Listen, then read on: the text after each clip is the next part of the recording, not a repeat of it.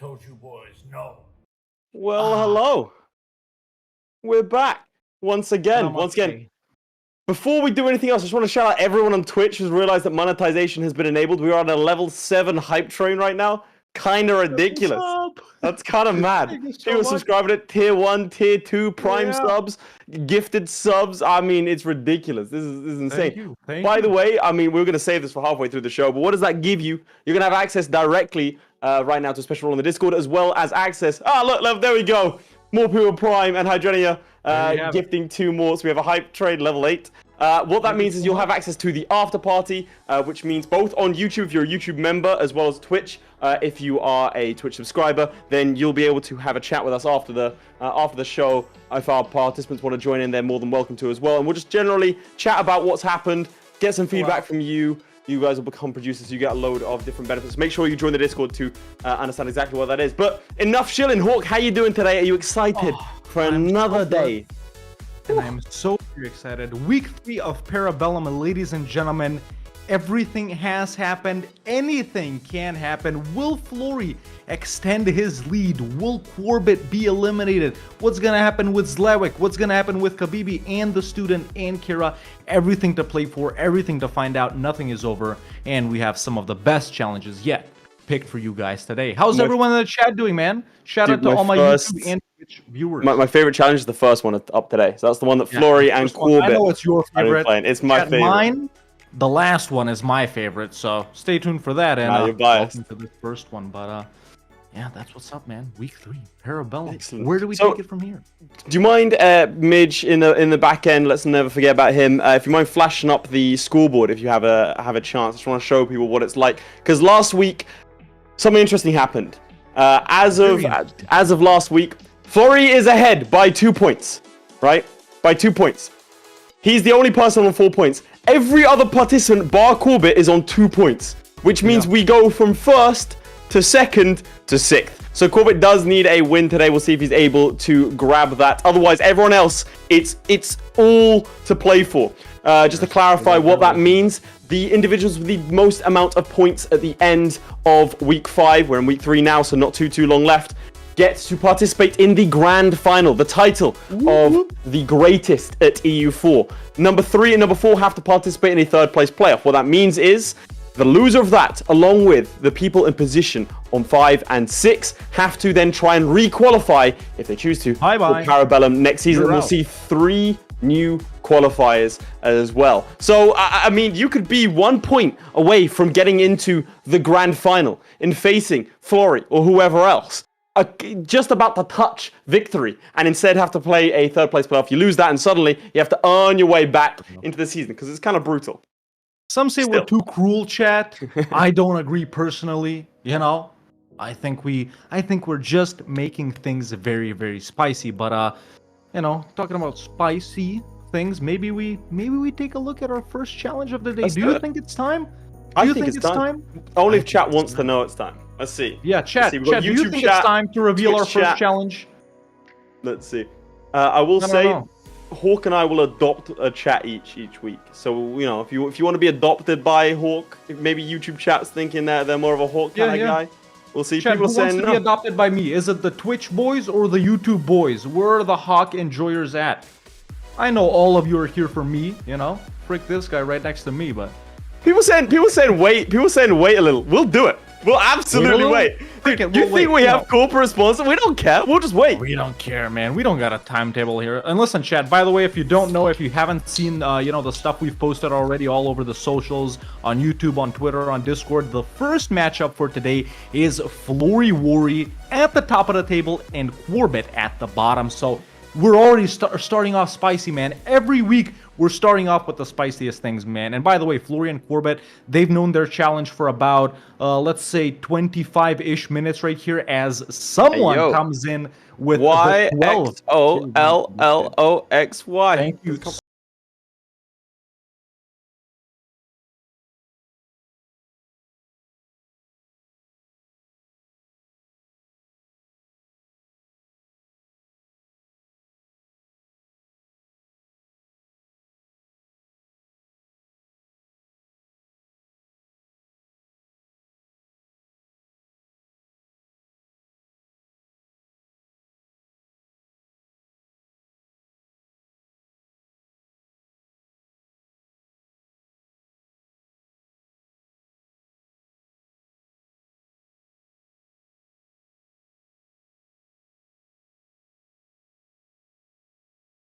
decide if you want to play or not, I guess, where it'll be someone like Guess That Country or EU4 Trivia, and if you get your answer wrong, you're banned. Yeah, 10 seconds, 10 minutes, 10 hours, 10 months, who knows? We only want the best of the best viewers to watch the best of the best. That's right. But without further ado, I think that time has come. I think it is time, yeah. If you are ready. It is time. It's my There it is, challenge! ladies and gentlemen. Oh, Laith made this! This is yours. As a Maghrebi nation. You spelled Maghrebi wrong, but that's fine. Have as many nations with the raided coast modifier as possible. So our participants have 60 minutes. And at the end of those 60 minutes, we pause the game and we're going to go through the opinions on different areas, right? And we're going to see how many nations have the raided coast. Bear in mind, it lasts for 100 years. So a very, very interesting one as Hadrenia gifts more. I just want to point out, and stream can hear me as well, I copied and pasted this from your document, so it wasn't me that spelled it wrong. Okay, well, that's sure, There Mitch. you have it, ladies and gentlemen. Sure. Laith doesn't know how to spell confirm, because I sure as hell didn't write that. You guys know I'm the best speller. But chat, what do you think about this challenge, man? Let's get an early vote in right here. You know the contestants. You know the challenge. Before we hear anything about their strategy or their nation picks, let's get some ones over in the chat on YouTube and on Twitch for Florry, and twos in the chat for Quarbit. Who do you think is gonna take it away before these guys have revealed their nation, before we know their strategy? There we go. Let's get those votes in. But yeah, I'm very excited for this challenge personally. I think it's different, right? It's not an economic one. It's not really a conquest one either. It's kind of like the reason I like this, it's a mechanical one. It's a bit tricksy. There's a lot of different ways, and we'll go into that in a bit. But I think first, without further ado, shall we introduce our participants? Let's. So first up, we have Florryworry. Florry put on another dominant display, not only conquering Canada and Mexico as the USA, but also landing in the UK itself. He's currently in first place on the leaderboard and will look to extend that lead with a win over Quarbit to ensure his place in the finals. Introducing Florry! Hello, Mr. Florry. He's got like the filter on, so it looks like he's in an Arab country. He's got like the sand filter, like a movie. Bling hat too. Hell yeah! God. Play My God. Free. Well, how are you feeling about this challenge then? Well, I don't really have anything clever planned for this, so okay. It's all gonna be pretty standard stuff, I think. I don't really know. I'm feeling so bad for you guys. It's gonna be hell to count all this. So we're just gonna level with you, man. No way to do this, right? We need you to win by a lot. We literally gotta look look just at the kind of map mode. do it by eye. So just really destroy him, and we're good. Can you see my screen? No. Right now, I mean, Midge can. Okay, Yeah. so here's the deal. If you go into the diplomacy tab, and then you sort by opinion, and then you sort the lowest one, then it's gonna be slightly easier. That's our plan, and we're gonna kind of generally feel it out. All the rated map mode is how we're gonna do it. Anyway, Oh yeah, the rated map mode. Yeah. Do you want to reveal your pick? My pick. I'm Tunis. Tunis, nice. Very nice. Represent. I think the strongest pick Yes. possible. Absolutely is the strongest pick. Thank you very much, chaps. Of It's course. almost as if I planned all this. Who knew? That's Tunis is crazy. always the strongest pick. Thank you. Write that one down. All right, so what will be the yeah, Hawk? Yeah, the broad strategy here, I guess, if you don't have anything like super specific, what could be the way this could go, right? Conquer in lots of different areas, or I'm gonna no CB the Horn of Africa, and I'm gonna get a vassal there, and then seize a province next to that, and then grab exploration ideas, colonize something in the Indonesian Ocean, and raid everything in Asia, and then maybe if I have time and colonial range, I'll go for Ireland. But Ireland, I think, is gonna be a trap. Because it's going to be shit, England's going to dow you, or gobble up all the Irish miners, and you can't guarantee all of them, so I think it's better to go into Asia than going into Northern Europe, but we'll see if there's time. But broad ideas, go to Horn of Africa. It's Pretty solid. well, Fair I'm enough. already digging the strategy, so let's Excellent. hope it works out. Huh? Well, hop into the game account already and start it up, and then don't touch anything, and we'll let you know in Discord when it's time to get cracking. sure thing. Thank you. Interesting. There we go. Very interesting. You know, I was expecting something a little bit out there from Florry, but, you know, I guess that's the difference between me and him, ladies and gentlemen. I wouldn't think to do that, what he just said. Maybe I would think it, but let's be real, I couldn't be bothered. I'd probably just try to raise the Caucasian guys, maybe some of the Baltic guys, something like that. Horn of Africa. Listen, and nobody got time for that. I was But, like, I just don't I'm care. liking the Well, strategy. either way, I'm liking should we it. find out about his competitor for the day? The man with 0 points, but the man who's come very close twice, Mr. Quarbit. Let's. Quarbit is currently in last place in the tournament and is at risk of elimination. His trials get tougher as he's up against the #1 contender, Florry. However, we've seen his patient style of play pay off previously, and a surprise win over Florry puts him right back in contention. It's Quarbit! Welcome, welcome. Hello, Quarbit. How's it going? Hello. Pretty good. How are you? No one ever asked us that. I'm feeling great, thank you. People no care. That's good to hear. You know, Emotional. it is hard sometimes up on the stage. People insult our hair, or it gets a yapping emote. Like it's kind of crazy. Which They call me a conspiracy theorist when I only speak facts, no printer. I mean, come on. Yeah. What do you think about the challenge, man? I think it's gonna require maybe a bit more ambition than my previous 2 matches, for sure. I don't think you can speed 5 your way to the victory on this one, even though you have come close No. twice. Yeah, They've been good. This one's gonna be a little bit more, proactive, I think. Is that due to the challenge itself, or maybe you're feeling the pressure of your opponent? Oh, I mean, it's mostly the challenge because I know. I mean, I would like to think I stand a chance against Florry, but we'll just have to see. I mean, you never know. This is all to Anything play can for. And to be clear, you are on 0 points. You're the only participant with 0 points. However, everyone else is on 2 points. So you nicking some points off of Florry here today would do a lot to keep the race even, and actually would make our life hell to count up. So if you do lose, not the worst thing for us. So Fair enough. Okay. I'm just Well, saying. with enough greased palms, anything's possible. There we go. Hey, There we go. Hop into the bribes and slander chat over in the Discord for content creators only, by the way, chat. So, There we go. We got our invoice template there. Everything. Habibi's already given us so much money, so I mean, you can do it too. It's no big deal. Excellent. I mean, yeah, dude, We're muted, those right? rigs are expensive. Oh, So we're not. bro's They got are. cash to burn. We know this. Right. We'll let you get ready then. I can see you're in the game with me. If you hop in, click start game, and don't touch anything, and get ready to get cracking. Your hour will start very, very soon. Yeah. Best of luck to you. Okay, thank you. All right, we're back. Interesting, man. Very interesting. Quarbit, chat, do not underestimate him, man. He has some insane strategies that he can pull out from his sleeve. We know that from his previous win in previous, EU4 competitions, excellent showings, and obviously by his videos that he makes over on YouTube. So, any day now, man, this guy could pull out an insane strategy. We did not ask him of his strategy nor of his nation. Very need to. good hosts we are. Well, Sometimes you just forget, Chad. should we just Sometimes tell them you to just get forget. cracking, and should we just start? I think we just get it started, man. All right, in think we just get it 3, started. 2, 1. I've told both of our guys to go now. I always told Zlewikk to go to be freaked out. And we'll start. So if you flip to my POV first, I can tell you that Quarbit is starting as Morocco. Well, we're not in your POV. We can't go to my POV because I haven't shared my screen. But once I We're do, tiny. Look at that. Look at that, ladies and gentlemen. But yeah, while we're in Florry's POV right sorry, here. I've got Hawk Jr. sitting here next to me.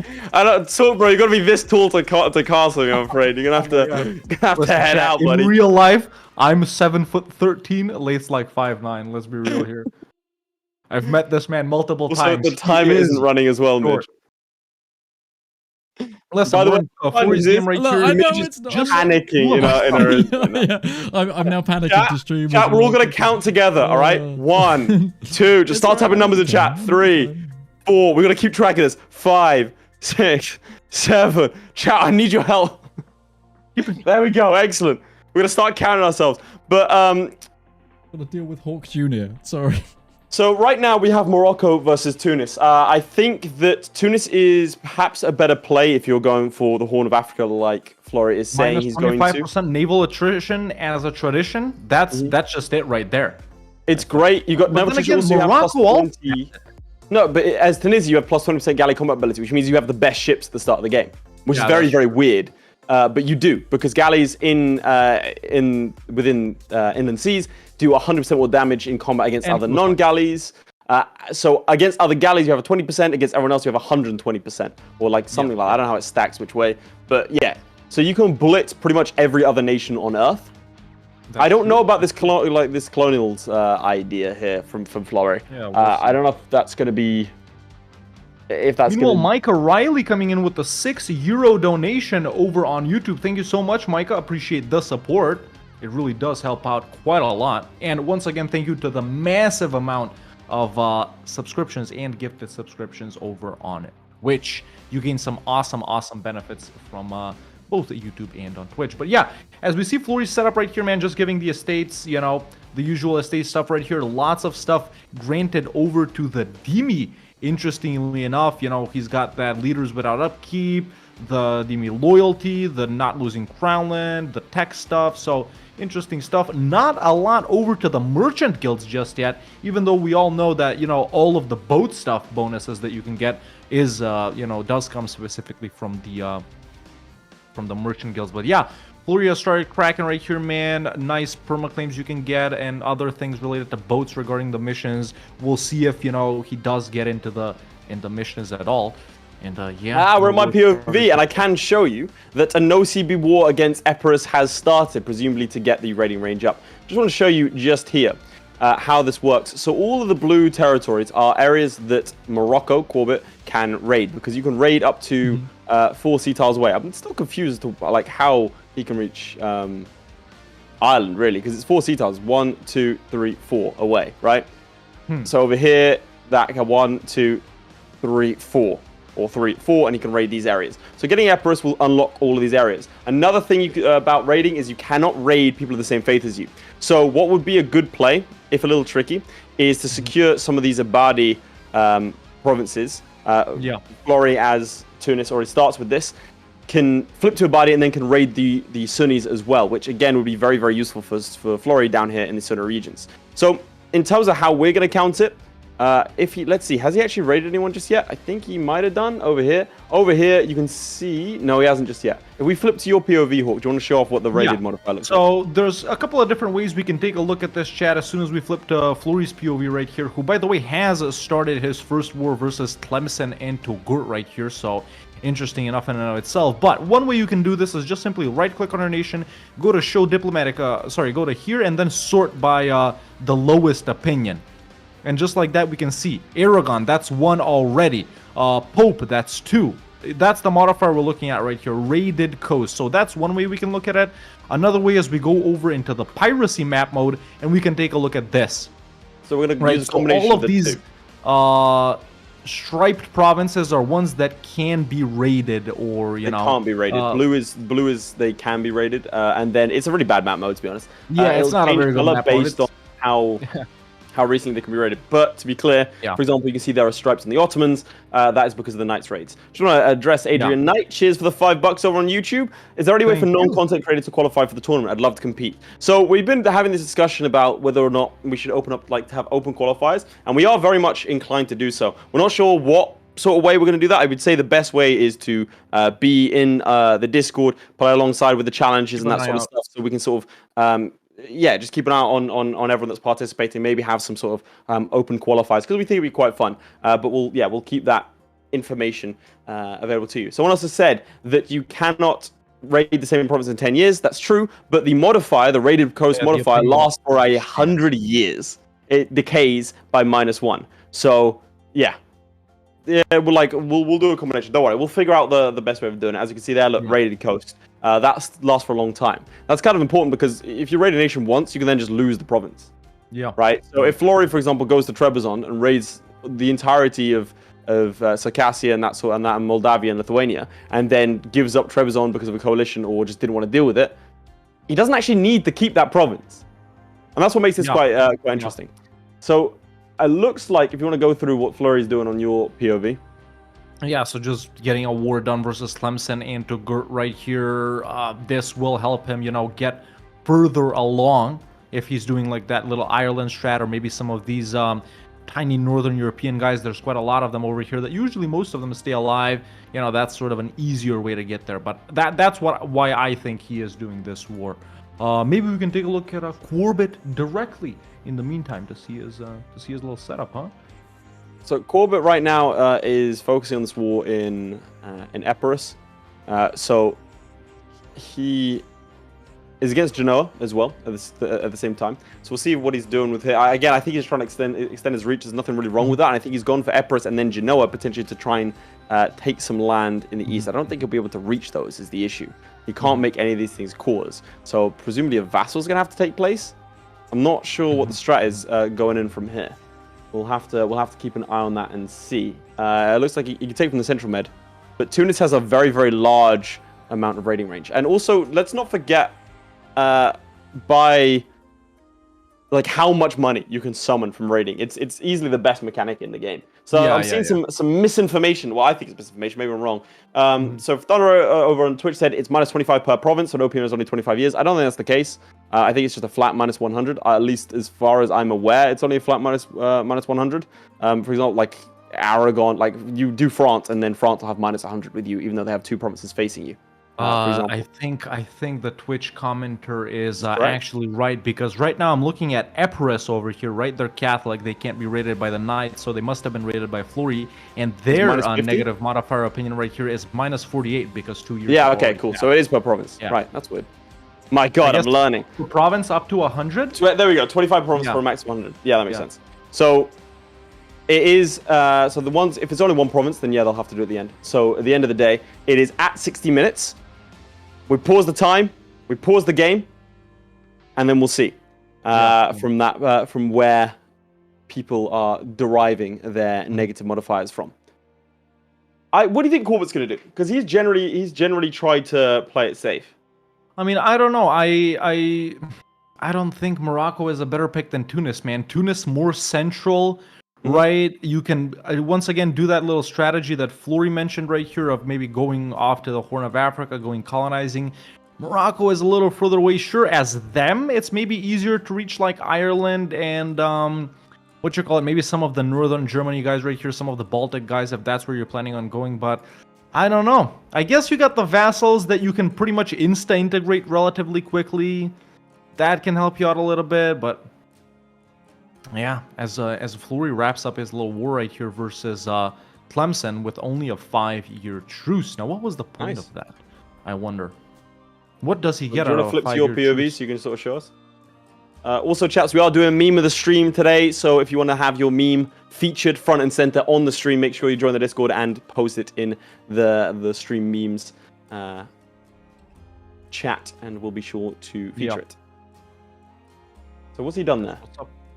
Yeah, just a regular 5-year truce with, or actually, it's not a 5-year truce. My bad. Maybe? It's a 15-year truce. I just noticed that. So yeah, possibly a show strength war. Yeah, definitely. My bad, chat. I thought it was a 5-year, but Fleury definitely done a buildup of his navy already. We got 2 lights, 10 galleys, 10 transports, and another galley right here. Lots of different stacks. Still guaranteeing Fezzan. Interestingly, I guess that's to prevent the Mamluks. Maybe he can hit the Mamluks right now. Does he have enough troops for that? He is, gathering his troops all the way to Siirt. Now, I think this is going to be a declaration on the Mamluks, chat. I think he is going to want to get through to them. A body zealot's popping up. Is this a strategy? POV because Quarbit hasn't realized something. I was waiting because I thought maybe he'd seen it. So Epirus, by the way, was declared on by the Ottomans in the Epirate War of Honor, right? That's a terrible, terrible start because what that means right now is that he's at war with the Ottomans. He's at war with the Ottomans in his show superiority war. Like, he technically does have, like, slightly more troops, I think. Wait, what did he do with Epirus? He vassalized Epirus, but the Ottomans declared were already in a war, and I don't think he realized. Right? Oh. So we'll see what he wants to do from here. But frankly, I would say you dip at that point. Yeah. Doesn't have more troops. The Ottomans have way more calves. Let's see. 3,000. No, I mean, it's close-ish. The Ottomans have about 2,000 more troops. You are correct. But yeah, I mean, we should see maybe a restart here. I don't think he saw that the Ottomans declared war. It's very unfortunate that the very first war the Ottomans declare is a war of honor. Yeah. I can't say I've seen that one. That's very Yeah, unfortunate. I can't see. Can we flip to his POV directly and let's see what he's. Let's see what he's thinking. Let's see he's what thinking about fighting it. He's unpaused. Oh yeah. Surely not. He has no way of fighting them. I mean, technically, if it would just be a waste of time. So the Ottomans currently have 15,000 men sieging down Genoa. If you flip to my POV, please. And Alice, thank you very much for subscribing Prime. By the way, if you have a Prime subscription, it's free. You can use it on us, and we'll get paid. Oh, and we got the pop-ups. I just noticed. Look at head. Laith's pog head right there. Is Perfect. Why is it my face? But still. Okay, thank you. I've just heard my face. Do we have that active for YouTube? Let's do a little test. Anyone want to become a member on YouTube so we can test it and see if they pop up? That would be actually very useful. If someone could become a member, that would be great. You're literally coming in with the Prime as well. Thank you so much. There we go. I want to go to my POV directly. We already are. Okay, yeah, we already are there, because he's declared war on Jebel Tariq. He's gone for Gibraltar. Mm-hmm. Whilst in a war against the Ottomans. I'm not sure. I'm not sure. Did they declare that after? Yes. This is an offensive war. Mm-hmm. Okay, he peaced out. Maybe he doesn't care. He peaced out with the Ottomans.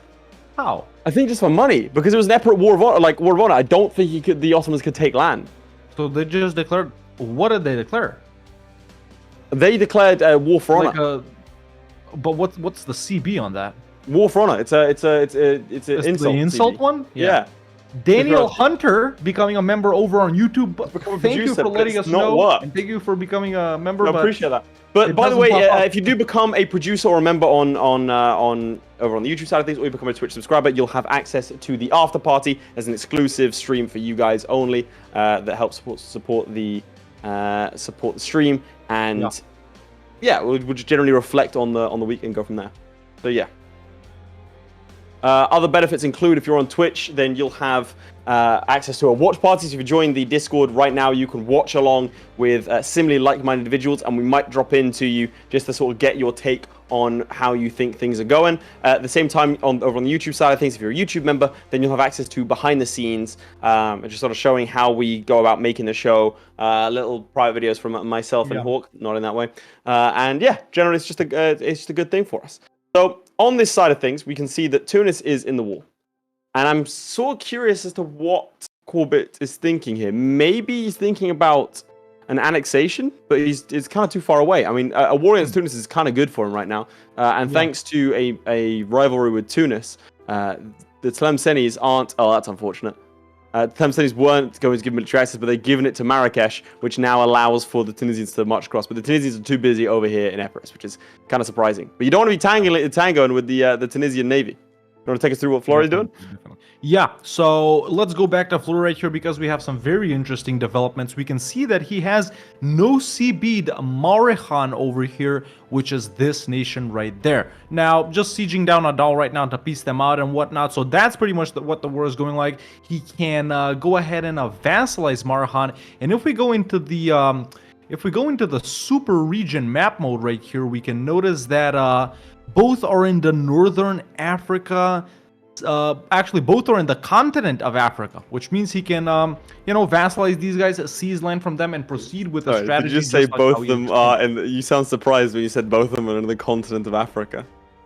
No, I was looking at the subcontinent first, but then I realized that the continent is what mattered for the vassals, whereas subcontinent is for trade companies. I think they're also in the subcontinent of North Africa. I would never have described like Somalia and Ethiopia as Northern Africa, but here we are.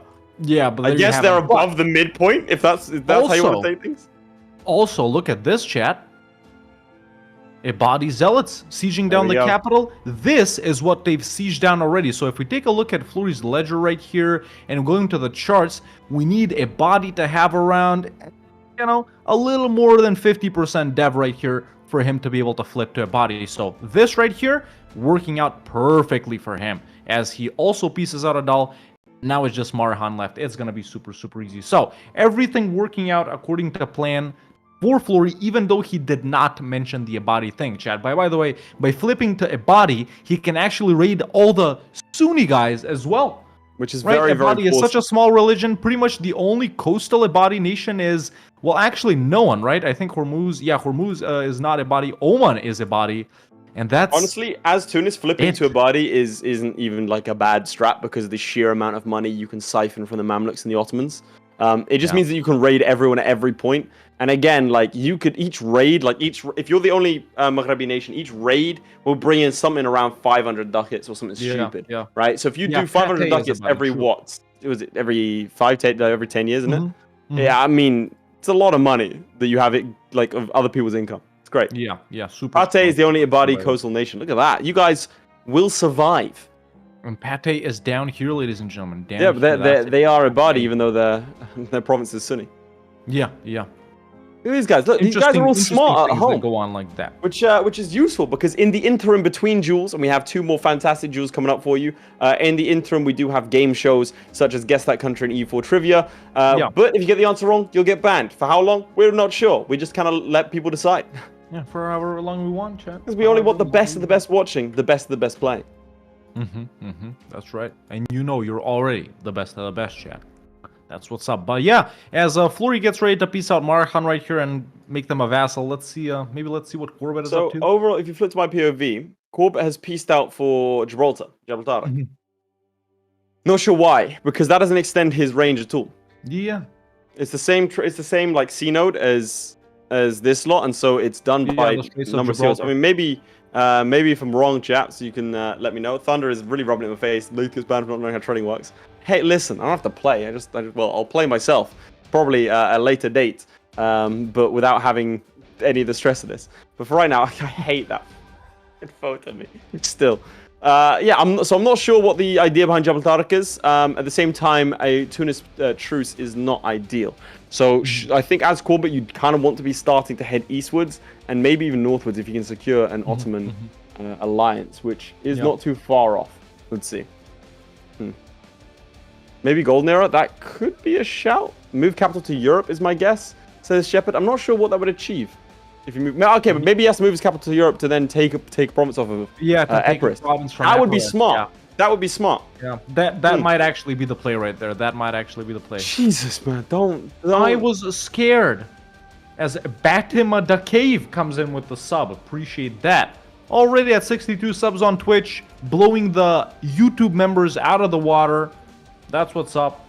Let's get rid of that. That's a fun little edit right there. As Flurry actually gets radical reforms, very nice for him right there. Habibi's in the chat, clearly taking notes for a future challenge. I think. Oh, what's going on? Is Flurry about to accept demands? Is he ready? Should we flip to Flurry's POV directly? Our second duel of the day, ladies and gentlemen, coming up right after this in just about 40 or 50 minutes. As Salty Capybara comes in with the prime as well. Appreciate that. And yeah, he's pretty close to actually getting his country broken by zealots, but their demands right now aren't that he... there it is. The demands just flipped, and there we go. He's a body. There we go. Perfect. So now he can raid everyone. That works out excellent for him. He can actually force Marahan. He really should not force religion. He should really not force religion on that one. But there we go. Perfect. These lands. Excellent. Yeah. Do you want to show off the raiding map mode, Hawk? Yeah, so if we go back to me... right here, we can take a look at the piracy map mode, and we can take a look at all of these blue provinces that can be raided, ladies and gentlemen. And look at the opportunities this opens up for Flurry. Because he's a body, everyone else isn't a body, and you know, his range right here is insane. He can raid all the way over to Vij and to Kote over here, to the Maldives. It's absolutely insane, man. And if he just nabs a little province over here in India, he may not even have to do, you know, what you call it, a colonial run or anything like that. He can maybe even no CB the Maldives as long as it's not too far away from him. Then once again, no CB someone super weak over here, might not even need to do exploration expansion, you know. So super Speaking of no CB, if you want to flip to my POV, we do have a war in Ireland, just extending that range a little bit further, which frankly is going to be a very it's going to be a good idea with this one here specifically. That'd be 1, 2. Let's see, that's a lot of Irish nations. He has to hope as long as those guys stay alive, though. Well, that's the thing, because it's going to be at the end of the challenge. We pause, and then we'll see how many nations have that modifier, and it's going to be a little bit tricky for us to count, but that's fine. That's what we're here for. We'll work it out.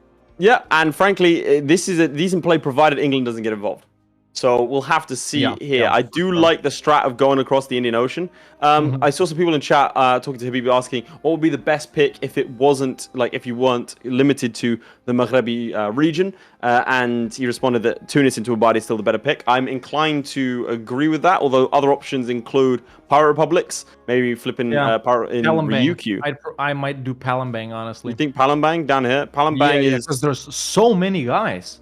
There's in quite Southeast a few there. Asia, over in India as well. You can get the east coast of Africa, maybe push all the way up to the Mamluks and Mushasha, you know? So maybe like a reverse of what Tunis is doing, you know?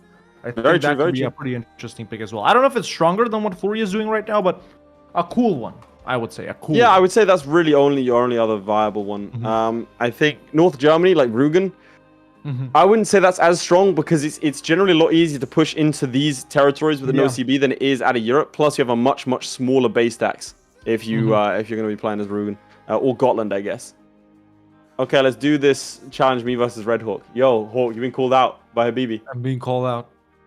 We can see that Habibi is up next against Cara. I think both of them are on 2 points. So the winner of that will attempt to go top if Flurry loses this. So that's, I mean, it's very important not only to try and challenge for the top place, but also to make sure you're not in the slots that are going to get relegated. As we see over here, Quarbit's trying to do just that by securing. This is going to be. I'm glad we went. The other players went in different directions because this would be a lot closer than I thought it was going to be, which is actually harder for us because if Quarbit just kind of sat there and sped 5 and did nothing, you know, it'd be a lot easier for us to count. Also, what if they forget to raid? I feel like that could happen. Yeah, I don't know. If they just getting to raid, I think that could genuinely happen. I think that might be a thing. Yeah, it might be, but we'll see. Yeah. So I guess a chill period in both of our players' games right here in chat. Right now that you know both of these guys are playing as Tunis, and we know what their general strategy is, where they're going. Actually, no, Quarbit's playing as Morocco. What am I talking about? But yeah, now that we know these guys as nation picks, let's do another vote.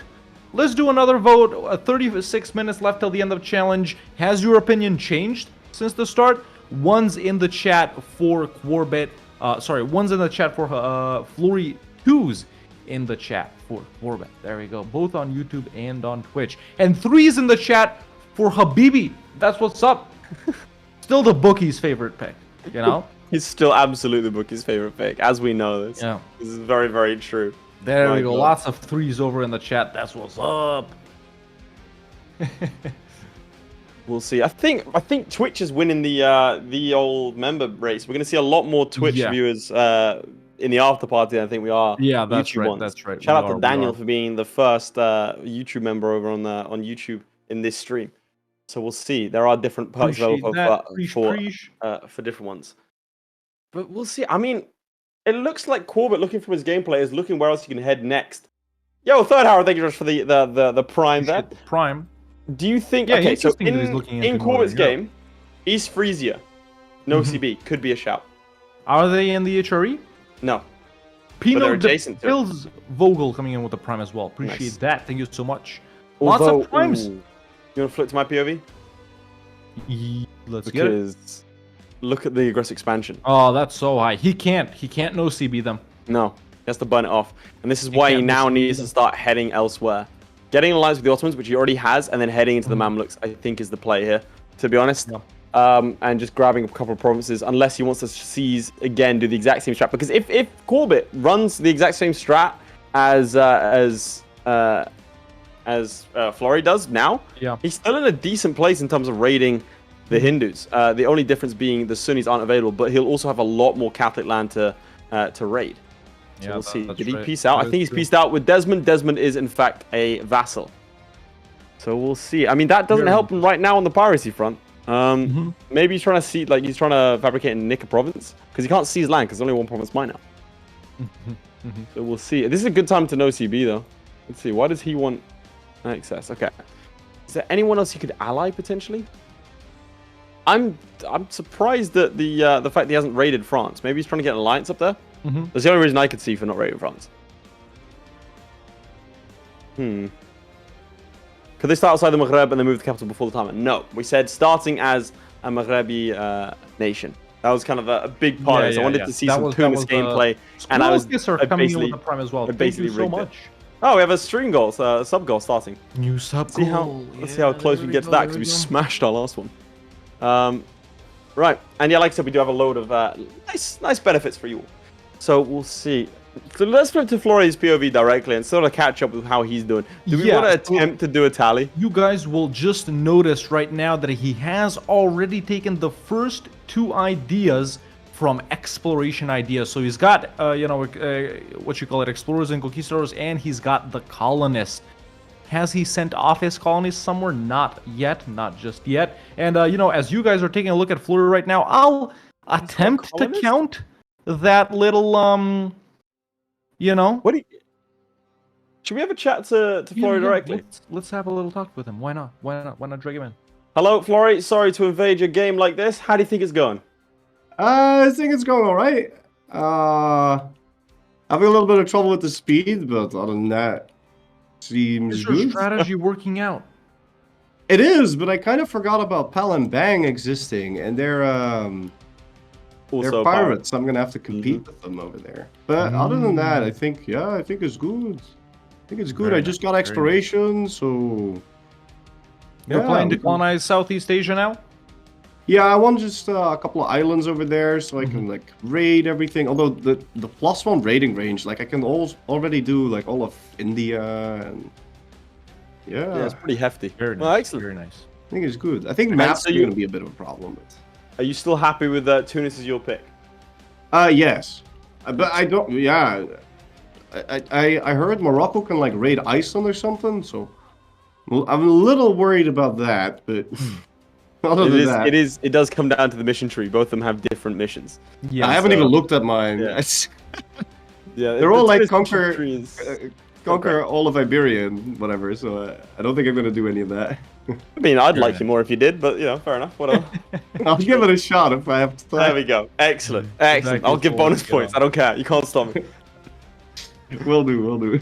All right. Excellent. right, We'll good leave luck. it there. Thank you. So if you flip to my POV Yeah. over here, I want to show you something. Let's take a look. Interestingly, no tech taken, and they're at No roughly tech. the same place right now. So it's December 1452, and Florry is 2 years ahead. it's 55, right? Yeah. But to be 2 ideas and tech ahead is quite significant when the times are roughly Actually, even. Florry's even at admin 5.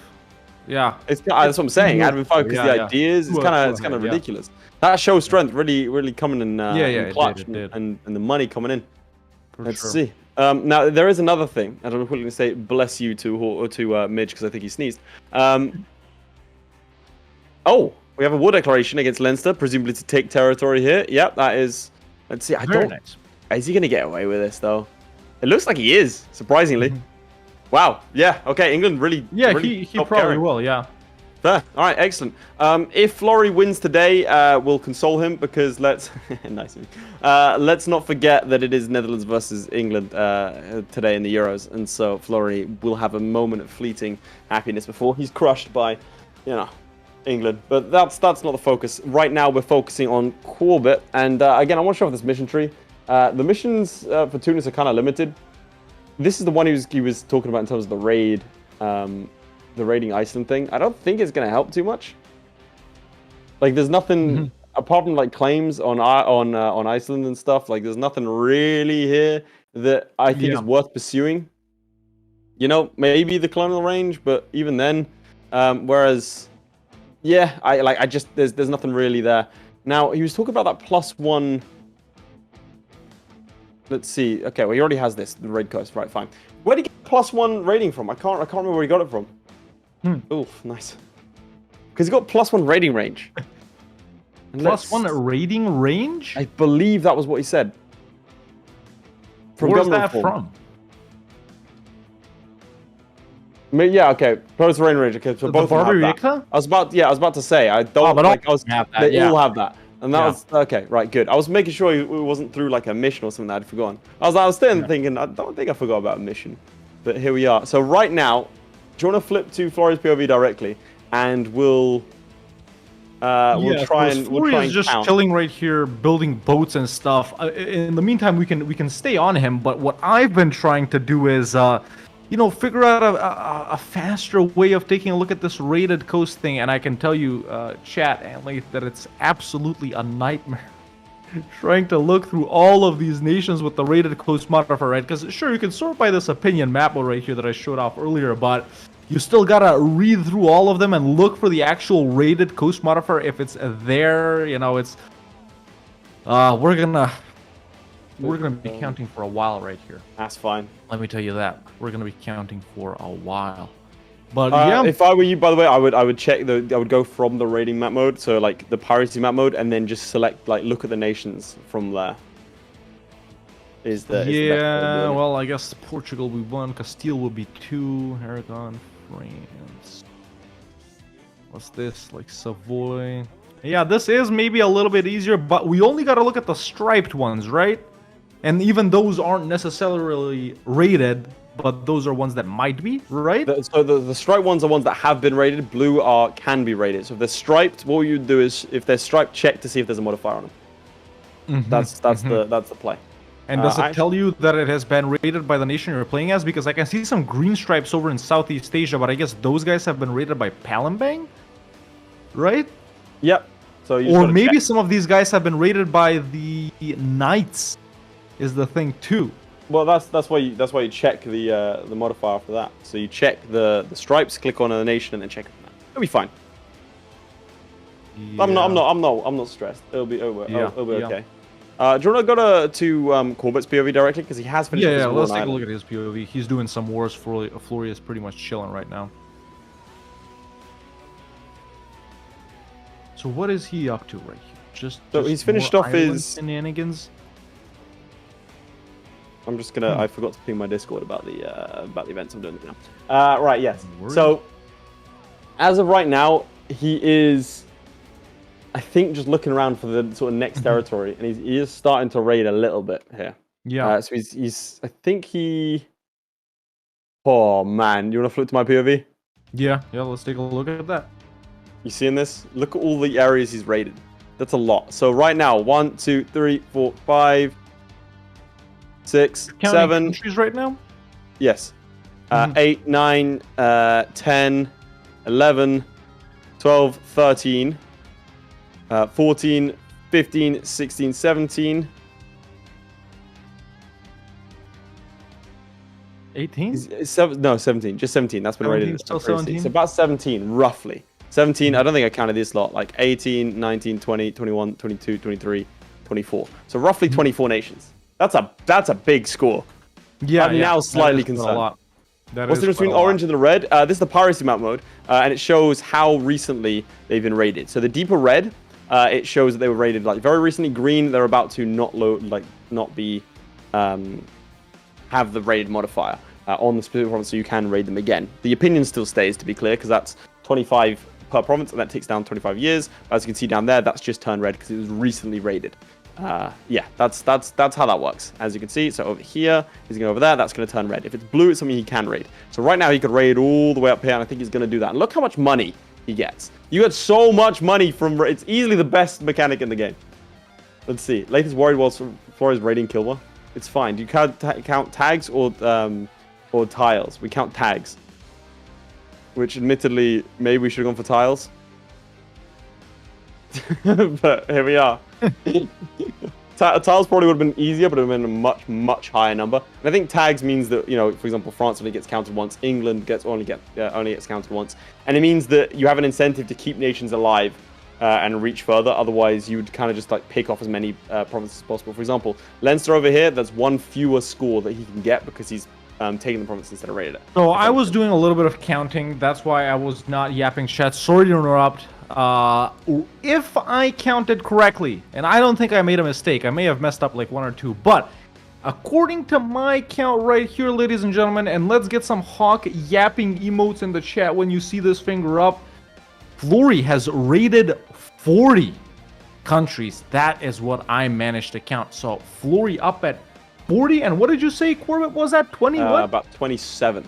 27 with about 35 minutes in the challenge. So pretty big lead by Florry here, I would have to say. But Quarbit's strategy is not working out bad at all, ladies and gentlemen. And really, there's so much more time left. Nothing. I don't think we know we'll anything. give a 20-minute warning. And I think you would agree with me. I want to put there's Hawk yapping on all fronts right now. But I do want to point out Gabe Rama saying Parabellum on the TV on Twitch and now Parabellum on his cell phone on YouTube. That's what we want to see. Have Parabellum on Twitch on your phone, and then on your TV you want the YouTube one. You know, it's a slightly different viewing experience. Right now we're running. How hard do I gaslight them?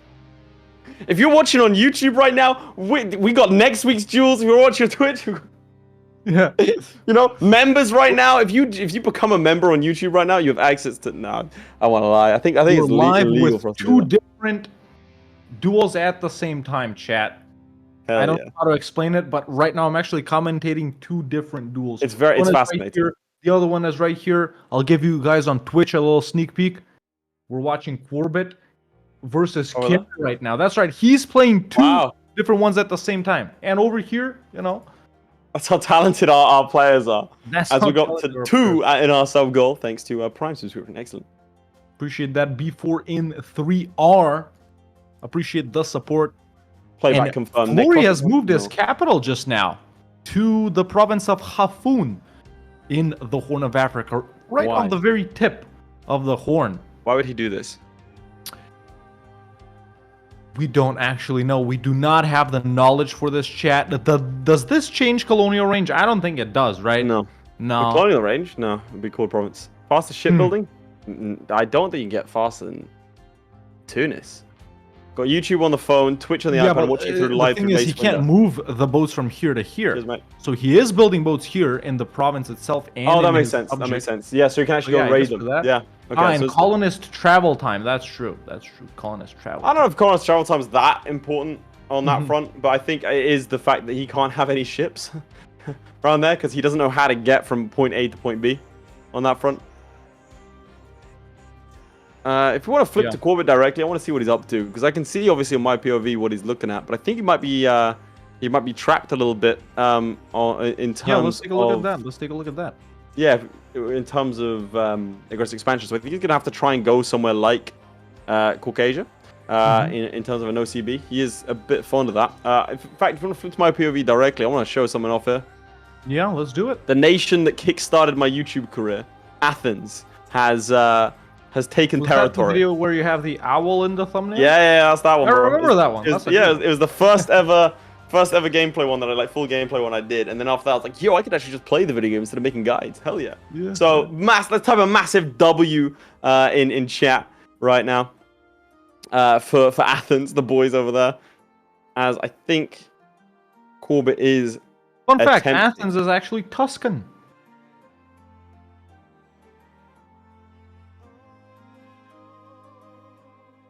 Are they? Yeah. Jump into them. You'll see it. Their primary culture is Tuscan. It's Italian, isn't it? Yeah. Yeah, it is.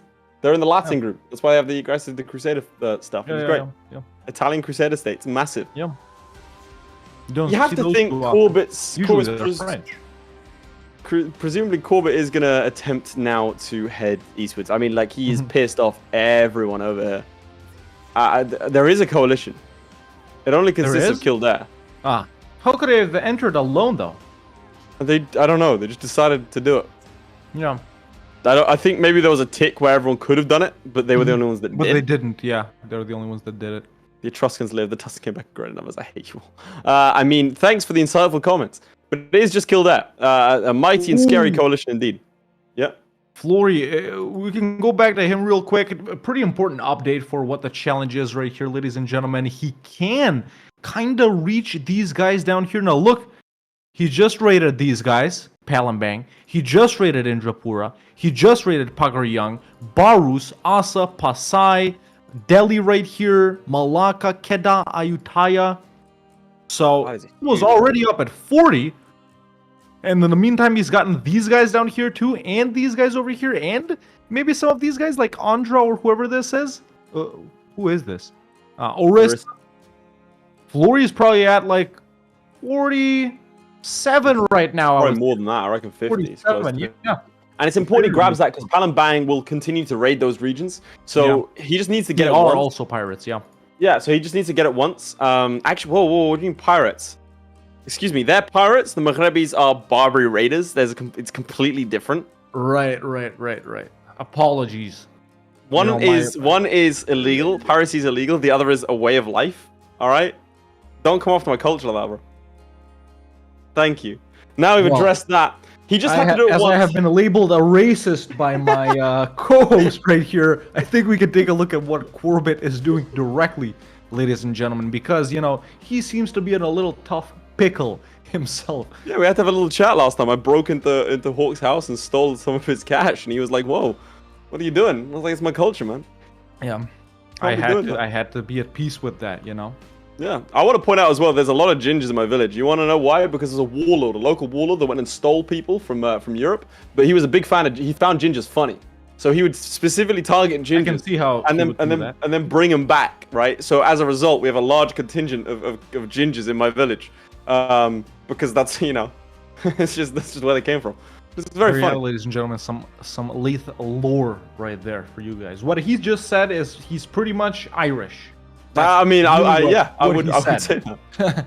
You know, that's at least what I got from the conversation. But what do you think? What do you think Quarbit's doing right now? He seems to be deeply focused with the Black Sea area right here. I think he's taking some troops over there. I think he's about to do something. That's what I think. He's about to pause the game. He's about to. The second they arrive, he's going to pause and he's going to go for it. I think. What's the date in Quarbit's game? 56, 5th of September, 56. Okay. Yeah. That's the play. So I think we're about 3 years ahead here, ladies and gentlemen.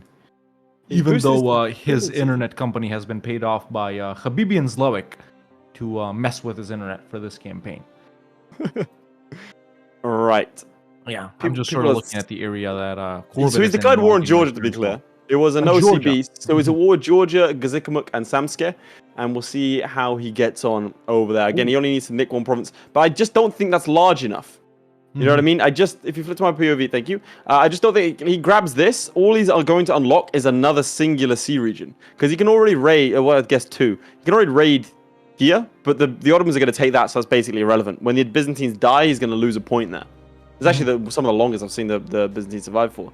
And so he's only really going to grab 1, 2, 3, 4, 5, 6, 7 provinces. 8. 9. Yeah. 10, 11. Provinces, but only like 1, 2, 3, 4. 3 because he's already raided Georgia up there. So really, it looks like a good place to go into because of the aggressive expansion side of things. Yeah. But Mamluks would be a better choice. Get a claim on the Mamluks, use the Ottomans, and just smash into. This is a very weak Ottomans. Look at that Akiyuna looking big. Yeah, smash into it and go from there.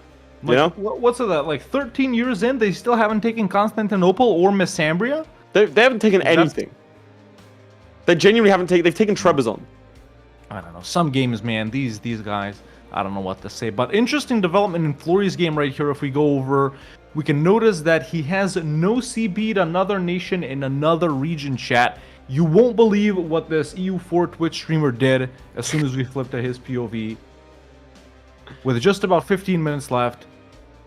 There we go. And there we go. He has no CB'd Des Muhammad, ladies and gentlemen. Desmond, the last nation over in Ireland. Now, what's that going to help him with? Well, presumably, it's definitely going to help him with, being able to raid Brittany, England, Scotland, maybe even Norway from here, right? Maybe Flanders, Holland, something like that. Actually, he could get Norway. You're right. 1, 2, 3, 4.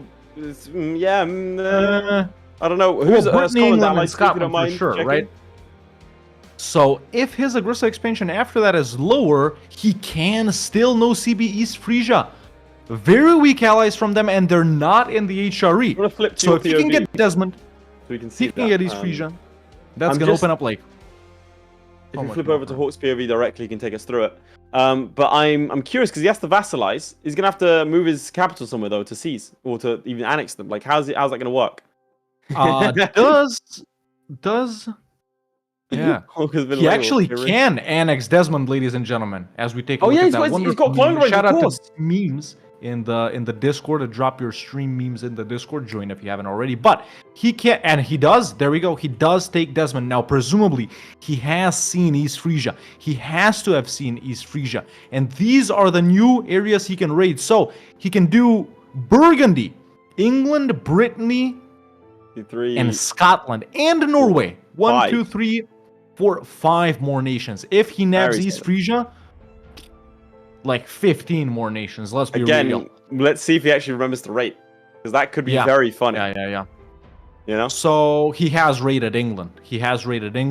There we go. We can see that. There we go. More raids getting done. That's Scotland through as well. I was going to say, does man exist? But man does not exist.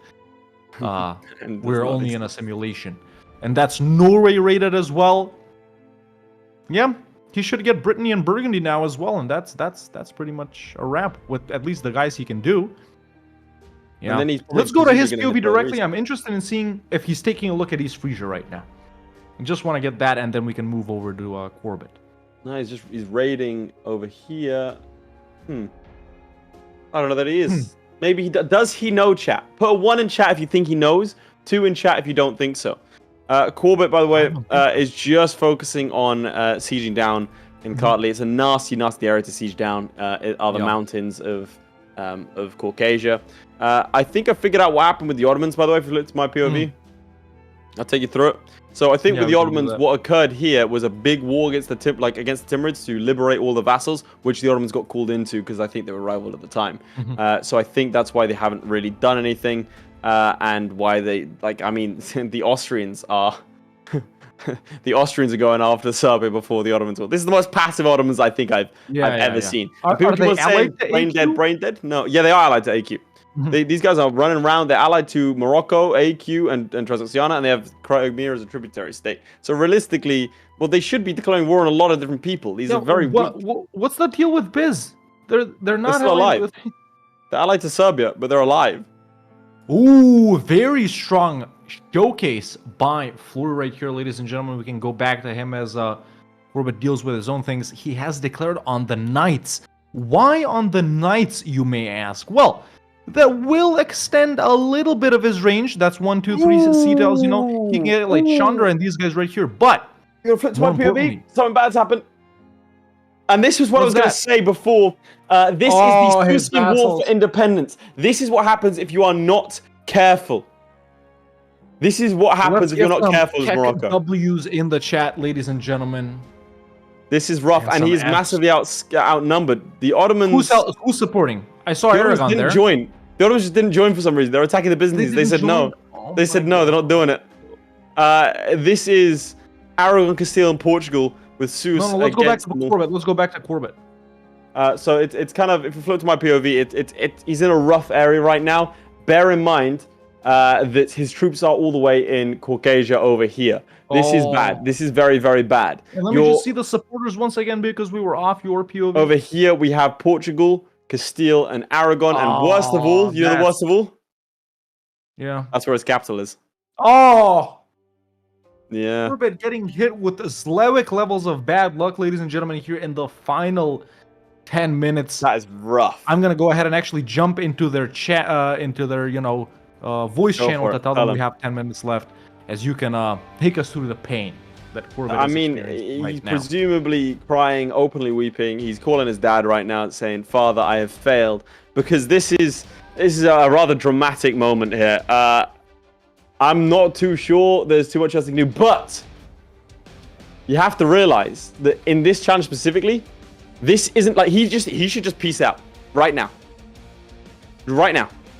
Yeah. Like, he doesn't lose anything, you know what I mean? Like, in terms of the range he's gonna have, it's the exact same. Like, he should just peace out. He should just go. Bail. You know? Like, there's no downside. Oh, man. It's getting worse. He needs to just... He needs to bail. He just needs to bail, I think. There's no point fighting this, and the longer it goes on, the worse it's gonna get, frankly. It's a bad idea. I think he also allied Tunis when he should probably be taking their provinces. But yeah, the longer this goes on, the worse it's going to be for him. But frankly, he's not going to lose any points for just piecing out right now, because he's not losing any sea tiles, if that makes sense. Yeah, So he just needs to bounce. Like, this doesn't matter. Like, this does not matter. This war might seem bad, but it's only bad if you stay in it. Yeah. Quarbit, please! This is really not gonna impact him that negatively, chat. As Dark FV comes in with a tier 1 sub, appreciate yeah. that. Thank you so much for the support. Massive amount on support on Twitch today, ladies and gentlemen. Let me just say thank you for that once again. And we'll see you at the I've after always party. known Exclusive the to Twitch members community and to be very, subscribers. very generous. But as Laith said, yeah, we'll see you at the after party. That's what's up. In fact, I'll see you. It's exclusive. I don't think you will. Oh, Slippery Dogfish gifting a tier 1 sub. Appreciate The man's that. massive. Look at we've got our custom PNG icon right there. I don't know what's going through Quarbit's head here. I really don't know. Does he simply maybe not even care about that war? About everything? I mean, at that's this going on point, over here? 8 minutes You're gonna left. get a lot of war score for him because of his capital in Gibraltar. Well, he's lost this war. It's just a case of whether or not he wants to peace out or not, because he doesn't have to. Yeah, Like, he's got 8 minutes left. He can just sort of just sit Mm. and take the Georgian province, I agree. realistically. But we'll see. I think, yeah, I mean, I'll be intrigued to see how many he can actually get at this point. Mhm. But I think he's just straight up ignoring it. You want to flip to Florry and we'll see from there? Yeah, let's go to Flurry right here. He's still in this war versus the Knights that I didn't finish talking about. Ooh, launched his gold as well. Very nice. So the reason he's fighting the Knights is presumably so, you know, the raid modifier that they have can go away and stuff like that. Maybe he can raid the guys that they've raided, but also, you know, getting a little bit more train raid. Maybe at least he can get like Chandar from this, or something like Theodoro or something like that, you know, or Circassia, Georgia, Karakunu. They're all in the Eastern Black Sea. You know, if he takes Rhodes, which borders the Aegean Sea, that's 1 tile. Then we got the Sea of Marmara, that's 2 tiles. Gulf of Varna is 3 tiles. And then the Eastern Black Sea is the 4th one, along with the Gulf of Odessa. So potential for lots more stuff to happen right here, ladies and gentlemen. Lots more things as we near the the 7-minute mark. Very interesting challenge, chat. What did you think about this challenge? As Tom Nicole 16 comes in with the prime as well. Thank you so much. What did you think about this challenge that wasn't really conquest focused, wasn't really economic focused as well, but was more of a like a mechanic challenge to say, you know, even though we don't have a specific term for that. Would you like to see more challenges like this, or do you want, you know, straight up conquering and money challenges? Or something Well, that's like that. what we've tried to done, by the way, chats, with the challenges, is that all participants will get a wide spread of challenges. So everyone should have a conquest-focused challenge, a economic-focused challenge, a more mechanical-focused challenge. At the same time, they'll have challenges that require them to start as a certain nation, have challenges that require them to start as a nation that they pick, and one that is more of a grouping of nations. So we try to make it such that all our participants will get a wide variety, because as some people have been pointing out, which I think has been really, really lovely to see, part of what we're trying to do here is show that EU4 skill, as we're going to call it, is having an approximate knowledge of many different things. Like, if you've never, like, we've had Cara and the student never played in Southeast Asia before, so they didn't know certain tiny nuances that someone, for example, who's experienced the entirety of EU4, even to a very shallow degree, would know. So it makes things a lot interesting, because you can have a specialization in, for example, myself as in North African tunic. Like, I would probably do quite well in this challenge just because of that idea. But someone else who's only played large nations wouldn't. So, you know, it's it sort of keeps it all equal as we start to enter into the final 5 minutes. So we'll see. I don't know. By the way, over on this side of things, something bad's happened. For the my POV. What is that? So he can't take a province. He has to vassalize them. Right? So that was for nothing? But look at this. It means that if you vassalize them, he's going to get dragged into war against QQ. Yeah, just, you know, chat, let's be real right here. Quarbit did have a pretty good strategy. I liked it. Everything was mostly going good in his campaign. He was doing well, but it kind of unraveled in the last 10 minutes here. Let's be real, right? And we can actually go to the final 5 screen right here. Hell yeah. Midge, as Trevor Crippen! Hell yeah. He's become a producer, which means he gets access to behind-the-scenes content as well as access to the exclusive after party after the fact. As we enter into the final 5 minutes, we can see that Quarbit is 4 years behind and a little bit behind. He does have 97%. There we go. He has secured himself a vassal. Very nice. So we just saw Flurry wipe out Rhodes right here, wipe out the Knights of Rhodes, but he's also, which you can't actually see in his little POV right here because he's focusing on different things, he's also no-CB'd the Livonian Order, ladies and gentlemen. No-CB'd the Livonian Order. So he's got about 4 minutes left right here. You can go ahead and, You know, maybe give our players a warning on, I'll do so. like, yeah, whenever. I'll as do a it 3 yap minutes. Yeah, 3 minutes would be nice. So do you think he has time? Livonia and Riga and Scotland is who's in this war. I don't I mean, think you he'll take the manage to problems get of anything Scotland. If done, he's able to honestly. get no, I reckon he might be able to. If he can go to Scotland, if he has a large Mm-hmm. enough navy to breach the walls, he could probably nick a Scottish province, a singular Scottish province, and go from there. As Quarbit has finally pieced out over on his side of things, he has not lost that much. And again, he's lost pretty much nothing. We'll see if he gets the raids off, because as of right now, he's not raiding. Okay, no, he is now. Excellent. Very nice. Okay, we're gonna have to remembering get to the do that. count in soon. Yeah, So- we are going to have to get the counting here, ladies and gentlemen. Yeah. Very, very quickly. I think we're going to do it live. I think after the challenge ends, we're simply going to jump into maybe your game, and we're going to see you count, see you tally the score, and then, you know, we're going to jump into the other one, do some more counting, and But yeah, now after everything you've seen, ladies and gentlemen, let's do a final little vote right here. You've seen what our players have done for almost 1 hour right here. And even though we don't know the exact numbers yet, who do you think took it away? One's in the chat for Flurry, two's in the chat for Quarbit. Let's get our final votes in, ladies and gentlemen, as Temporal Shrimp comes in with the tier 1 sub. Appreciate that so much. Man, Twitch chat reacts so much quicker, man. Everyone just starts spamming. Over on YouTube, you boys are a little slow. You're gonna have to hurry it up, you know what I'm saying? But yeah, lots of ones. We'll count up on your. I've got the count. You've got the count. I've got my count. Stop the count. What if he raids more? Then I'll count more. But frankly, he's staying paused, and he's looking around for other places to raid. But I don't. There's nothing else. There is nothing else that he can raid without taking more territory. He, like I said, he's managed to seize land, so he's done well there. Yeah. And we'll see. He did take the knights, did old Florry, and I'll give him their 2-minute warning now. Yeah. Very nice.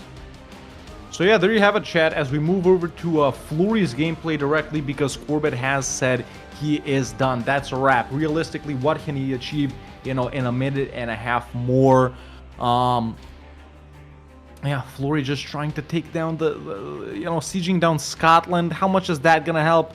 Maybe by getting like a province on the other side of Scotland, he can maybe go for Denmark or Sweden right there, or maybe some of the northern northern HRE guys. I think the reason he actually did no CB the Livonians right here is because Scotland was his main target.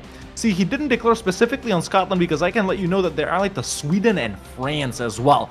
So decking on them, definitely not a smart choice. But by hitting the Livonians, he could nab a province from Scotland right here, maybe Lothian specifically that he's sieged down right now. But I think is he going to reinforce in time, ladies and gentlemen? He's definitely not. That's going to be a loss over there in the Scottish And weirdly enough, that's capital. actually a disqualification from the entire tournament. Who knew? It's a secret thing we had. Lose a battle to Scotland, lose overall. So we're going to have to say goodbye to Florry. Flurry is out of the tournament, ladies and gentlemen. Literally doing the only thing that could possibly disqualify you, losing. Crazy. It's crazy how I unlocked that. to Scotland. It's ridiculous. Dark Some might say we made it FV up, gifting me a sub. Appreciate that. Thank you so Oh, yeah. much. You want to get ready to. You'll have to jump into his game directly, Hawk, and yell at him. Yeah. I don't We're think he's getting ready for raided that. because he needs 10 seconds. Tell him now. He got 10 seconds. Yeah. He hasn't raided. He forgot the raid. I told you someone would forget the raid. 5, 4, 3, 2, 1. Stop the count! Stop the count! Stop the count! All right. I don't think he raided. There we go, ladies and gentlemen. The challenge is over, as I've told Flurry to end his game. So, there we go. That was the challenge, man. As a Maghrebi nation, have as many nations with the raided coast opinion modifier as possible. Basically, raid as many nations as you can, to put it simply. This is just the nerd programming term. Really, it's raid as many nations as you can. Now, Laith, you said you counted. I did. Final count? Unfortunately, it has changed because whilst I said he can't take any more provinces, Ragusa died. Oh, so he's down one. Yeah. I think Oh, at this point, well, that's unfortunate. at this point, I am fair. I believe we're at 38. You believe we're at 38. I will. Alright, we well, will recount if it's close. You can go ahead and entertain. Oh, well, actually, I'm gonna entertain. just do it I guess live. I'm counting live. All right, here we are. Oh, actually, we're in Quarbit's game right here, ladies and gentlemen. Now we're in Florry's game, and now I'm gonna go ahead and count up. So It might there's be more Venice, visually 1. interesting if you count through the raided provinces map mode, and Here? then Okay, and then, sure, and then count it from there. Okay, so It's not that one because he that's from Gotland. So Yeah, just click yeah, on. So yeah, Norway's one. So, Norway is 1. This is definitely the worst way to do it, but there we go. Norway is 1. Let's We back just out, count them from open there. it Like again. realistically, no one else is raiding, so just count from there. Like, you don't have Let's to just select do the it from nation. here. Let's just agree to disagree. Okay, so we got 1, 2, 3, 4, 5, 6, 7, 8, 9, 10, 11, 12, right? Nope, not 12. 11, back to a doll. 12, 13, 14, 15. Have a long chat. Count with us. No. 16, 17, Lithuania. 18, Lithuania got raided. 19, 20, 21, 22, 23 on the Mamluks. 24, 24. 25, 26, 27, 28, very nice. 29, 30, 31, 32, 33, Friesland, very cool. 34, 35, 36, 37,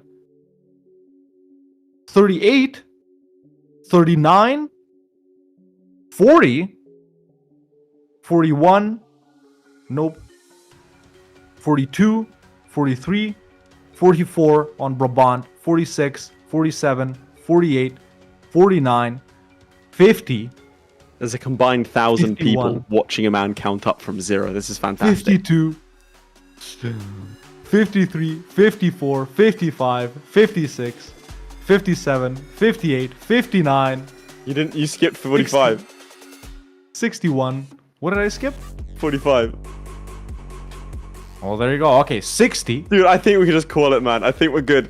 I think we're good. You want an exact number? I think we're good, bro. 61, 62, 63, 64. We're close. 65, 66, 60. I think that's it. Nope. No, no. 67, Because you have to go through all the tiny ones now. 68. Where's No. 68? No, it's not 68. 68 Teodoro. There you go. 68 Teodoro.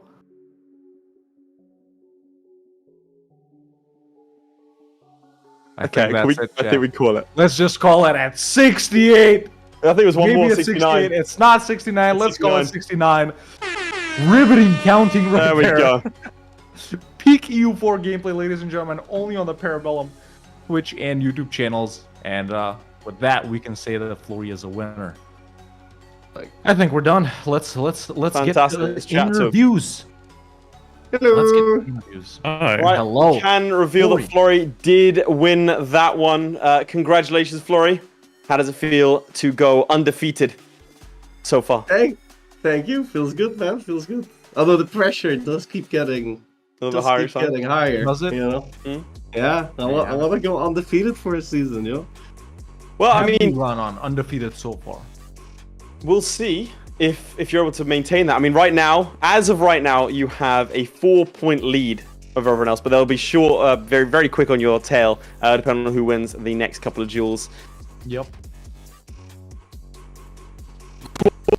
Yep. 0 points How's after that? 3 weeks. It's, yeah. How does that feel? Tell us. Explain to us how this Well- happened. How could you have let this happen? I was gonna say honestly, I've never slept better in my life, but I mean, you know, there's always next week until there isn't next week. Yeah, you got 2 more weeks now. As of right now, That's right. Florry is mathematically ahead of you. Yeah. Like, Yeah, that's right. I think the best you can do right now is gun for 3 and 4. I think you can try and sneak into third place playoff. Yeah. But you are. I mean, you. Thank you very much for reading the Discord messages about throwing the game because, like, I mean, no problem. Like, it would have been real. If we had the you know, numbers up, we needed Florry to win this one, just like from his point of view, because the math does not work. You guys know considering going north. Sometimes, chat. I was considering the Baltic, and then I thought, I gotta let Florry win this one. You know, I just No, it was good. It was very close. Thank you for being so nice. Appreciate it. Right, well, we'll see you both this time next week for the 4th week in a row. And also, thanks for turning up every week. I appreciate it. Yeah. Any last words to each Thanks for other? having me. Maybe some hating messages. What do you guys Not think? really. Well played, man. Well played. yeah, well played.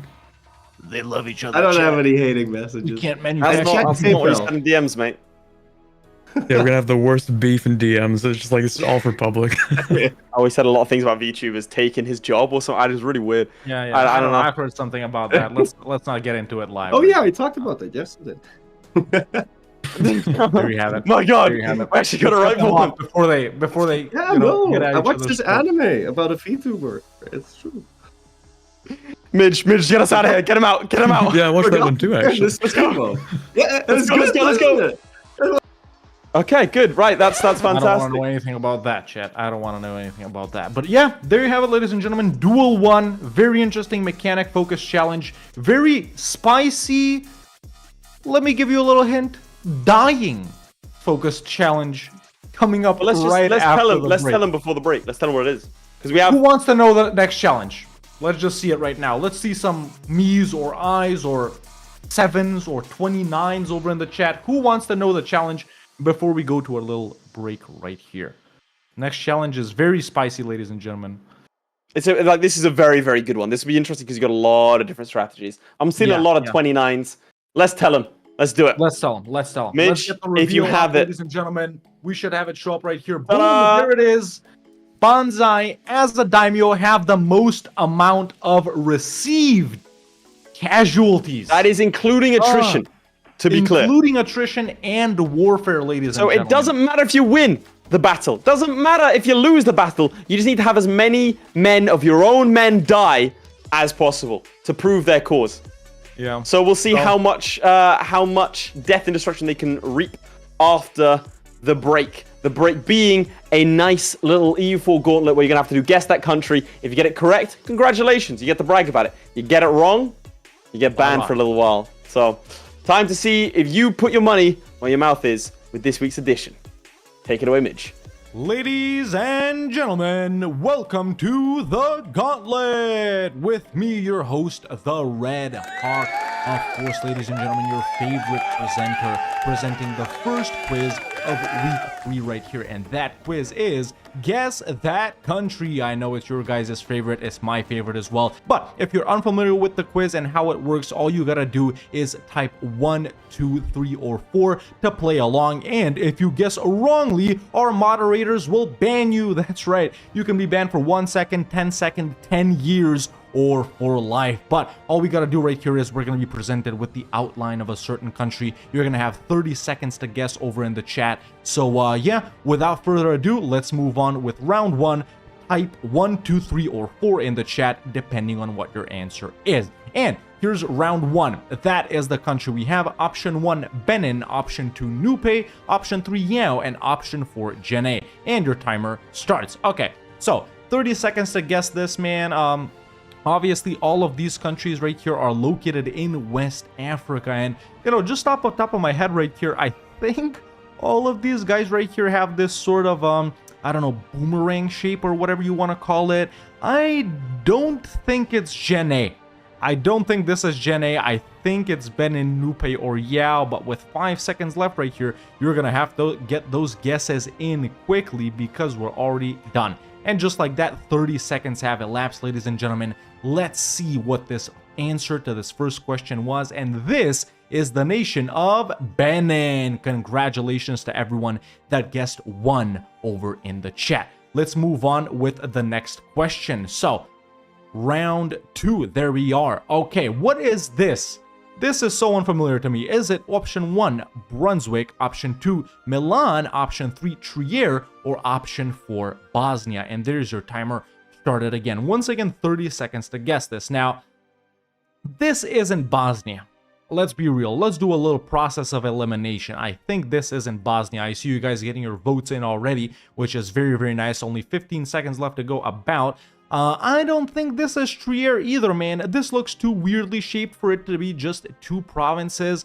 I think this is either option 1 or option 2. So let's get those votes in the comments because your time is now done. And just like that, whatever you guessed, you guessed. If you're getting banned, you're getting banned. Let's move on. And this was the nation of Milan. That's right, ladies and gentlemen. Congrats to everyone who chose option 2, who voted 2 in the chat. Everyone else, well, it's simple. You guys are banned. Let's move on with round 3. These should be getting more difficult as we move along. And there it is. What is this bean shape right here? Is it option 1, Sirhind, option 2, Sistan, option 3, Mazandran, or option 4, Dawasir? There's your timer started.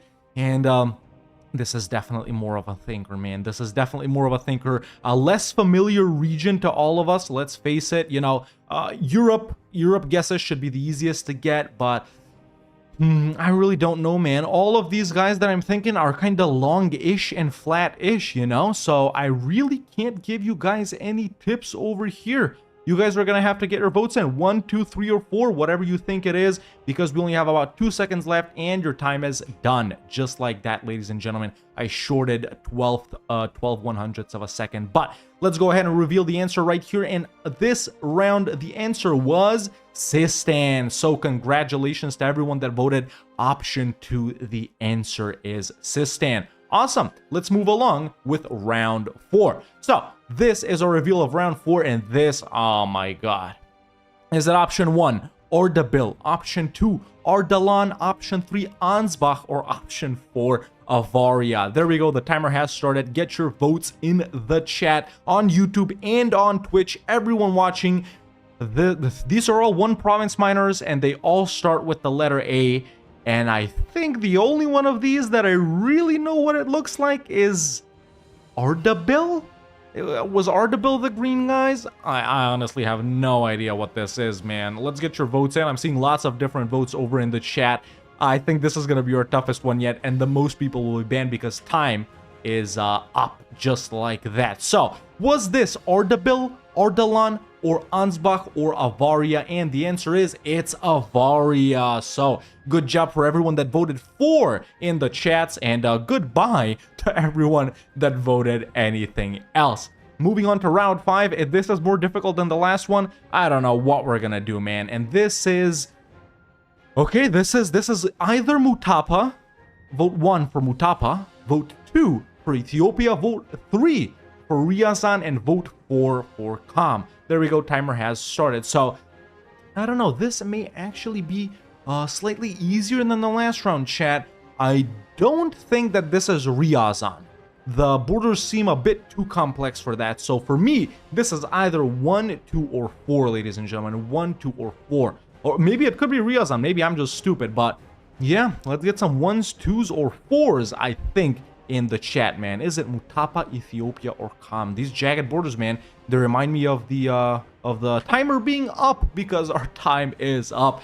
And yeah, lots of different votes in the chat. I'm seeing mostly 2s on this, but let's see if it's actually correct. And the correct answer for this round is, it is Ethiopia. So congrats to everyone that voted option 2. All right, second to last round. Let's move along right here. Round 6, ladies and gentlemen. And this is... who made this quiz? Option 1, Takeda. Option 2, Tsutsui. Option 3, Kikuchi. Or option 4, Otomo. There's your timer started. This, I don't know what this is.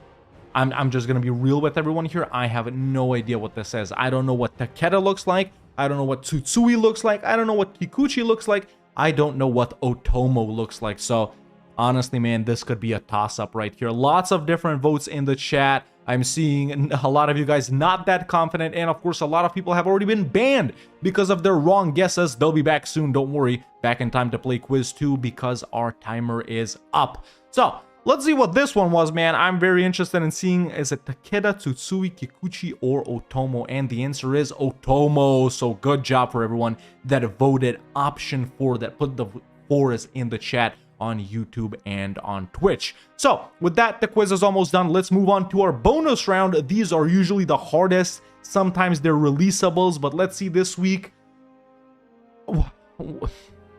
What is this? All right, is it option 1, Satapo? Option 2, Atigninon Gnehek? Option 4, Oshiaga, or option 3, Oshiaga, or option 4, Cree? Timer has started, and I can notice, ladies and gentlemen, that all of these right here are native tribal nations in North America. But which one of those native tribal nations in North America is this? Satapo, Atigninon Gnehek, Oshiaga, or Cree? Listen, I think I pronounced 2 of those correctly, but will you guess one of those correctly with just 7 seconds on the timer? Which one of these nations are you seeing up on your screen? And timer is done, ladies and gentlemen, just like that. Let's reveal the answer to the toughest question of this quiz. The answer is option 1, Satapo. So there you have it, ladies and gentlemen. Congrats to everyone who got every single answer correct. Non-congrats to everyone who messed up at least one. You guys suck. You guys don't know anything about EU4. Just kidding, but let's be real. If you did, you would have guessed correctly and you wouldn't have been banned. So there we go. That's Guess That Country. Thanks for playing. Goodbye. People got smoked at the end of that last one. So They were many bans. destroyed. I love it. They're all gone. They're all gone. That's it. We're about to halve our audience. Yo, shout out to Florry rating us, and immediately everyone getting banned. It's like the orcs storming the walls in Lord of the Rings, man. They're just all just torn down. Fantastic. It was Fantastic. Very nice. That's what we want to nice. see. Thank you for the raid. Thank you for So, the raid. And, just to good job recap, everyone this who guessed right. is our challenge now. We have Cara versus Habibi in the Banzai challenge, as a Daimyo have the most amount of received casualties. That is the aim of the day. Both And let's in not... war and in attrition. Everything counts combined. We're going to be checking in the ledger. No counting this time. Only one number to take a look at that we can check up on periodically, chat. Once again, a second challenge over in Japan, I would say. Our players only have to start as a Daimyo. They don't have to finish as a Daimyo or anything like that. So there's lots of different ways, you know, our players can take this, so to say. Yeah. Very interesting one. Also, Midge, if you don't mind, there's a thing that went into stream memes, right? And that's the amount of people that got banned. Could you just flash that up so people know we're not kidding about this kind of stuff? I want people to see that when they get a chance. But yeah, we have Cara versus Habibi, both on the same amount of points. Cara narrowly missing out last week against Zlewikk. Almost. I mean, it was the final 10 seconds. Zlewikk managed to grab the points. Otherwise, she'd be on the same amount of points as Florry prior to that previous duel. I mean, she's had a fantastic run. No one thought she'd make it through qualifying. No one thought that she was going to beat the student, and absolutely no one thought she was going to beat Zlewikk. So it's been incredibly close. It's a nice little redemption arc for her today, and you're going to be spectating her. I'm going to be spectating Habibi. That is under personal request of Habibi because he feels like he's being hard done by. As you can see behind me, you can see the sheer amount of people that did get banned. So, you know, shout out to those guys in 10 minutes when you come back. Hopefully you'll come back stronger. All right, we're still waiting for Habibi to sort of host the game here, but I think in the meantime, should we find out a little bit about Cara? Yeah, let's do it. Why not? HeyCara has put in performance after performance each week. A narrow loss to Zlewikk in the final 10 seconds of last week shows she's got what it takes to go all the way. A win today sets her up to make the finals, so let's see if this dream run can continue. Introducing Cara! Hello. Hello. Hello. Cara. She has transformed herself into a shield this time to hide her shame of loss last week. I only jest. So last week, last 10 seconds, you lost to Zlewikk. I think it's safe to say that you're performing better at this tournament than you thought possible. How is that? Yeah. It's exciting. I mean, I thought I was going to be at a huge disadvantage. I thought also my capture card just wasn't working. If you're curious, I thought I was going to be at a huge disadvantage, but I'm glad I could get that close to beating Zlewikk. He was clutch at the end, though. So props to him, obviously. I'm just proud I can keep up. Honestly. I mean, you're doing more than keeping up. You are within touching distance of the title. Right now, as of right now, you are second in the rankings. A win today would cement you as probably the most likely outside of Florry to be in the finals. So yeah, doing more than just coasting. Anyway, Hawk, do you want to ask about the challenge today? Yeah, so what's your opinion on this challenge? Any familiarity with playing in Japan, for example? It's a really interesting challenge because I think the strategy is to play as effectively as you can. I don't know if you can form all of Japan, take all of Japan and maybe Korea in an hour. I really don't know. I think the strategy is just to play as effectively as you can and then nation burn. Right at the end. All at the end? All right. And maybe your nation pick can be revealed to us if it matters that much in this challenge. I don't know. I'll say I'm picking Yamana. I don't know how you say it, but it has a manpower buff. So I think it'll help. Solid. That works. Yeah. Excellent. Well, we'll let you get in the game and ready up and get cracking and keep an eye out for when we tell you to go. Yep. Thank you. Fantastic. Yeah, great pick. Honestly, great pick. Yeah, absolutely. It probably doesn't make too much of a difference here. I would also probably go with a non-one province minor guy, like a Yamana, great pick, Hosokawa with Sugi, maybe a level 3 fort, so you can attrition yourself or something like that. I don't know. Lots of different ways to go here. Lots of different ways to go. I would say attrition yourself is a little bit of a trap.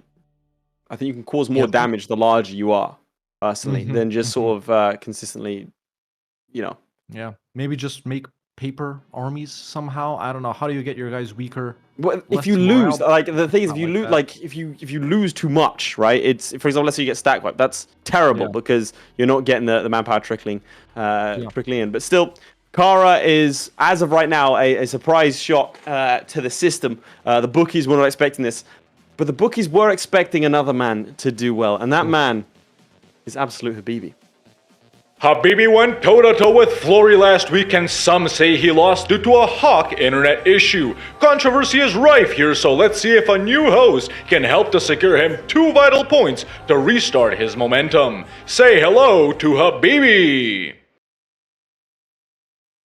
There he is. Oh! There he is! It's a moving image this time! Here! It's huge! The abyss behind him as well! Oh my god, ladies and gentlemen, he is currently residing in the void. He's actually, weirdly enough, he's actually inside his PC. He found the latency issue was the speed of light was hampering him, and so this time got a monitor inside the PC. I respect it. So this week you have me as a host. So how does he feel I'm actually in your PC, dude. I'm not in my PC. I'm in your PC. Yeah, no, that makes sense. I traveled through the fiber optic cables across the Atlantic Ocean, and I'm right now inside your walls, rent free. I mean, I can see it. My computer has been making a strange noise all day, so if you don't mind leaving after a while, mate, I'll be fine. After this, I'll go back home. Don't worry. Cheers, mate. Appreciate it. So, you're sort of dressed thematically, as Hawk pointed out. How you feeling about this challenge? Maybe everyone. I'm feeling like the stars are aligning, And the Daimyo I have picked for today's challenge is actually very close to my IRL name. Can you guess which one it is? Do you even know my IRL name? Yes, you have chosen Yamana as well? Yeah. Oh, Red Hawk is a real one. Laith is not. I'm the biggest fan. I'm the biggest fan, chat. I can see what nation you are. It's not fair of me to sort of participate in that. But I guessed. Okay, so there you got it. Those are the points I guessed. All right, well, you're 2 points up then. Congrats. I don't know what this means, in the Habibi friendship scale. Which is bold of you to say, Habibi. I'm hosting you this time. I know his real name. I know. I hosted Habibi's daycare. So that's 2 things up already. I was getting invited. I know. I'm not jealous. It's. No, you know what? You conduct the rest of the interview then, Hawk. I'll just be here. Well, there you have it. Well, listen, I don't know if you heard or not, but Kara also picked Yamana. Is this for the manpower tradition? I believe so. Yeah, manpower tradition has a big one. I think for this one, it's just you got to pick one of the big boys, right? Yeah. Daimyo. You got to pick Yamana, Hosokawa, or Usagi. That's exactly what I said. Yeah, and out of the three, Yamana has the most that has manpower as a tradition. So you start with 2,000 more manpower.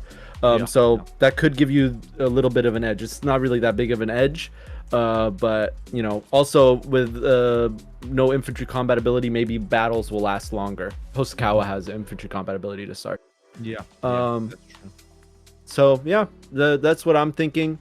I don't really have a plan. I don't think you do make a plan in this one. I think you just have to play to your best ability, and you know, gotta play every match. I was saying this to myself earlier today. Gotta play every match like I'm facing against Florryworry. So right now I'm not playing against Kara.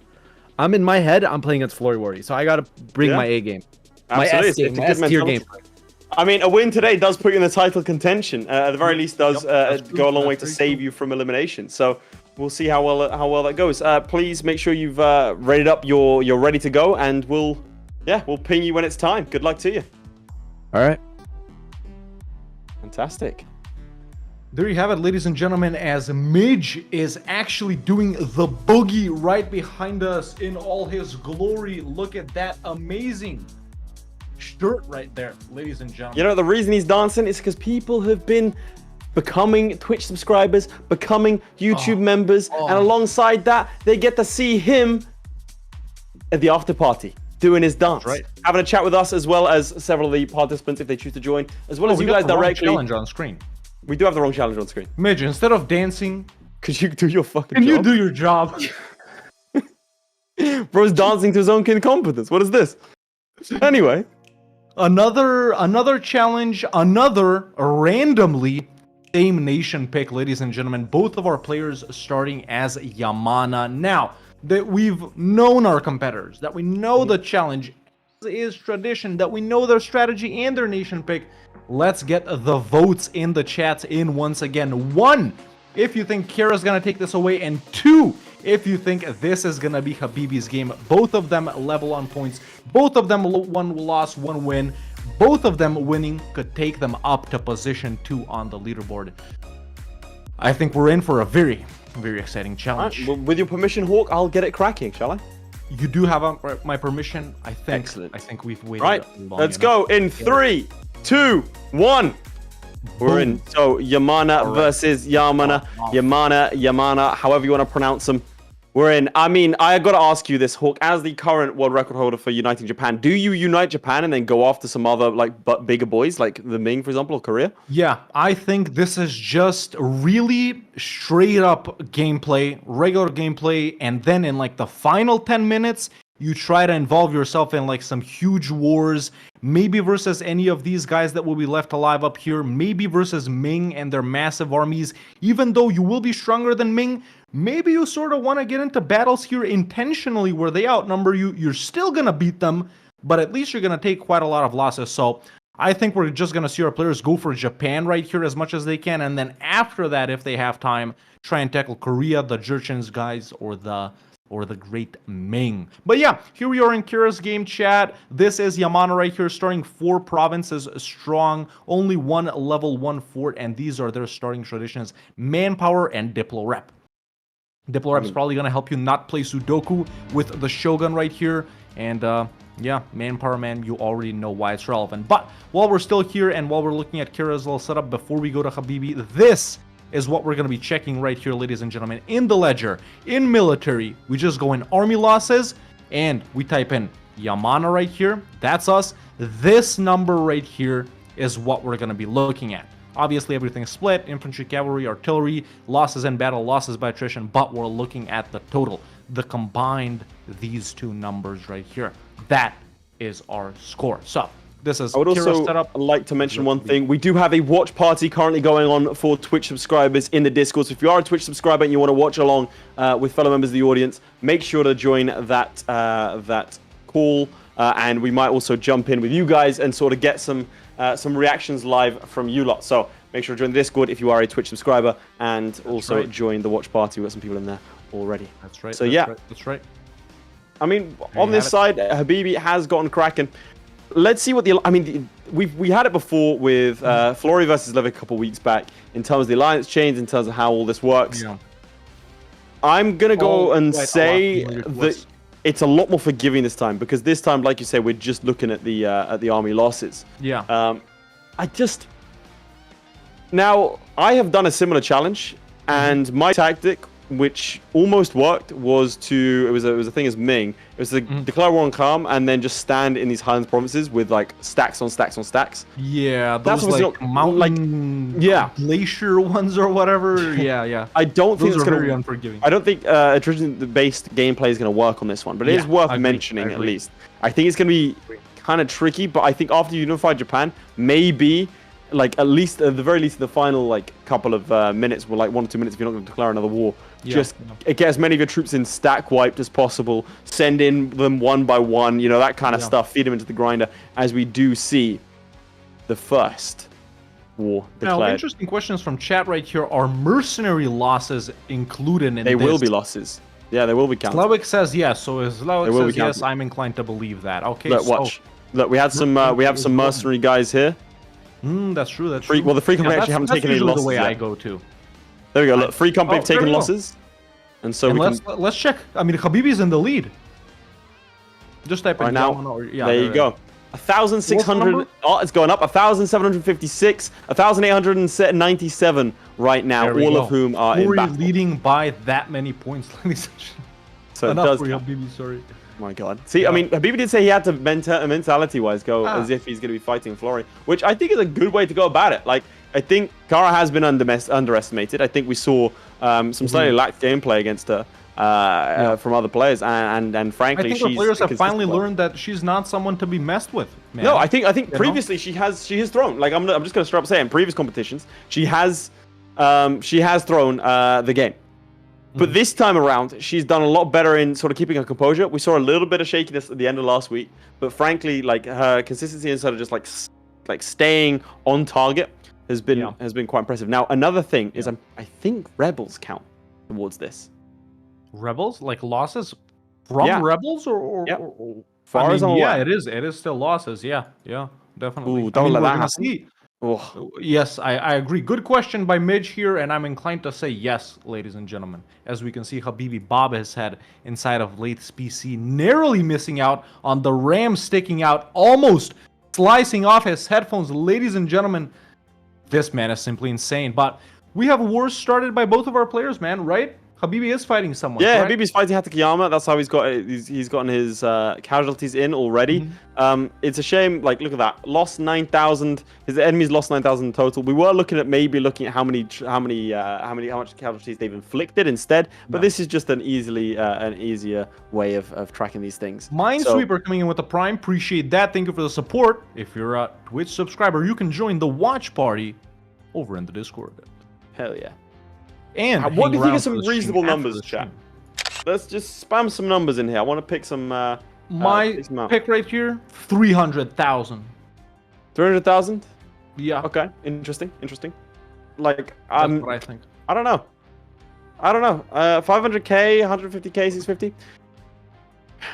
Now, here's the thing: you burn the manpower so quick initially. And then you just spend the rest of the game, like, do you build it up? Do you just kind of chuck men at the problem? Like, how do you go about what you do next? You know, like, do you... Conventional, obviously, for wisdom, you wait for your manpower to tick up and you fight again. Yeah. I personally wouldn't say that.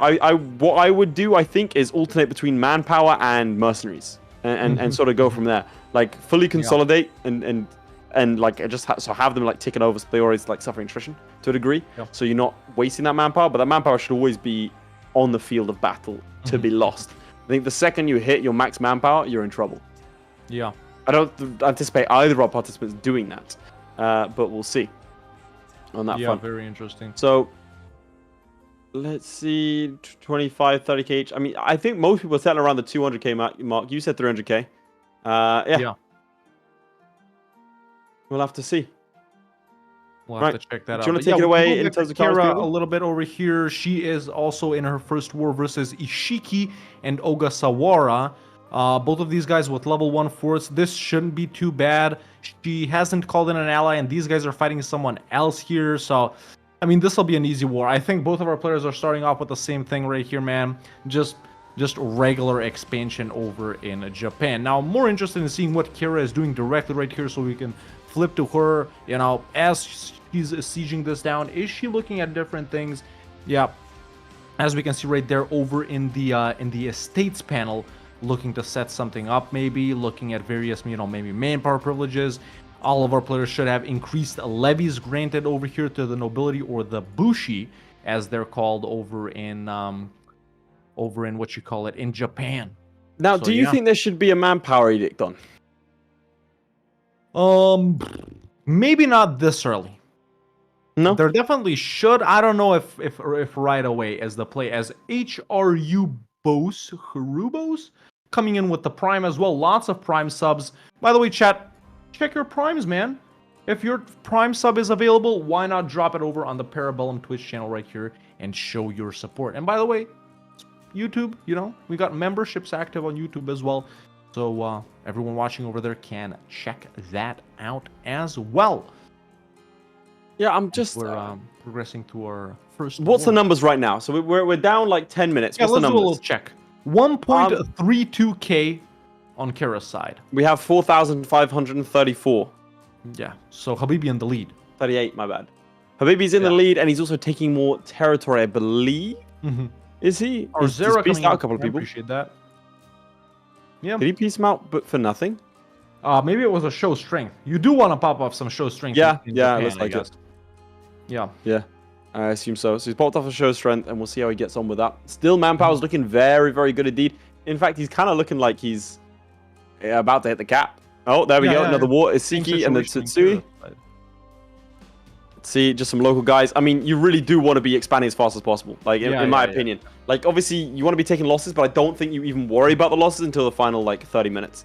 Maybe even final And 20 we already minutes. know from the first challenge chat, first challenge ever on Parabellum, by the way, between Florry and Zlewikk, where, you know, it's obviously is possible to eat up all of Japan in just 1 hour, you know, the time we have right here. And that's like speed 3 or whatever. So definitely plenty of time right here to get this done and to go die in the Jurchen Mountains or whatever, you know. Plenty of time for us to die in the Jurchen Mountains, lads. Now, there is another thing, which is, do you think maybe run straight for the shogunate and then just maybe go for, like, I don't know, go for an invasion of Korea, fight Ming? I'm like, part of me feels like if you can get a massive war against Ming, like, and have naval superiority, Ming can't touch you, but you can continually land like stack after stack after stack on them and get them killed immediately. I don't think so.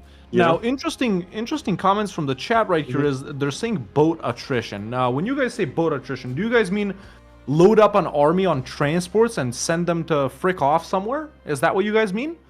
Does that count? I wonder. It should Like, do. just put them on transports and send them to Sind or. I mean, it will do in Sunda or terms of army something like that. losses, but like you might as well just lose them in battles, you know? Santronic coming in with the prime, appreciate that. Thank you so much. You know, I'm not sure. I think what I would hate to see is either of our players play it too safe. You know, when you get to the 30-minute mark, I think you should like not go to bankruptcy, but you should start touching it, like in Japan, to the limit. because you can start doing things like cycling out your loans and that sort of stuff. And I think both these players would be very upset with themselves if they don't sort of force themselves through that, because the mercs that you can get, these like this lot, that's 9,000, 9,000, 9,000, 9,000 manpower, right? Yeah. Versus your own like 16k. So I think expanding as fast as possible with these troops first, thinking all your manpower, and then getting the mercenaries after that, I think is sort of your best possible play, realistically. What's the year in your game? It's November 1447 right now. It's exactly same over here as well. Yeah, same dates. Yeah. So they are sort of neck and neck. So no complaints about speed this time. But bankruptcy means no mercs late. No mercs later on. Interestingly, Sure, talking about but you speed. can just hurt yourself with mercs. And then you can still fight whilst you're bankrupt. You know. Yeah. But yeah, sorry, you were saying. Yeah, you mentioned speed. I can notice in your game, Habibi's playing at speed 5, and Kira's playing at speed 3 in my game, but the days are ticking over the same. I wonder if speed 4 would be faster for him. Yeah, there's no difference between speed 3 on Kira's side and speed 5 on Habibi's side, so... Well, it's good, because both these participants are quite far removed from us in terms of them. Yeah. It's probably the most difficult to play with them two, chat, because they're so far away. Kira and Habibi and Quarbit too are North America, so that does make things a little more complicated for them. Whereas Zlewikk and TheStudent and Florry are over in Europe, so they have better connections to us. And being European is a key part of EU4 skill. Yeah, apparently so, but not German. Let's not forget that.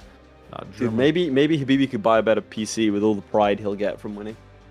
That's right. Because Maybe he can. I will say there is that delicate balance. So some people in chat are saying, okay, if you assault a fort, then you'll lose all your troops very quickly. You will. Again, same thing with the boat attrition strat. You got to decide when to do it. So chat, tell me. I'm actually going to ask, when would you decide to go for broke and put guys on boats and go bankrupt and that sort of stuff? Because I think I would no, final 10, because I think the final 5 you can still get guys out bankrupt, like with bankruptcy, if that makes sense. Yeah. You get all of your mercs killed by getting them stack wiped. You need to get them stack wiped like as quickly as possible just before you go bankrupt, before they disappear, obviously. And then you'll still have manpower and you just churn out men.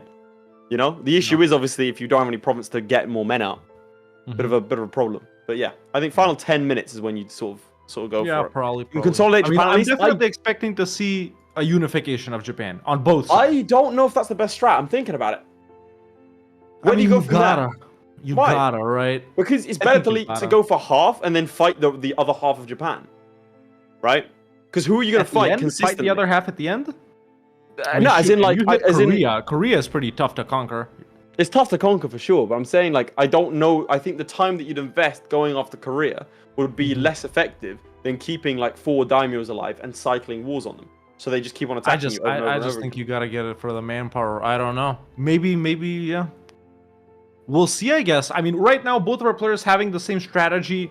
You know, at least they're both trying to conquer. We'll see if at any point their strategies diverge. Will someone stop conquering Japan, go for something else? Will the other continue conquering Japan, right? But yeah, HeyCara gets done a massive war right here, chat, as you just saw the peace out, taking 1, 2, 3, 4, 5 take another check on the losses? Yeah, let's do another loss check. 6.2. Oh, no. Was that a Sudoku? Oh, no, it was just a regular death. Well, it could have been a Sudoku. Is Kara reaching the maximum amount of loans already? Yes, but she should be able to restructure here. Yeah, 118 ducats. She can pay off a bunch of these. It's a bit early to see that. Yeah. Very early to see that. So she's at what? Sorry, you said 6,000 something? Yeah, 6.24k. 6.24k. Over here, we're looking at 8.8k. So Kara's been more efficient with her troops. Yeah. But unfortunately... Zinga coming in with the prime. Thank you so much. Yeah, let's go to Habibi. As Kara finishes her war. We can see if he's in a war. We can take a look at him. He is, in fact, in a war. As you can see, in fact, type a 1 in chat if you think that this is a good map mode. 2 in chat if you think it's bad. Because I'm seeing a lot of things here. But yeah, the big part of Japan as well is staying above 0 stability. Or at least at 0 stability, because if you have -1 stability, you have a 5% interest loan. You're saying you hate it? I think everyone hates it. I've not seen a single one. There's one guy. There's one guy. Kaylor BS says one goated. Let's ban him, chat. Shout out that one guy. Yeah, I mean, have you seen Habibi's hair? It's grown out quick compared to what he was, you know? Yeah. What he was looking at. You think Habibi's playing slow? Mediterranean man hair growth, chat. Real if you live around there. Do you think he's playing slow? Because he did the show strength wall, which is first. Habibi, which is why he didn't take any land, whereas Kara did. Well, what's the date? 49. Is that like May 49, right? Yeah, Kira's paused right now on March 49, just restructuring loans. So they're pretty much neck and neck right here with dates. I don't know. I can see Florry in the chat right here talking about Habibi's hair. Let's not focus on hair. Florry, what would be your strat?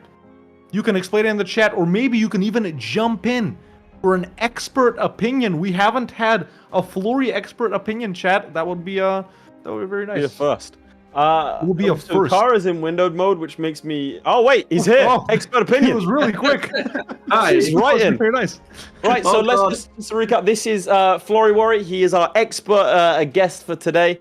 Some people doubt his credentials, but we don't, of course. I'm just asking the questions. What would be your strategy here today if you were doing this challenge? Well, you need to get to 149 development. That is super important. 149 development, and then get to 150. If you get to 150 development, then you get new mercenaries. And if you then hire those, I knew then that. they can die. And then if you exploit development once, then you can rehire your old mercenaries, and then they can die. And then you can keep flipping in between those two, get them constantly stack wiped, or die in some sort of way, and then you're golden. So I'd say just get to 150 dev and just keep fighting random ass wars. And you want to stay inside of Japan because, yeah, you're safe. So you've got nothing to worry about. The only thing you need is money. Yeah, Why don't we just have him cast his own thing next time? This We just can't. I don't know Ladies what and can be gentlemen, better if than any of him. you are doubting why he is the 5-time back-to-back EU4 champion, I mean, I think you just got your answer right there. Not a super big brain strat, but I don't know it. I'd never think that's of it. huge brain, bro. That's huge brain. Flori, I'll ask you one last question before you go. And this is not you as an expert witness, but who would you least like to see in the final against you if you do in fact make it all the way? As of right now, obviously you are the leader. So who would you least like to see? Who concerns you the most? Zlewikk and Habibi. Okay, interesting. But Who's honestly, You've already beaten both of them. I know, but they're so good. And Kara is really good too. So I don't know. You know, the thing with this is that, remember the gold challenge? Like, if you just don't think of the right strategy, then you're going to lose. Yeah. Simple as that. So anything could happen, really. But That's true. That's true. yeah, I don't know. All of that experience coming in handy for him, ladies and gentlemen. Well, thank you for your very, very, very expert opinion right there. You're welcome. And The first 10 seconds were so weird because I had the stream on, so I had this massive feedback loop. But, yeah, I'll let you get back to it, man. I'll let you get back to it. yeah. Well, thank you so much for that right there. Bye-bye. Right, Well, there you well, have I it, can ladies actually and reveal gentlemen. on this Subway napkin, I actually had it written down what he was going to say. So, you know, I don't think it's kind of common knowledge. I won't show it to you because he's already said it. But yeah, no, I'll show it right. Like it's here, you know. So I had it down right here on this map pretty- of Red Dead Redemption. It's like, listen, chat. Everyone knows the strategy he just mentioned. We didn't want to mention. We're 'cause it's gonna so talk obvious, about it. You know. No, I'm not talking anything like about. No, it's not conspiracy, bro. It's not It's not conspiracy. This is facts, man. Yeah, but we were gonna talk about it. Like, It's we're just he gonna didn't give get us to a that chance. It's eventually, kind of like, rude. yeah, This is yeah. why we hadn't had him as an expert for too long. But let's focus on what matters. So if you want to flip to my POV, it will take you up for a little update as we enter into the final 2/3 of the challenge. We've got 11,560 January gifting us up to 40. right here. Hell yeah. 11,560. And what is it on Kara's side of things? Right now, she just declared a new war. Interestingly enough, still a 6.24k. Right. How has okay. she not gotten more casualties since the last time we checked? I mean, she's think bound to get some now. Yeah, there we go. She just got some, so she was Playing really too chilling. well. Restructuring loans, yeah. I think she's playing too well. Is Kara too good to be bad? This is is actually a genuine concern. Genuine concern right there. New war, by the way, versus Ochi, Ito, and Kikuchi. Yeah, there you have it. We'll see. What's the tech situation like over there? Yeah, so she just stabbed back up to 0, by the way, and actually is getting sieged down quite a lot. Ochi is annoying, they got 2 4s, but tech situation, tech 3 in all categories, just about to get tech 4. None of her adversaries seem to be at 4. I don't think so. Right. Well, if you flip to No, my they're not. POV, tech-wise, look at the shining state that Very is nice. Yamana and Habibi's state over here. Yeah. You can see everyone else is tech 3. He is tech 4 in admin, tech 4 in military. That shows strength. Really coming in clutch. I'm not gonna lie, I was not thinking that much of it, but fair play to him. He's done very well. I think running for quantity ideas, maybe a shout. I mean, I don't know if you'll have the admin power for it if you're running to Unified Japan, but as you can see here, he's consolidated his holdings quite a bit. Still no edict on that side of things. Yeah. We see another war declared against Uchi. So, I mean, he's doing very well, to be clear. I think is he... I don't think he's playing to maximize casualties. I think they're just happening as a consequence. He's he is hitting his manpower cap though, which is not something I don't really like. Yeah. He should probably Bring spit out a almost couple more as troops. well. I want to see that a bit more. With discipline 1.5%, which is the weirdest number I've seen. Yeah.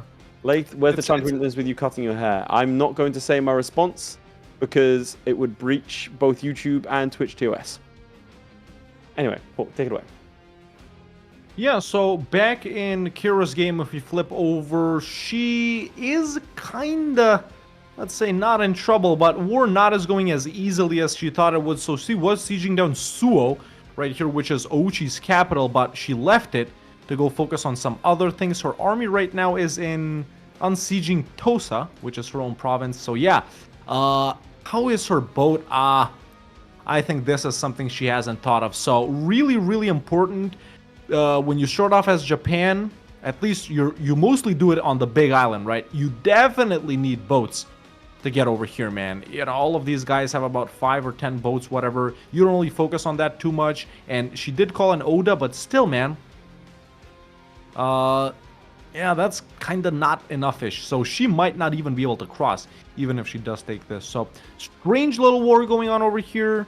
We'll see how it develops as she racks up total losses of 8-2-1-8. Both of our players playing as Yamana, chat. Quick reminder right there as we near the halfway mark.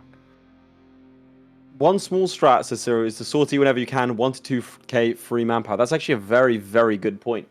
Very good point. Clicking sortie as you're about to enter the battle would be great because, you know, it's just more losses to your name. Who are the players this time around? We have Cara versus Absolute Habibi in the challenge. If you don't mind flashing up the challenge next to me, Midge. The challenge is starting as a Japanese daimyo, have the most amount of casualties received. That is both attrition as well as in battle, and that counts mercenaries as well as normal troops. So we see over on this side of things, if you want to flip to my POV directly, as we're about to enter into the halfway mark, we've got another war mopped up by Habibi. I mean, he's playing, like, this is pretty good. You know what I mean? Like, this is not nothing really wrong with this. The only issue I would say is his manpower. I don't like seeing this this happen. If you're at this point with manpower, get a 2k stack and get him in somewhere and just get him killed. If you're worried about like the economics of the situation, again, you just get him gone. You know what I mean? Get the free company to be killed. Like, I think that's the only flaw I really see right now is that like he's dangerously close to that cap pretty much every single month. There you go. Let's see, he's hitting that cap, and it might not seem like that much as HF Rhino also subscribes to Prime. Let's get some YouTube members. I'm not seeing anything on YouTube, but still, it might not seem like that much, but like the individuals and that kind of mentality will stack up over time in terms of secure and all that. You definitely but he's doing well. That. But yeah, I just want to go back to the argument we're having. Not argument, discussion, should we say? Yeah. We're having over here about unifying Japan. I just think that once you take these final couple of provinces, like you're in a bad place because, as Florry pointed out, that's a logical fallacy called appeal to authority. You are safe in Japan, which means people aren't going to invade you, which means no more opportunities for mass casualties. And again, it's the big battles that are going to lose the most amount versus the attrition, you know? Also, one of the highest army losses possible, says Netman64. Shouldn't they be hiring mercs and letting them die then? Yes and no. Like, the idea is if you just like hire mercs and not expand at all, then you'll have access to less money and less manpower pools such that you can cause more men to die, if that makes sense. So you don't really want to do it too early. Larger merc companies. So you don't really want to. Before I was saying the really obvious strategy of getting to 149 dev and then deving a province so you get access to new mercenaries at 150, then getting them killed and then going down to 149 and cycling and losing them and going again and again and again. Everyone knows that strat. Let's be real, chat. And Florry said, I guess don't. Let's just kick them out. Just get rid of them. I guess if you unify Japan, you can part them all in the camp shells and die to attrition, says Florry. And if you did that, Florry, you'd have lost your Master Universalis, because that's what cost me. I was playing as Ming, and the obvious solution for me was to get a bunch of troops, suffer the attrition, and park them over here. But it really doesn't do as much as you might think. It might sound like a lot, but you run out pretty quick at the manpower side of things. Expanding is a good idea. And he's saying specifically after Unify Japan, but I really do think that battles are the way to go, because you can get more direct casualties on your side from there. But yeah. If we go to Kara real quick right here, war definitely not working out in her favor because the nation she declared on right here, chat, as you're about to notice when we flip, Ouchi Let's go to my POV, actually, not hers directly, if we can, so I can show this off. Yeah, so her ally Kono that she called in has actually occupied a very important province that she needed to take right here. So, yeah, she can take, I guess, the rest, like these 2 other provinces, but still, man, that's a little unlucky. Even though the war is progressing nicely, very close to the manpower cap right here, just like Habibi was. Still almost same amount of time passed in the games. 9.32k casualties in Kira's game right Over on here. this side of things, we have 17.34k. Someone asked me how many already a I'm big mentioning, advantage over a from million, Habibi, it's man. ridiculous. Even though, yeah, at the end, you know, catching up right here. I really don't think a 10k difference is a lot. Sure, right now in the early game chat, it may look like a lot, practically leading almost double. But later, when we near the end, when, you know, casualties are going to start stacking up like 10k a month, really it's not going to matter in the grand scheme of things, even though it might look like a discrepancy now. Even if one of these guys was at 0 and the other one was at 30k, I would say, you know, there's still even enough. Yeah, it's still even enough, yeah. On my POV, we do see that Habibi did not fall to the same error over here as... What? He had it, he just didn't take it. Is another show strength? I think it's another show strength. Maybe. Bro is just taking up. I think he's going for... quantity ideas. Quantity? Yeah, that could be a pick. As you all know, chat, quantity ideas related to quantity. The first idea is the one that gives you plus 33% national manpower. So very important, very relevant for this challenge. Right, I mean, yeah, but he's also not really hit, like he's constantly hitting his cap. Okay, now we get to see fighting rebels. Does that cause casualties? Yes, it does. Just to be clear, it does. Yep, it does. I want to know, do you think if you put your troops in all right, if anyone in chat and specifically anyone in the watch party right now, if you are a Twitch subscriber and you are in the Discord, you can watch along with our audience. I want someone to test this. If you put an army on a boat and then delete the boat and the army dies, does that count as an army lost? Like, does it? Because I don't think that I don't know that it would. So if someone could go and test that, would be fantastic. Because I don't think that would actually happen. Isn't it better to spend your million generals for slackening? Maybe. I'm not sure. Like, you get to 49 here. Don't think any of us will be able to get to the actual golden age battle. Like, it just won't happen. Yeah. So, I mean... Someone in the chat says you have to keep building the boats, and that takes too long. That's true. Your boats would die along with the troops. So, yeah, I guess you have to have a lot of transports for that. So what I'm saying is, like, you would, like, the transports themselves, you have to make sure they suffer attrition to the point where your men are suffering attrition, because open ocean is, but like, I guess you don't want the boats to die. But the boats can't die. Pull back the boats, yeah. Yeah, so it's possible, and it's definitely a good idea. I'm just saying it's going to be a little bit finicky. You get one thing wrong, that army disappears, especially if they're mercs, disappears. You don't get the losses out of them, and you have to build new boats. So it's a little bit tricky. So, yeah. Can you easily get Marines at some extra manpower? That's true. I don't know if any of these guys can get Marines quite easily. Maybe if I check... I mean, they'd have to get, like, what was it, Maritime? Yeah, Maritime. Second idea of Maritime would give them stuff. Force limit, yeah. I just don't think it's what... I think Quantity's still, like, a better pick. Okay, he's gone for Tech 5. Has all to Mill Tech 5? Now, is that a mistake? And I asked this... meow? I said now. I didn't just go look at it. I didn't look at the camera and go, meow, is that a mistake? I could have sworn. Hawk, brother, no, we're not that kind of Twitch channel. I know. Like, look, we're both YouTubers. We do a lot of things for views. I'm not meowing on camera for that kind of stuff. Anyway, name your price, Laith. Name your price. I'm not doing it. I'm not doing it. Laith, all right, look, people saying deaf meow. I want people to clip it. And then, in the after party, we will address it. So those of you who are Twitch subscribers and YouTube members can see officially and vote on if I did meow, because I did not. Anyway, now, one thing I want to point... Oh, Jesus Christ. Oh my God, we got our expert meowing right here, ladies and gentlemen. It's Florry. What? Florry just popped into meow. Florry, clip that. Clip that. That's clip horrifying. That was Florryworry meowing on an official EU4 tournament, ladies and gentlemen. You're not going to get that anywhere else. Now, you're not going to get that anywhere else. I'm not addressing allegations of meowing. I didn't do it. Anyway, what I would like to say is Tech 5 a mistake because your troops are more effective and thus will suffer fewer casualties, or is it a good idea to go and secure Japan? I think Tech 5 is worth it. I don't know. You do get such... the thing is, you just gotta put yourself in that mentality, right? So, I don't know. But this is definitely a challenge that, I would at least, like to test or something like that, right? A lot of these challenges, man, you just jump straight into them. You can sort of easily figure out the best strategy, but there's just so many different ways to go in this one. Is it attritioning in mountains? Is it who you fight? Do you even fight outside of Japan? You got the mercs. You got the very obvious strategy that Flurry mentioned. You got the boats. It's like so many things, man. So many Going things. in and fighting 1v1 without a general to farm the losses. Yeah. Look at that. It's a couple hundred each time. And I think that's the kind of mentality you need to have here. It really is. Yeah. Like, just constantly do that over and over again. And look, is he going to chase him down? I don't think so. I would just leave and then because that's burning his manpower. It's a very, very smart move because it's the hundreds that'll add up. If he does that every single war, he's gonna have an extra couple of thousand casualties. And I think that does play into it. Look, he's doing the same thing up here. Very smart from Habibi when he does have a surplus to keep on burning it over and over again. That's very, very good. I mean, I'm failing to see anything that he could be doing Let's better. do another check. We're more than halfway into the challenge right here, ladies and gentlemen. I can tell you that Kira is up to 13.67k. We have a 9k difference then. In this case, we have 22k over here.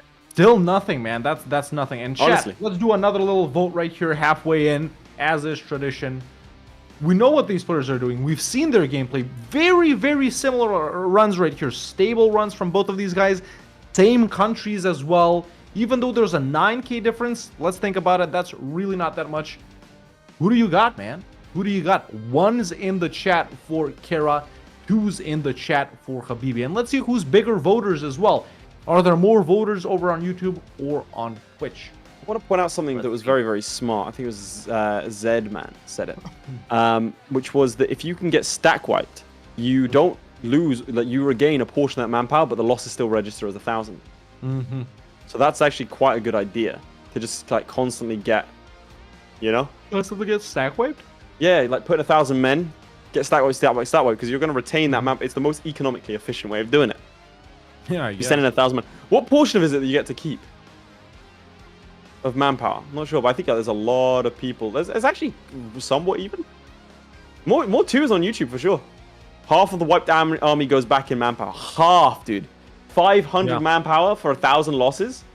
That's a bargain. That's probably the strat right there. That's 100% the strat. Zedman, hell yeah. Well done. Yeah. I didn't consider that. That's what I love about this, man. That's what I love about all these challenges. So many tiny little intricacies. Flurry coming in with, okay, get to 149 dead. Zedman coming in saying, here are these different niche things that you can do. Yeah. And it's great because we get to challenge our participants on economical challenges, on mechanics challenges, on conquest challenges, across a wide array of challenges and stuff like that, yeah. I mean, we've got a spelling bee up next. All of these crazy strategies. I was just about to say that you get half of your manpower back if you get stack wiped, but I had Sydney Sweeney blowing up my phone. So I had to text her back real quick. Of course. I can't do everything all at once, right, chat? So, yeah, both of our players similarly expanding right now, man. We can go to Kara real quick right here. She's doing these wars slow but steady. Wrap it up versus whoever. What's the dev? 105 dev right now. 112 over here. So very, very similar on that neck and neck. And what's the date in yours? 56, February 56. Okay, we're July 55 right here, so pretty close with that. Number of provinces, let's compare that as well. Number of 12 provinces. Over here we have 14. 14, so that's pretty close as well. Really, this is so neck and neck, chat. But yeah, this is the war that Kira is in right now, man, versus Otomo and Amago. We should see a full annexation on both of these guys. It's just one of these guys got a level 3 fort, and that's kind of tricky-ish. But there we go, more losses coming in to some separatists right here. As Kira pauses, we're up to 18,500 losses right now.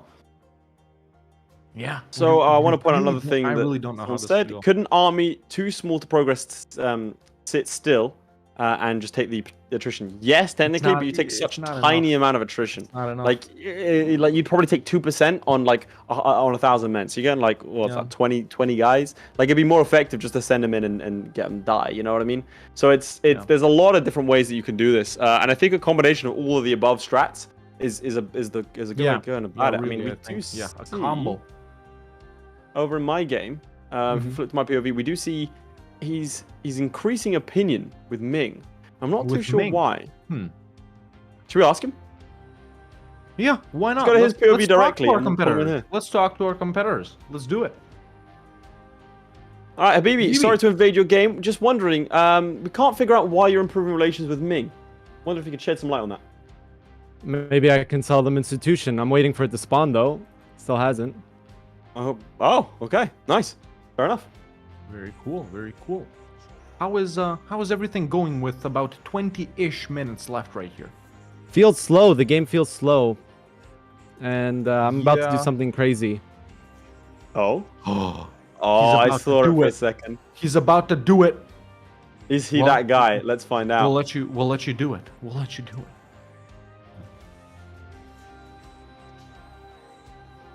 He did it. He absolutely did it. He did it.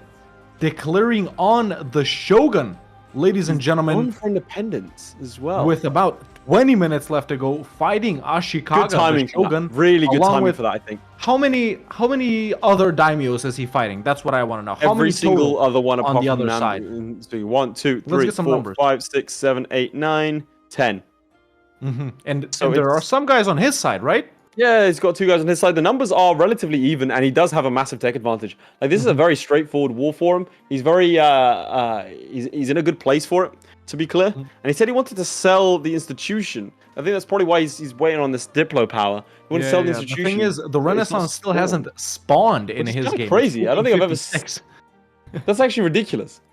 I wonder what's happening over in Italy. Why don't you take a look at over in Italy the situation? Is there anything crazy? Not really.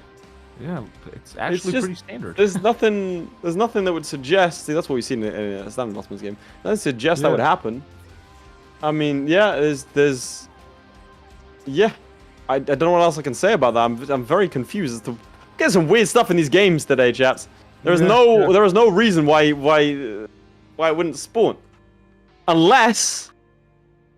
Florry paid off Big Paradox. I was just about to say it. I was just about to say it. More take it away. I mean, chat, listen to me real quick. And Midge, you can put me up on a bigger box if you want right here. What more proof do you need? Last week, the big Florry Corporation paying off Zlewikk's internet service provider and Habibi's internet service provider to mess with their games. Now, Florry paying off the Italians in Habibi's game to not spawn the Renaissance. Boom, he booted up Assassin's Creed, jumped into EU4 through Assassin's Creed, killed Michelangelo, killed Donatello, killed Da Vinci. All of those guys, they're gone. No Renaissance in Habibi's game. Let's just get back to the gameplay, because I'm kind of mad these things happen, honestly. Let's get back. Wait, hang on. I'm just getting a PayPal in from Florry. He said check PayPal. One sec. I have to say, Hawk, it's just the most ridiculous conspiracy theory I've ever heard of. I've this whole big paradox thing is just a myth. Let's get some Hawk conspiracy emotes spammed, please. This is not Let's a just conspiracy. Shout this guy down. Chat, look at the chat. Literally read. You know, Florry just told Laith to check PayPal. No. It's so easy to get what's happening right now. Hang on one sec. It's so easy to get. I'm seeing him charge back. Like, Florry, he just, like, I don't know why he does these kinds of things and tries to implement me. Hawk speaks the truth. And frankly, I'm getting a call right now from Hawk. It's John Paradox. We're gonna have to focus on the game for a little bit, because he's, you know.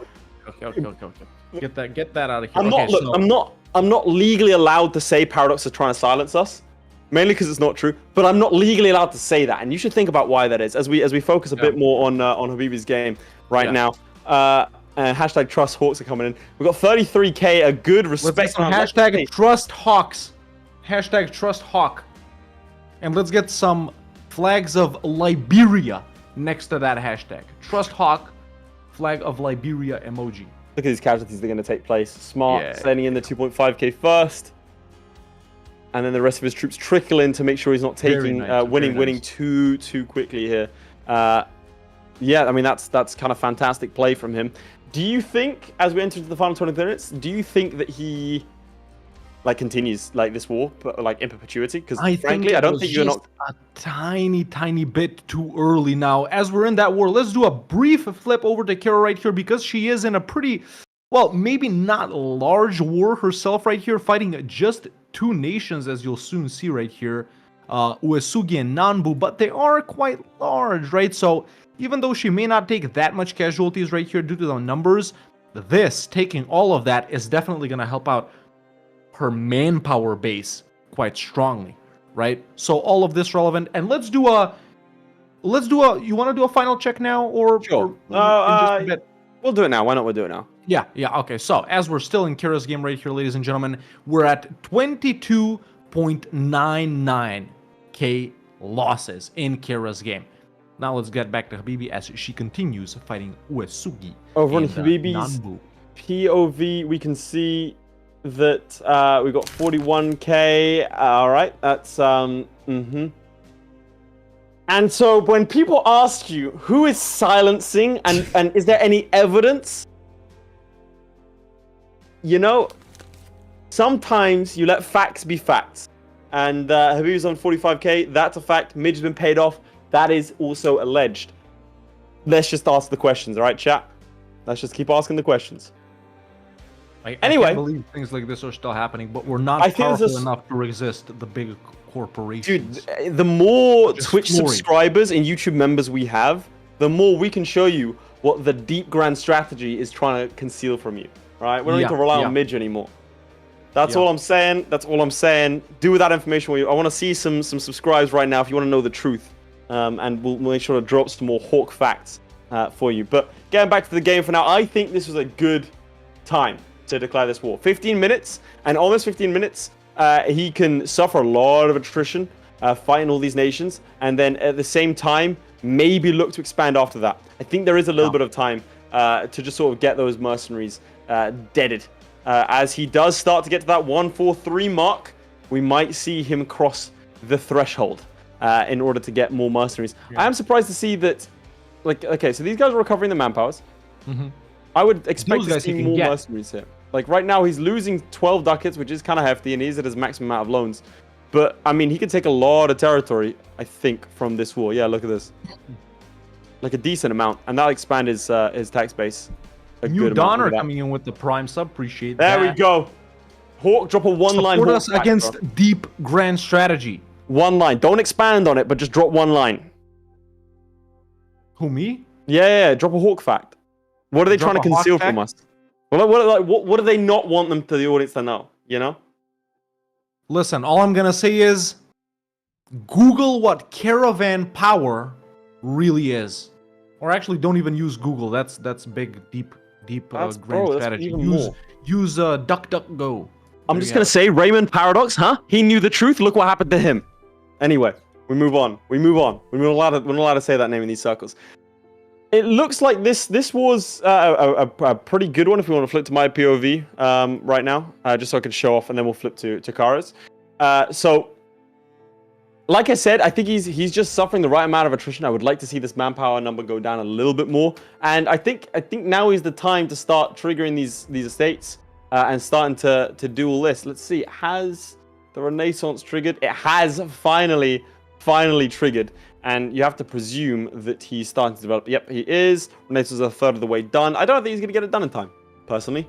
But we'll go from there. Hawk, do you want to flip over to your POV and tell us about what's going on in Kara's game? Of course, as I was just letting our next competitors, Big Z and the Student, know about their challenge. A very spicy one, ladies and gentlemen. My favorite one of today, and clearing some stuff up for them. Kira still in this war versus Uesugi right here. Her wars, they do tend to take quite a while, but there we go. That's a level 2 fort siege down. That's why there was a month in between this. Yeah, there is a month in between us. Province size about the same, so very equalized nations here, chat. Probably the most equal duel we've had so far, I would say. Yeah, there we go. There's another battle right there, beating up some non-Boo guys. And yeah, man, Uesugi is going to be a little annoying to take down. There's another level 2 fort right here. She wants to unsiege her provinces right here. I think it's just get it on, man. Forget about these provinces. Just get cracking with the forts. Get the capital over here. Siege Yeah, down we got final 10 minutes. Do you think she should be doing more to, like, push our nation? Like, I think. And obviously, chat, we'll give our players a 10-minute warning, 5-minute warning, 1-minute warning, and everything. Maybe they are relying on us to tell them, you know, hey, 10 minutes left. Okay, now is when I get started with all the, you know, stuff. 5 minutes left, or now is when I get started with all of that. So, yeah, that's what's going on right here, chat. That's what's going on right here. I want to point out that there have been, I'm not going to say any numbers, but there's been 70,000 troops lost total in this war. Most of that has been on the shogunate side, to be clear. But this has been a very, very large war over on. Let's go back to Habibi POV right here. Let's and he's kind of definitively won it. He's just sort of cleaning up. I mean, each of these sieges, I mean, Uesugi's kind of has done a lot of work here, and I would say they've taken the lion's share of casualties on his side. That's a lot of territory that he can't take, if that makes sense. Like, he can't take those lands because Uesugi's decided it's going to be his. So he's going to probably have to focus more on these territories down south. I can't see exactly how much territory he can take just because of the lack of diplomats. Maybe I can, if I go in here, I can have a look. Let's have a quick check. There you go. Let's have a check. So the provinces that he can take down here. Do you think he goes for the emperorship here, or like gets his independence? I don't know. Because he was looking to do that. Does being the shogun help him in any way? Well, this I don't know that. I don't think this is the war for the emperor. I think it's war for independence. Are they different? I mean, yeah, I guess, yeah. Yeah, that's what I mean. Like, I don't think he can't do maybe anything. He truce breaks them, gets independent. Truce Well, breaks yeah, I reckon. Or maybe the it's truce only breaks so there. he can fight someone else. Well, I'm Maybe intrigued by the fact that he's he's time to eat Japan and trying to fight someone he's else. up to he did stab up to 0 stability. So if he was looking to truce break, that might not have been unless he was looking at taking loans. You know, I think it's so he can fight someone else without waiting to. Well, he can't. He can't. Surely he'd become shogun then. You know, and he doesn't have votes if he wants to invade like Korea or what. Yeah, that's my other thought. So saying does being shogun disqualify from being the challenge? No. You have to start as a daimyo, not remain as a daimyo. I would expect more mercenaries here, and I would expect more. Like you can get another mercenary company, and I'd expect more draining of this. Oh, there it is. There it is. He's passed the threshold of the 150, which means he can grab loads more mercenary companies. Kind of huge from him. Yeah. And as Florry said, at this point you could cycle out your mercenaries. It does not look like Habibi's going to be doing that.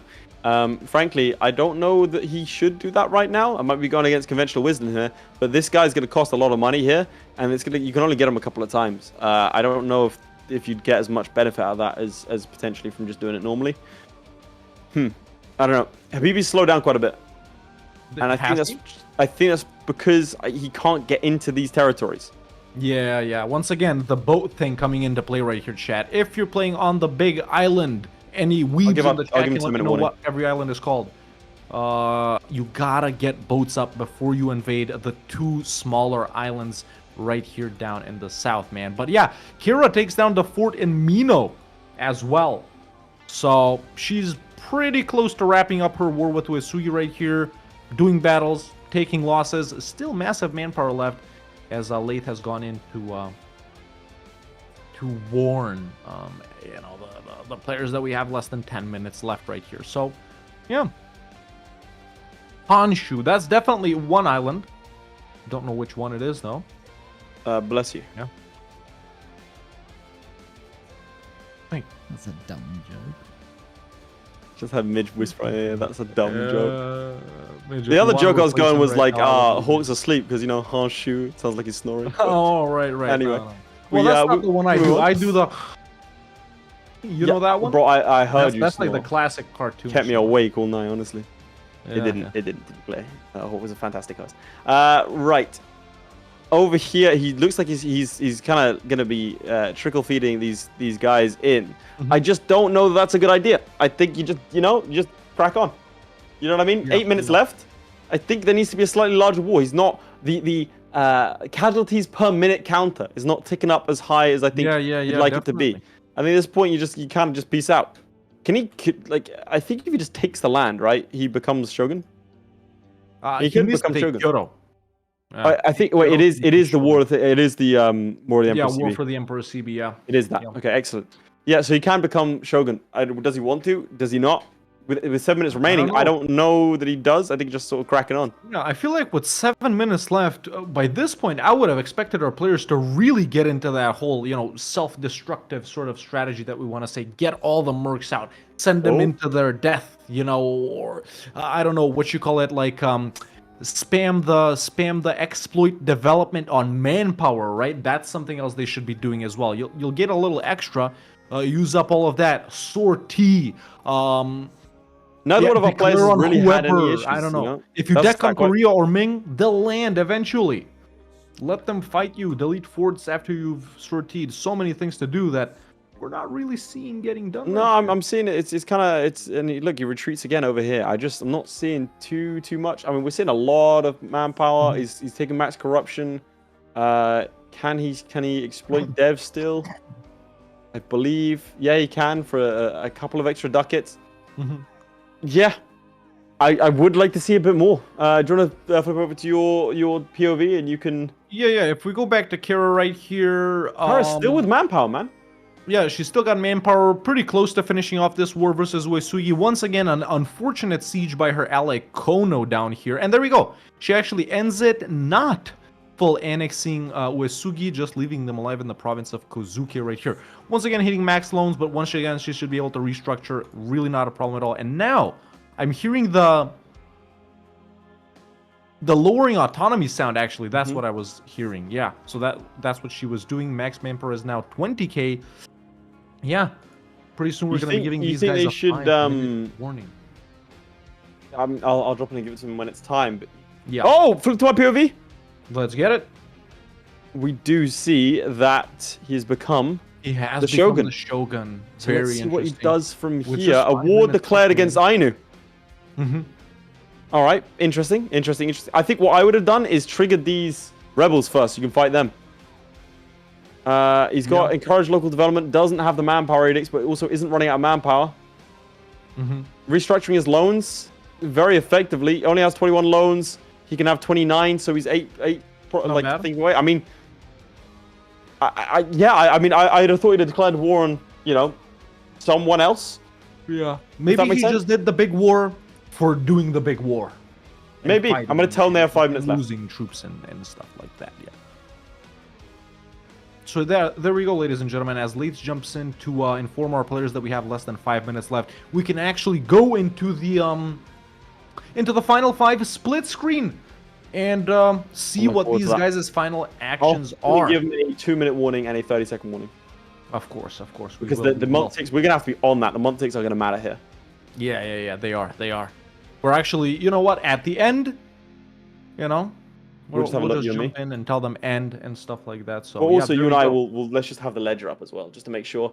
As it does look like Habibi is doing quite well in his war. We don't have Habibi's camera. Habibi has disappeared fully into my PC. He's immersed himself. I think he's swimming in the cables right now, just to try and get those last little bits. You can see he's maximizing attrition as well. He is taking, I think he's taking 5% attrition right now. So he's taking the max amount of attrition on a 20k stack. We see a war against Korea and Ming at the same time. Nice. Here we go. This is what we want to see, because again, going bankrupt is not the end. I would have liked to have seen this about 5 minutes prior to this, because going bankrupt is not the end of the game. For these participants. Definitely not. Going bankrupt is just another sort of another twist of the tail. And we see the independent company and independent armies also forming here. Both players should be flying on speed 5 as hard as they can go. Let's see if I'm going to flip over to Ming and see if they are landing troops or planning to land troops. It doesn't look like Ming are planning to land any troops whatsoever, to be honest. They should be. Realistically, they should be. Korea should as well. If you don't have boats, both these guys come in. Yeah, they're not landing troops. Korea's landing on So, but other than that, couple of losses there. Final 3 minutes. I mean, this is going to be, I don't know. This is gonna be I think this is going to be super tight. Kara, by the way, has grown larger than Habibi at this point in terms of like province count or whatever, chat. But yeah, Kira right now has no manpower. She was just at 8k. She just recruited a bunch of last troops over here. I'm presuming to send them to their death against someone. There we go, almost out of manpower. Hopefully she won't be going bankrupt before she, lets that all go to waste. I want to point someone out as well. Habibi, I'm going to jump in and give these guys a 2.5 minute warning. Habibi took mercenary ideas, not quantity. Very interesting. Very, very interesting indeed. Also, over on Habibi's POV, you can see on his, above me, that the Ming and Koreans are landing on Seoul, which is not what he wants to see. But he is building a lot of cogs. Presumed to get his navy out onto the cogs and then get them killed. As if they get sunk in battle, maybe that counts. I'm not too sure. He but has enough time, man. 2 minutes left. Very, very tight right here, ladies and gentlemen. We're definitely gonna have to watch for the what you call it? Midge, if you don't like keeping POV on this for now, so that so that we can check behind the scenes without our players knowing. Kira running in with 2k stacks versus 9k rebels, so letting those guys die. So there we go. We have an active pursuit of a strategy here, trying to die as much as you can. Dude, just about 9k troops more left, 5k manpower. Regenerating pretty quickly the manpower. So that's not bad at all. I mean, look at they're almost neck and neck in terms of time. This has been fantastic from a timing point of view. Yeah. It looks like Ming is trying to participate in their challenge of their own, to be honest, because they are suffering a lot of attrition on this island. Also, they got 40k just kind of sitting there and not really doing too much else. Yeah. So we'll see. I mean, the boat strap. He's not doing anything with the boats. I'm gonna give a 1 minute warning. Yeah, go ahead and give them a 1 minute warning. So yeah, right now what's going on, ladies and gentlemen, is Habibi is fighting wars versus other nations, Ainu and Korea and Ming. That's how he's planning to get the casualties. Kira recruiting troops and sending them to their death to fight rebels, as we can see, with low army maintenance, so they can keep dying, right? But that might actually be a win for her right there, and actually it was a win. That is not something she wanted to do, but there we go. More rebels popping up. She actually triggered those guys over in Suruga and in Musashi right there with just about 30 seconds left. Everything left to play for. Everything left to play for. We don't know. Not sure what Habibi's doing, to be honest.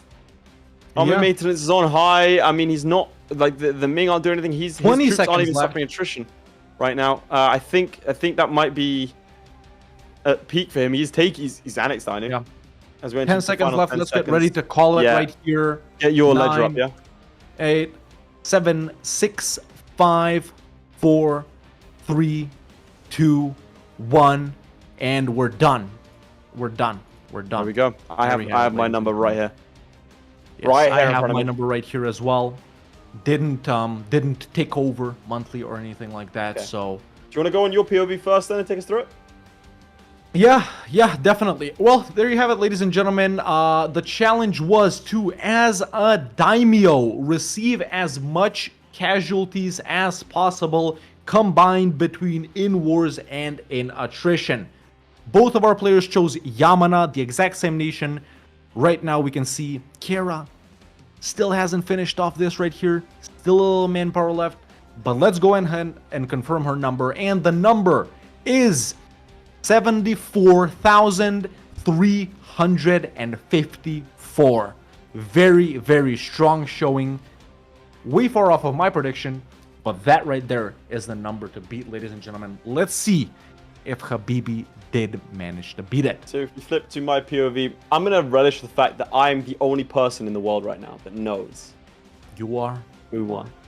And I don't think I'm going to share it. You're not? No. All right. So that England game, huh? Bastard. Right, so anyway, let's get this going so we can watch the England game. One thing I do want to note is that Habibi has a lot of money in the bank and also has a lot of manpower. I don't think he stretched his nation quite to the brink. He also has men that he can hire. He has boats that he hired at the end, that he gathered together at the end. And let's see if that mattered. 84,417. It's close. A 10k difference. And honestly, if we'd gone on another 5 minutes, I think Cara takes that because There I isn't agree. too much Agree. that Habibi can do right now because he's at peace with all these guys. So, Agree. I mean, it's And very, they're very only close. a couple of months difference. Habibi's No, and November, Ming- Kira's April. Ming are refusing to dive into Japan headlong. You're so right. fantastic for him right there. Very, very good Excellent result. showing from both of our players right here. Excellent showing. You know, the difference that Habibi made at the start, that may actually Honestly, have it been was those individuals. It genuinely was. We're watching the what entire made him game. It was win. those individual ones. Yeah.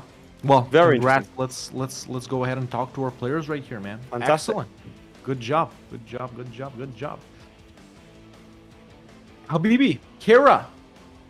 Habibi, Kira, once again. Oh, now they're both in. Habibi, Kira, for the third time, welcome. We can confirm that Habibi has taken this away with 84,000 casualties, whereas Kira Nice. was at 74,000. Congratulations to Habibi. Excellent showing by Kira as well. I mean, it was Well inevitable when done. Habibi dove straight headfirst into my PC. You can see there's no light down there in the depths. I don't have any of that RGB stuff, and so Habibi is in the dark for the time being. Anyway, Habibi, how does it feel to get a win under your belt? Another one, I should say. That's great. I'm glad. Like he's absolutely shocked. Gobsmacked. We're glad you're so happy, Habibi. That's the student right there. How is he sneaking in? I'm just saying. Look, I'm just saying. Habibi won a challenge. Suddenly he's no longer reachable. Could this be Florry at work? Let's ask That the definitely question. is Flurry of work. You know? That definitely Is it dark Flurry of because he's work. in my PC or is it dark because he's been killed? We don't know as of right now. All we do know is that I'm now out of frame. Habibi, how are you doing, buddy? Habibi, you seem to have changed race since the last time we've seen you. How did you feel about that challenge? Salam alaikum, brother. Alaikum assalam. How did you feel about that challenge? How do you think you did? I feel really good about that challenge. Wait, Habibi, Zlewikk. get out of here, Midge. Habibi, Oh, there he is. I forgot I had push to talk. I was saying Yes. stuff, but yeah, dude, There I'm we have stuck it. in the void. Can you please help me out? Can you restart your PC, Laith? I think that's yeah, the problem. after this I don't know what you're doing. I'm sorry, man. Actually, it turns out Red Hawk was better for me. He could have handled the better. I did more years with Red Hawk, but that being said, I think Florryworry would have done better. So I need to do better next time. That's all I'm gonna say. Fair enough.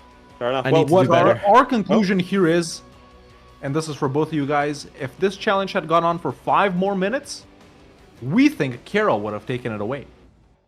Due to the Okay. amount of losses that she managed to start racking up very rapidly at the end. So this is a question for you, Habibi. Do you think you were too careful right at the end? Do you think you ended up with a too stable nation, too much manpower and stuff like that? I think I needed to scuttle so Ming lands directly on me, because that's why I declared war on Korea, so Ming lands directly and we take Yeah. big battles. I even took like 30 mercs so I could get like big casualty battles, you know, run in with no general. I also, another thing, maybe not do the war with Ming and just provoke all my rebels, because rebels do count towards the casualties. That's true. That's true. That's what I did. There you Yeah, have I mean, it. Kara, like I said, you at one point you're about 25k ish difference, and you started to catch up Yeah. rapidly towards the end. I think if you'd sort of kicked it up into another gear in the final 5, you might have been able to take it, or if it was 5 minutes longer. Another narrow loss for you, to be honest. I mean, you've had a good victory and then 2 narrow losses. You still have 2 The points. skill is there. The skill Really, is there, and you Thank have 2 more weeks left to prove it. How do you feel Oh, yeah. going into these final couple weeks? I'm gonna have to prove it in these last couple of weeks. I'm gonna have to make my points back. I have to start Absolutely. racking up wins. Play some crazy strategies. Pulling over Nice. Flurry. Brilliant. Well, thank you both very much for participating this week. We will see you both next week. Next week. Thank you. GG, guys. Thanks for hosting. Bye-bye. GG. See ya. There we go. There you have it, ladies and gentlemen. I am small now. You feel deflated. That's why. It's as simple as that. I am small for some reason. But there you have it. Duel 2 done, ladies and gentlemen. Duel 3 starting up very, very soon. My favorite one of the day, due to the region we're playing in, due to what the challenge entails. I think it's going to be very, very sweet. Or very, very spicy, as I like to say. Who wants to know the challenge before we go to our second quiz, EU4 Trivia? Who wants to know the challenge? Let's see some me's or eyes or hawk yapping emotes over in the chats on Twitch and on YouTube.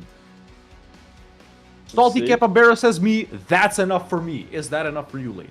You know what? I've always rated the man. He is, as you can see by the icon next to him, a Twitch subscriber, which means he's going to see Very us important. in the His vote counts times 100. This isn't a monarchy, folks. This is a plutocracy. Hell yeah. Or an oligarchy. Or whatever. Plutocracy. Yeah, We're an close enough. oligarchy. Anyway, let's show the challenge. Let's do it. There it is. I remember that from Assassin's Creed. Starting as an Italian nation, have as many buildings in Italy as possible. Now, this is worded a little wrongly right here. I'm going to correct it right now. It's as an Italian nation. As an Italian nation, and Savoy is one too, have as many buildings in Italy as possible. That You don't is have the to challenge technically right there. start as an Italian nation. You can be one and then form Italy if you culture shift, right? Is that what you're trying to say? We 'Cause I don't agreed think that's the that case. you start in Italy. We agreed Yeah, that so- you start in Italy. Starting is, yeah, so where's the mistake? Well, when it says starting as, it implies that you don't have to finish as. Okay. So let's fair. just say yeah, as an okay. Italian. As an Italian nation throughout. Yeah, okay. Yeah. Sure. I So wasn't it's thinking pretty about much everyone you can see on that little thumbnail right there, chat, including Savoy, even though their capital is out of Italy. It's right there. And we are There going it by is. the Italian region, to be clear. We were going by the Italian region. That's right. Trent doesn't count, and neither do those Italian culture provinces in Dalmatia. So, I think this is going to be very fun. Tough region to expand in. Half HRE, half non-HRE. You got the Pope. You got the big boys down in the south. Aragon, Venice, huge. Savoy, strong. And it's And going to be buildings. said that You leaving only them get alone them so at they Adam can and build Phil. their own. We're counting all, to be clear, we are counting all buildings. You don't have to own the province either. It's all buildings in Italy. So if Naples has a great game, good job, Think Naples. about that. Think about that. Right, But well, with all that said, ladies and gentlemen, you go for it. No, you go for it. I think we can take it away to our second quiz of the day, the Gauntlet.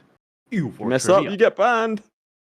Ladies and gentlemen, for the second time today, welcome to the Gauntlet! So, this is our second quiz of the day, ladies and gentlemen, and this is Europa Universalis for trivia. Some of you did very well on the first quiz, guessed that country, others got banned, but it's time to play along again because most of you will have been unbanned. Obviously, you can play along by typing 1, 2, 3, or 4 in the chat, depending on what you think the correct answer is, and you will have 30 seconds to get your answers in. So, without further ado, let's move on to question 1. And question 1 is, which of these countries does not have a province sieged down by rebels? Is it option 1, Mewar, option 2, Ethiopia, option 3, the Rasids, or option 4, Malwa? And there we go, the time has started. So, I don't know, man, all of these nations, I think I have played all of these guys, and just, you know, imagining the map of EU4 off the top of my head right here,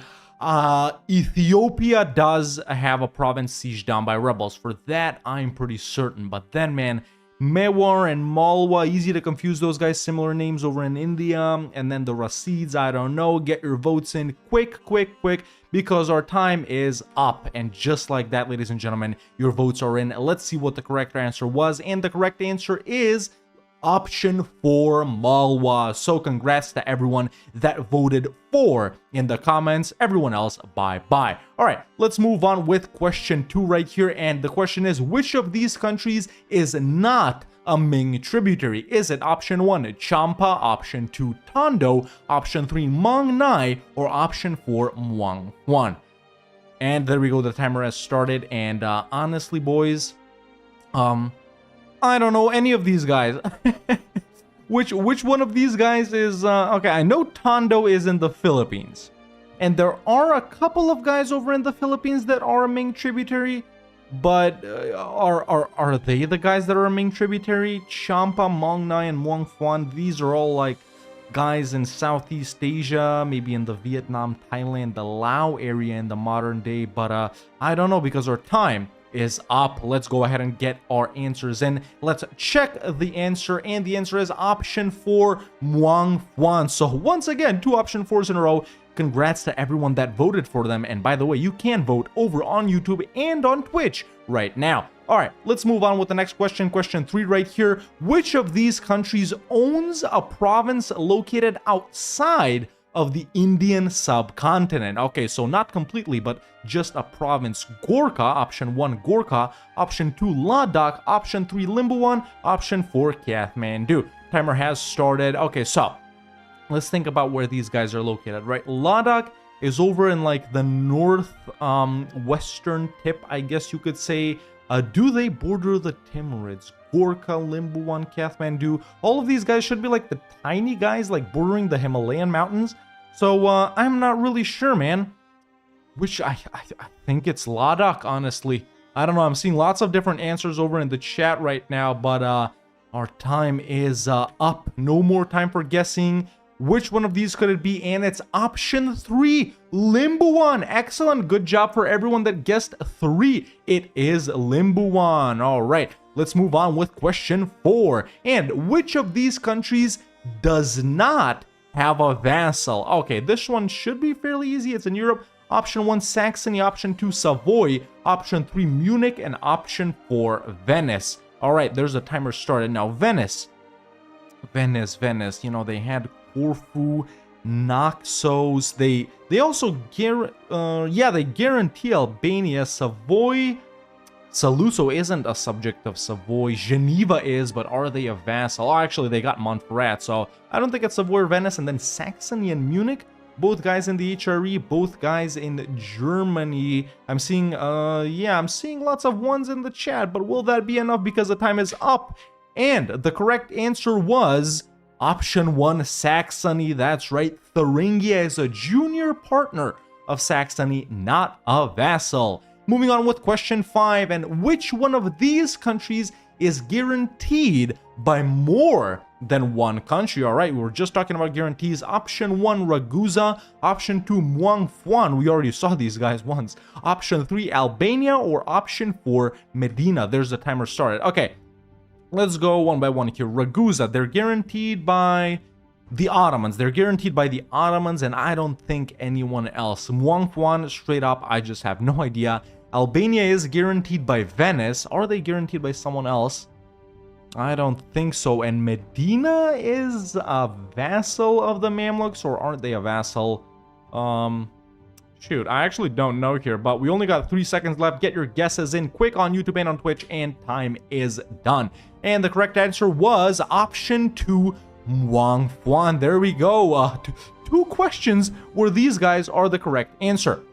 Let's move on to question 6. The question is, in which of these trade nodes, aside from Alexandria, do the Mamluks own a province in? Is it option 1, Basra, option 2, Aleppo, option 3, Gulf of Aden, or option 4, Ethiopia? Timer starts now. So Basra, that's like a portion of the Arabian Peninsula and sort of that Iraq area right there. So they may own a province there. Aleppo, Syria owns provinces in Aleppo, so does Fadl.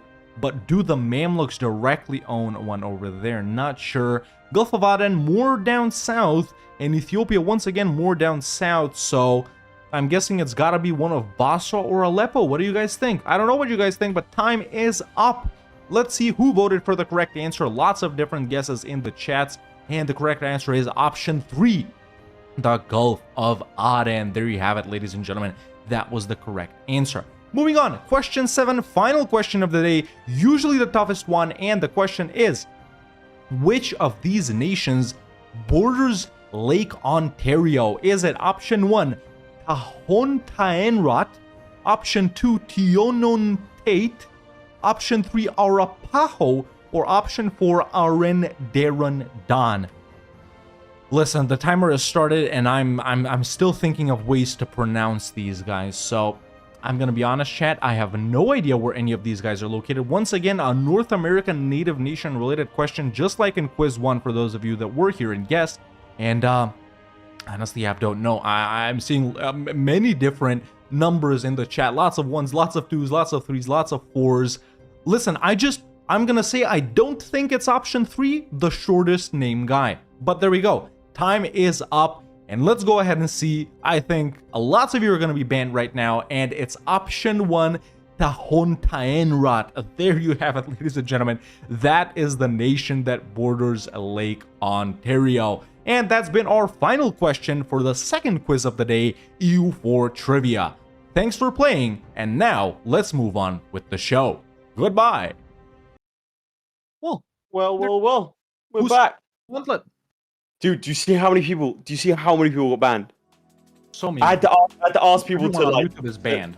dude, I had to half it to 5 minutes instead of 10 because the amount of people that are just getting destroyed. Like, yeah, rough. That was nice. That was Very nice. rough. Though. I enjoy it. I enjoy seeing. Hey, of people course. succeed. Yeah, there you have it. So, with the second gauntlet out of the way, chat, it's time to move on to our final challenge of the day. I remember that from Assassin's Creed. As an Italian nation, have as many buildings in Italy as possible, not only in your own provinces. So if you have vassals in Italy, those count. And even if you have unconquered provinces in Italy, whoever else owns them, They might say. yeah, those count too. Those count too. You know, you don't conquer Sardinia from Aragon. They built a fort there. It counts. That's what's up. And yeah, what do you think about this challenge? What do you think is going to be the challenging part of this challenge, Lee? Well, I think it's balancing conquering versus investing, right? So obviously, the more money that you have, the more buildings you can build, but also the like, there's only so many building slots, you know what I mean? And so many buildings you can build. So you need to both when you can simultaneously. unlock. Exactly, you need to both simultaneously prioritize deving, building, and tech at the same time as conquering provinces from other Italian nations, such that you can, you know, build for them. And you got to balance, okay, which nations are going to build for themselves versus you conquering them and building. Like, there's a lot of different tiny strategies. I mean, leaving a nation like Siena alone, they might build, they might not. Yeah, that's true. So, you know, we'll just have to see. But do you want to take us through our participants for today? Yeah. Let's meet who's actually competing in the final challenge of the day. Let's see the first competitor. Zlewikk had a tricky challenge last week, having to fight a stubborn Ottomans. Despite this setback, he kept it together to secure a win in the final 10 seconds. Let's see if this Polish paragon can take another step towards the title. Give it up for Big Z! There he is. Hello, Big there Z he is, himself. Big man himself. How are you doing? I'm a bit stressed because, you know, I had half an hour and I thought about like 123 different strategies. So I'm not sure which one is the best. Have you settled on one, or are you still deciding? I have to choose one, but I'm not sure if it's the best one because of all of the other ideas. Well, it never is. It never is, really, you know. So, I mean, yeah. I was just gonna say you have. Go for it. Take it away. I forgot what I was gonna say. I was gonna say, so you did manage to get a win, eke out a win last week against Cara. Obviously, that's your first 2 points. Momentum's behind you. How are you feeling about that? Do you think you can carry it through today? Are you expecting a win today, or are you feeling a bit more shaky? I think all of the matches I have left, like all of the matches this season are gonna be super close. So I'm just gonna, I think I'm gonna try Habibi's strategy. So I'm just gonna imagine I'm playing against Flurry and hoping just to do my best, and that is gonna be enough for the student that also pulled some crazy strategies last week. Yeah, This is very true. for sure. Are you comfortable revealing what nation you picked? I don't know, I'm not gonna say that. Fair enough. He never likes to say. Yeah. Hawk, any other questions for our guy here? Yeah, so assuming I would say most players have quite a lot of experience playing in Italy, what's your experience playing in Italy? Have you played there heavily? Yeah, I love playing in Italy. The issue is we just have like 20-25 years, so we not play much. Plus, there's one nation there that just got a whole new mission tree I never tested. Is this the time to test it? Which one? Is that this the might be. time? We'll see. Well, also, Zlewikk, could you do me a favor, because I can't seem to connect to your game. Do you mind re-hosting for me, and then we'll get ourselves in, and then we'll crack on. What error did you get? Maybe because I had to type the ID manually. I'm Yeah, not I too thought I was now. connecting to Zlewikk's game. It's permanently. You've collected this, Zlewikk. Are you in? No, I'm not in. I can't get in either. Okay, it just says connecting permanently. Yeah, So- for me it said game not found. All right, Let's it's clear probably- this it's up right probably- now. Who am I? I think Am I doing the I've student? shared the wrong ID. Let me reshare it and you can try Sure. again. Excellent. All right, well, we'll let you crack on with that, and Hawk, you'll be spectating Zlewikk. I'll be spectating you? Yes, you will. Okay. All right. okay. Oh no. Thank you Stay your arms, Zlewikk. You want to switch it up this time? No. Push it up, quick. Don't we switch it, just- don't switch it. Yeah. I was just joking. Zlewikk, you pick. Who do you want to? Who do Yeah, you you want to pick. You pick. Well, You- keep it as it was supposed to be, Red Hawk. All right, Hawk, you're up. There we go. You're hosting Big Z.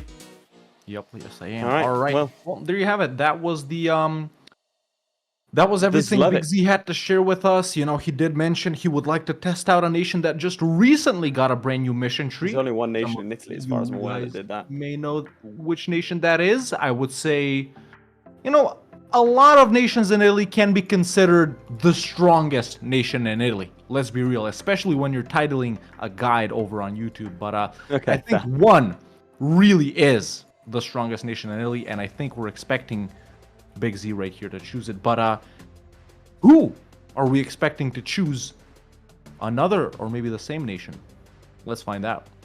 The student secured some vital points last week, putting up an insane income from gold through clever use of game mechanics. Will we finally see the player we've been getting hints at as he takes on his toughest opponent yet? Let's hear it for the student! Welcome, the student. How are you doing, my friend? Yeah, I mean, Yeah? Just, yeah? You just Feel alright? Yeah? Did Is he- we perhaps lose the connection? Mr. Student? Mr. Student, do we hear each other? I mean, he's in the E4 game. And he's in the Maybe- chat. I reckon it's a push to talk thing again, because we heard him briefly. Yeah, maybe he... Bro, we got one participant not wanting to talk to us, the other one we can't Hello, connect can to. you- Oh, there we go. Hello. We hear him. There we go. oh, there it is. Yeah, sorry, I was muted on the VOD stream that I was doing. But anyways, A classic blunder. yeah, I was.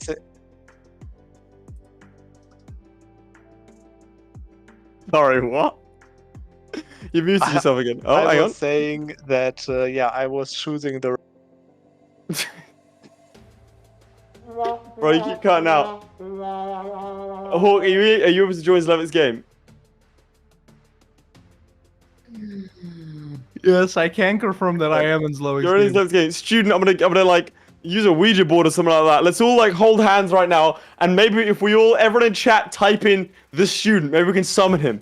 We can Spam summon him in student. chat. We can do Let's just, you know, hold out your hands right now at home.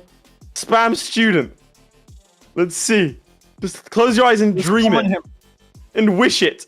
Student. This Student. can't be good for shadowing. Student. Hello. Yes, it worked. It worked, chat. Hello, can we? Student, how you doing today? Quick. Quick, let's go Hello, quick, rapid fire, finally one word there. answers. How are you feeling? Very nice. I think I've got this. Great, I'm glad to see it. You happy with the challenge? It's a very interesting one. Yes, Fantastic. Who are you playing as? Venice. That's the only obvious choice. Brilliant choice. Right, let's get started. Get into the game. Like get cracking, and we'll tell you in chat when to actually start. Okay? Okay. Brilliant. Thank you very much. Just There saying. you have it, ladies and gentlemen. A tough conversation. You know, he was actually speaking German right there. Thanks to our advanced translating technology that we got from Habibi for Parabellum, we were able to understand him. That's why we got all of those connection issues. Our real-time translator, it's still a work in progress right now. Habibi has his people on it. But yeah, the student choosing Venice, Zlewikk hinting that he might choose Venice. I'm not going to reveal anything yet. It's not. And, it's not chat, you know. Do you really think Venice is the real pick right here? Yes, Because Absolutely. republics, because the Republic, money. I mean, you've got better missions. amount of provinces. Armies are better. I mean, the only concern you have is the Ottomans, maybe. But other than that, you know, I reckon let's just let him crack on. I think we just All right. go. Yeah. Starting in 3, 2, 1. Let's go. And boom, there we have it, ladies and gentlemen. Our players have been told to get going right here, as we have confirmation that really are the reason our players is lagging isn't me. It's the big Flurry deep grand strategy conspiracy. So let's see what Zlewikk can do today. Most importantly, the nations you can choose to start as for this challenge. Let me go through them right here. So it's pretty much everyone that has their capital over in the region of Italy. So it's literally all of these guys right here, along with Savoy, because let's face it, they are an Italian nation, even though their capital is in Ciambari right here. And even though Ragusa is technically an Italian nation right here, they are Dalmatian cultured province. We decided to exclude them.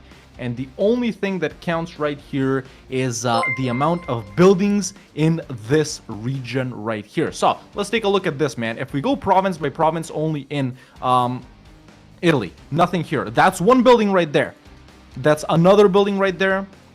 And Zlewikk up to 3 right now with the forts in only his provinces. But what else counts is all of these other buildings that exist over in Italy. Everything, all of these forts really right at the start. So pretty much it's only forts. Once you get to admin 4, you can do there's a great question coming in from Adrian Knight. Thanks for the $5 here. Saying, do levels of buildings count? There is a mission to upgrade forts. And also, do we consider doing modded EU4 tournaments? Let's answer the first part first. Yeah. So your thoughts? This is your idea. No, they don't. They don't. So you're probably referring to the Milan mission right here that lets you upgrade them to like level 4 forts, or maybe some other missions that upgrade churches or workshops for certain other missions here. They do not count. They do not. And count. What about wonders? Like great. Now, project. what did we agree with on wonders? Me and you did have. See, you and I had a discussion, but we didn't tell our players, which I feel like is a bit of an issue. Because we said originally that a great project would be. I've just heard that the Dutch have scored, and so my mood is ruined. But I'm a professional. I will cry else like at a different time. We did say that wonders would count as 1 point, 2 points, and then 4 points respectively for each level. I reckon. Let's just say it's 1 point for each level of wonder. Yeah. I think we keep it simple. I'm gonna tell the players. Yeah, you can actually go ahead and jump in and tell our players that. So this is 1 extra point. If he gets it to 2, that's 2 extra points. If he gets it to 3, that's 3 extra points. So since both of our players already start off as Venice, they already have 2 extra points from the Doge's Palace and from the Venetian Arsenal. That should play along nicely. If they manage to build out their max buildings, they can, use that extra money to upgrade the monuments. For example, if they conquer or find some unbuilt ones, they can go ahead and build them up, chat. It's really as simple as that. So yeah, we're in Big Z's game right now. Disaster already ticking. Obviously, plutocratic coup, very, very expected. And yeah, tough situation with the estates right here. Maybe we can move on to maybe we can go to the student and see what's going on. Again, it's a similar start. It started a little bit later because he was trying to fix his audio. That's kind of a big part of this. Yeah, I think he's starting to build up galleys, perhaps to grab a couple of missions. I mean, Hawk, let's say you're playing as Venice. What do you do here? Yeah. How do you start? I just start. Listen, Venice is a little tough here because they're not in the HRE. First thing I do is spy on Naples. As soon as Aragon lets them go, boom, I hit them. It's really as simple as that. Ooh, get as many provinces. You can put churches down in all of those guys. So it's an alliance over here. Yeah. And with the right things from the clergy, let's see, democratic reputation, he could join the HRE. What do you think about that? Joining the HRE is definitely a valid strategy. In that case, you would hit the northern guys first. And since we're really not going to be playing that far, you guys know how far our players get. 1460s, 1470s, 1480s if you're really pushing it. These guys only leave the HRE in 1461. So if you're not rival to Austria, it really might be the play. Kind of huge. But we do see immediately a declaration against the Papal State, which means he's probably not trying to join the HRE. Yeah. And that's really not someone you want to fight right at the start. But hey, no. if you got the option, why not? I mean, that doesn't give him anything just... I guess that's 1 point right here. Mm-hmm. That's kind of, I guess, good. But other than that... there's the St. Peter's Basilica, which starts off unbuilt. It's unbuilt, that's the thing. I mean, you just drop 1,000 on there. Both our players do have 2 points here. They have 3 points, 4 points, and 5 points. I mean, they all have the shipyard. There you go. Yeah. So there's that. So Laith Hawk, the number of buildings counts for the provinces outside of Italy. No, it doesn't. It's only the amount of buildings inside the Italy region. And we do see... I mean, this war shouldn't be too tricky. I mean, it's not fun necessarily, especially because of Skanderbeg. He's going to be coming down. But yeah, one thing we have seen from the student is a sort of slower level of play than I think he's capable of. So I would quite like to see him speed up a bit, because I think getting to the higher or the later years is going to be important for example, these lot, because this is also another point. So to be clear, we're saying 5 points. They start with 5 points, but they start with a lot more because of all these buildings as well. That's another point here, another point there. So for example, if you were to conquer Milan, you would lose a point, not gain one. That's true. That's true. So it's all nations. Maybe the strat is to not conquer the provinces with built monuments. Oh like yeah, Milan, absolutely, for example. absolutely. Because you're just losing Florence. You're losing Santa Maria points for no del Fiore reason. is up to 2. Yeah, you're losing points right there for no reason. Yeah, you know. For sure.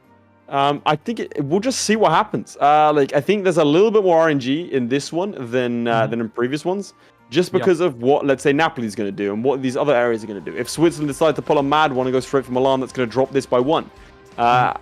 Yeah, so we'll see on all those fronts how they get on. Do you want to show off the Italy region? Yeah, so I already did that briefly while you were communicating something to our players, but if we go to the region map mode right here, everything in this little pink region right here, which is Italy, counts, man. Most importantly, Malta also counts, which does start off with the Malta forts at tier 1. So that's pretty relevant right there. Aragonese provinces, if Aragon gets rich, they might build something.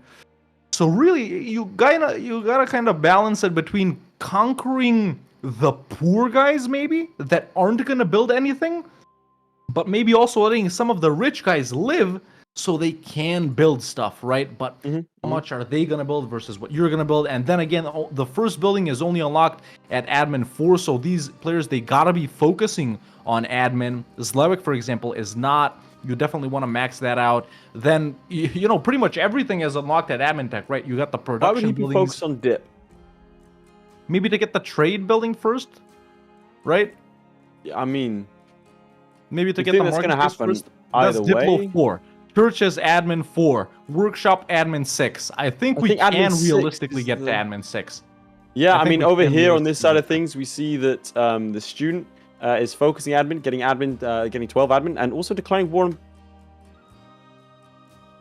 Okay, Venetian humiliation. I thought he was going for conquest. Okay, looks like show strength.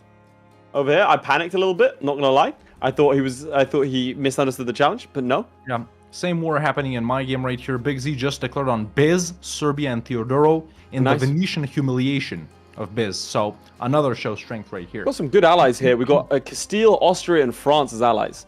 That's very, very good. I would say joining the HRE should have been the priority for the student. I think that's kind of a large mistake.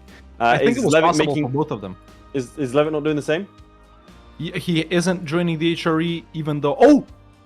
Apologies, ladies and gentlemen. If we flipped as Zlewick's game, he has joined the Well HRE. played. That's going to be We huge, just I think. didn't notice it. That But enables yeah, him to he take is all allied the to Northern Poland, Austria, and Castile. Once again, strong alliances here too. Yeah, I think that's kind of really, really important there. Frankly. Yeah. I've just heard that England's got a penalty. Go see that. Go see that. I'll take it away. Go watch it.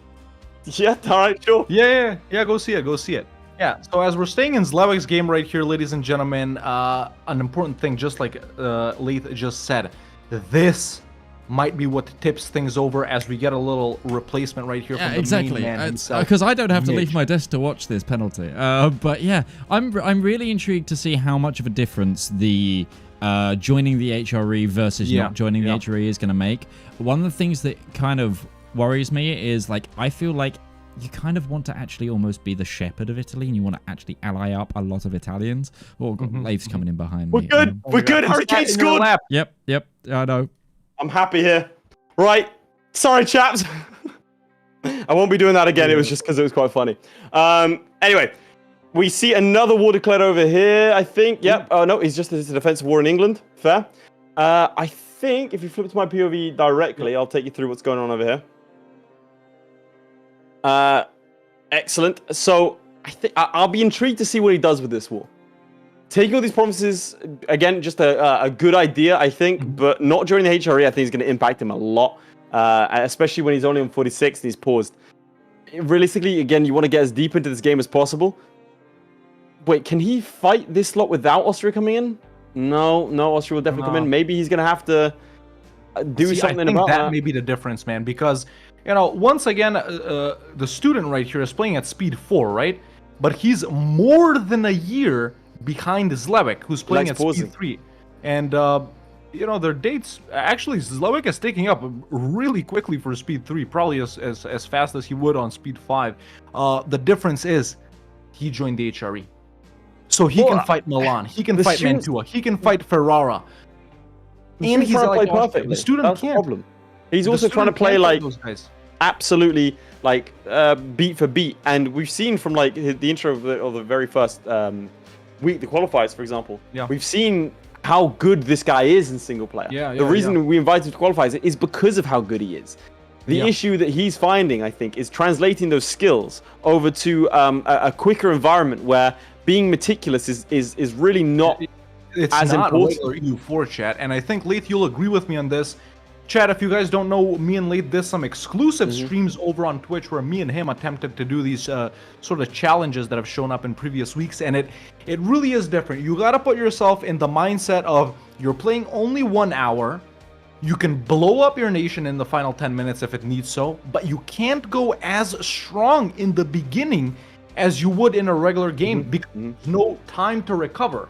So, if you're doing a regular game of EU4 like this, and then you sort of stabilize a bit, and then like this, really a game in Parabellum, you gotta do like this. Like a gradual increase instead of like that, So it's really tough to get yourself in that mindset of playing only 1 hour. This is the only thing I need to do. Not a regular game of EU4. I'm not deving. I'm not doing these buildings. Merchants, doesn't really matter where I put them or what they do sometimes. So it's definitely not regular EU4 chat. It's definitely not regular EU4. The student has currently got some of the fastest speeds, which is surprising. Like he's ticking very, very fast, but he's also a year behind. I think I'm seeing slightly slow play from him. Oh, we do see a piece here with one nation. I'm not sure who that was. We'll have to see. But I think it might have been Portugal. But yeah, I'm not too sure what the strategy is here for him and where he's going to be going. Like we'll have to see. Also, Midge, if I don't mind asking, you might need to replace the pinned comment on Twitch because that's currently the last challenge. And let's do another little poll right here, chat. We didn't do it this time, so very interestingly, in all of the 3 challenges today that we've had, all of our players have chosen the same nation, even though it wasn't really that limited, right? No. I guess maybe some of these were like the obvious choices or whatever, or actually no, in the first one it was there was Morocco and Tunisia. Yeah. So in 2 of these challenges, even though they didn't have to pick the same nation, they did. But what I was getting at is, these guys that are playing, you sort of know their strategies, both of them going as Venice, the challenge, who's gonna take it away? Let's see some 1s in the chat for Big Z and some 2s in the chat for the student. Both of them at level points right now, I think. Correct me if I'm wrong. Both of them at 2 points. They are at 2 points each. So this is a very, very important game because we're going to start to see the stratification of the players, of the participants. So we're going to have 6 points for Florry at the top. Then we're going to have 4 points for whoever wins this, 4 points for Habibi, 2-2-0. So that's when we're going to start to see these kinds of things, like I said, stratified, which is going to be very, very important going into these final 2 weeks after this, because the winner of the season is decided by a grand final between players number 1 and number 2. If you get invited back, it depends if you win your 3rd place placement match. So if you are 3rd or 4th, you play in that match. The loser gets eliminated from the tournament, as does number 5 and 6. They have to re-qualify next time around. We'll see how that goes. We will see how that goes. Yeah. Why don't we check in on our players directly right here, either the student or Big Z. Doesn't really matter. Let's look at some direct gameplay. Actually, I don't think we have direct gameplay of the student, if I'm not mistaken. We do have direct gameplay of the student. I will say that he didn't do anything to the Papal State. He did not take land. So maybe he is gonna try. If you flip to my POV, maybe he is gonna try and join the HRE, but he's not doing anything with his diplomats. But he still could. Yeah, he still could join the HRE. It's possible, huh? Like very easily as well. He can get another 70 relations. Like he could do this like pretty lickety split. it would be fine. But we're not seeing that here. I'm wondering what he's doing. Maybe he's trying to grind out tech. Maybe he just doesn't want to be expansionist. Look. Has started constructing buildings, ladies and gentlemen. I can confirm that. He has just put down a marketplace. 2 more marketplaces close to finished building right here. You can't really see him because the camera is covering that up. But there we go. Zlewikk has already put down 3 marketplaces in his nation. So moving those numbers up. Now, is there a way to see number of buildings right here in the ledger somewhere is what I'm going to look through while maybe you can take us away to... Sure, flip to my POV. I think, like I said, I'm not too sure what the strategy is here. We have seen he's run out of manpower, but these pauses are. Can we flip to him directly? I want to see his sort of like his APM, what he's looking at right now, because he's just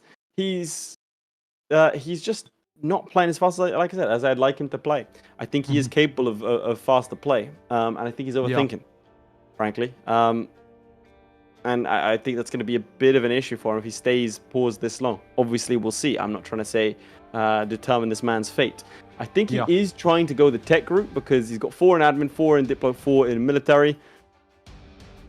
So we'll see. Flip to his POV directly in what was voted the worst map mode of the ones we've seen. Yeah, see what I mean? No, he's just chilling. It's not worse than Habibi's. It's not worse than Habibi's. It looks like he's going in against Naples. Why would he be building a spy network? Is Naples independent? It's still not independent in Zlewikk's game. Also, he can't, over on this side of things, it isn't independent. It is not independent. So he could get a claim right now. Power projection's at 100. Power projection was from the Papal State War, I've been told. I'm not sure what the strat is. Yeah, I guess we'll see. But Zlewikk wraps up his show strength on Byzantium right here, as far as I can tell. 15-year truce, obviously. He has gotten admin 4 as well as dip 4, so that unlocks churches and marketplaces for him. Money, never a problem as Venice, let's be real. And he just got excommunicated. Now, he should be able to buy his way out of that. 248 ducats. Honestly, I'd take out a loan for that and just buy indulgence immediately. Just so we can get out of being that. You don't really want to have bad relations with the Pope at this stage of the game. That's why I found those wars versus the Pope a little strange. Dude, but, I think they are, both of them are maybe planning on playing tour. And as I say that, if you flip to my POV, I think this is what he was waiting for. Very well timed, actually. Yeah, look. Ah, perfect. War against Naples. I think he was waiting for him to go independent. I think that's what he was sort of sitting there looking at and wanted to declare war immediately. That's good timing, yeah? Speaking of Naples, man, the strangest thing happened in Zlewikk's game. So he has started spying on Naples, but a little bit late because Aragon let Naples go, but they've allied them. I've never seen that. I've never seen that. Honestly, same. No, what's the luck on that? Challenge for some people. That'd be what's that'd be the great. luck on that? That's I don't know. No, that's pretty bad. But yeah, starting the construction of churches as well. Let's do a little count specifically in the provinces that our players own right here. So I'm gonna count this unbuilt church as 1 because it's gonna get built. Let's be real. So 1, 2, 3, 4, 5, 6, 7, 8, 9, 10, 11, 12. Yeah, 12 buildings currently, including the great projects at the respective level. That's kind of insane. Yeah, that's kind of nutty for just 20 minutes. We have 1. Oh, I think I excommunicated. We have 1 over here. We have 2, 3, 4, 5. That's it? Just 5? As far as I can tell. No marketplaces or churches? Nope, he's not built anything. Huh. Is he able to? He is able to. Yeah, no, he's ahead of Zlewikk in terms of tech. He's actually most of the way to the next ideas. To 5, huh? Yeah, How many show strengths did he do? He did 1 against Byzantium and then 1 against humiliation against the Papal State. So maybe he's going for Splendor. I don't know, but the issue is if he's playing this longer game, he needs to be unpausing. Again, this war against Naples should be very, very trivial, and we'll see a large amount of promises there. I don't think he's planning on joining the HRE. Zlewikk at speed 3 is faster than the student at speed 4. What's the year in your game? It's May 1451 in Zlewikk's game. Okay, so they're a year apart. Lady Saffron, another hopeful that narrowly this student eliminated. Who won the first 2 games? Florry defeated Quarbit quite soundly, and Zlewikk, sorry, not Zlewikk, Habibi managed to beat Cara, but if it went on 5 minutes longer, we reckon it probably would have been a lot closer. Narrowly. We genuinely think that she would have probably won that. I haven't played Venice since the new update. Same. I haven't played Venice in years. I think that's my next playthrough. I'll play Venice. Why not? Exclusive Laith YouTube channel knowledge right here, ladies and gentlemen. Sorry, I'm being threatened here. Kokoson's Laith PC doesn't manage to get the game faster. I'll have you know my PC is pretty beefy. It's pretty good. The issues are never on our end, chat. We can confirm that because we have little green and red lines right here. Well, we don't. Midge has. Looking at all of the connections between ourselves and the players and whatnot. And whenever someone is lagging, it has so far never been mine or Laith's fault. There you have it. Exactly. There you have it. A little exclusive. And I would go one further. I'm just saying. Do we think that this guy might be part of, Yeah, this guy might be. He might be part of the deep brand strategy. Like I'm just asking questions. I think this is good. This has got a very clean war on this front over here. Yeah. Look at that, 3 battles, really not that many troops lost. I think he's lost 4,000 troops for the entirety of Naples. Did not manage to get the Renaissance over here though. That's a bit of a shame for him. Happened in Siena. You're talking about the student, right? Because Zlewick's also just declared on Naples. Yeah. If you flip to my POV over here, he's only lost 4,000 troops and he's got 99% against Naples. He's already done there. Yeah, it was like phenomenally done. Look at that, like literally 4,000 troops dead, the entirety of Naples. I mean, at this point, you grab all the low-value lands, and you would get a tiny coalition. But I think you grab all those lands, and then I personally think you speed 5 it at that point. And burn off the aggressive expansion and wait until you can declare war on Milan. But these are Milan. I wouldn't fight Milan. No, you don't think you'd fight Milan? No, because you downgrade the Dome de Milan. I don't know. I wouldn't take Milan. I'm just saying you're gonna have to fight Milan either way. Over here, Ferrara is allied to Bohemia, Lucca, and Constance, guaranteed by Milan. Mantua is allied to Genoa and Bregenz, guaranteed by Milan. Whereas Milan themselves are only allied to Siena, Bregenz, and Provence. All right, we see a peace deal. He did take exactly that. He took Naples. Ooh. Planning to upgrade the Royal Paris of Caserta. Surely not. I don't know that wonders, the great projects are even. You don't think they're worth it? You don't think they're just left, better left alive? And But it wasn't. If they're already built, let's see. If they're already built, yeah, you don't touch them. This one is unbuilt, chat. Let's be clear. The one in Naples it starts is unbuilt at the start. No, the one you really don't want to touch is the one in Florence. Because that's a tier 2. That's a tier 2. It'll get knocked down. I mean, we're going to have to... Oh, look at that. Siena building a castle. Flip to my POV if you don't mind. This is actually kind of important. Very nice. Siena's building a castle, putting points to the board. Is anyone else building? I'm just going to see if we can see that anywhere here. Because Genoa sometimes might. Milan usually builds in their capital. Yeah, these guys should put down like churches and trade buildings. Oh, yeah. In my game, Savoy is building a church in Torino. That's something I can notice. Yeah, analyzing some of these other guys right here. Florence has built a church. So we'll flip to your POV. We'll see that. Yeah, if we go to my POV, Urbino has also put down a church. That's pretty relevant. Mantua also a church. So yeah, most of these guys are gonna do churches right at the start. The Malta forts actually start as one as well. Yeah, Malta forts. Someone in chat says, why pay 1k versus 10 buildings? Yeah, I touched on this earlier. That's sort of a last resort thing. Let's say, you can't unlock any further buildings. You have the money. You've built all of the buildings. Now you have more money. Why not just put them into the monument? I'll go one further. If you're in the final, like, let's say 3 minutes, you're not going to get anything done by just, like, speed 5ing if you're having internet issues, right? Yeah. What you can do, though, is sacrifice manpower to build a great project pretty much instantly. Yeah. So, like, there are ways sort of around it. So did Zlewikk declare war on Aragon? No, he's fighting Naples. Okay, but so he's still at war with Aragon, and it looks like he called because they're allied. Because they're allied. Lost to Aragon. Look, that's kind of rough. Oh yeah, where's their army? I wonder. They're in France. They're just retreating in the north of Italy right now. Oh yeah, there they are. They lost to the Aragonese. Maybe they're going all the way around. I know they lost. They retreated. Sometimes. They fully retreated. Oh, here's a battle. Here's a battle in Cosenza. Should be an easy win. Yeah, should be a dub. And there we go. Very nice. So it's going to be a tricky war. Of Naples to save money. Okay, nice. You know what it is. I mean, Zlewikk is. I would argue Zlewikk is the best that we have, including Florry, at tiny little tricks like that. Like the best at remembering them all.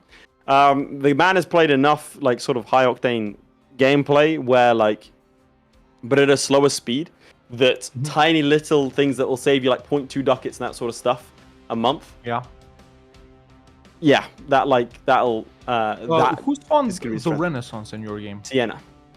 Siena, okay. Yeah. No luck from any of our guys here. It spawned Mantua in Zlewick's game. Interesting, okay. What's the deal with these challenges that are a pain to count? Listen, we like to torture ourselves by, in more than one way.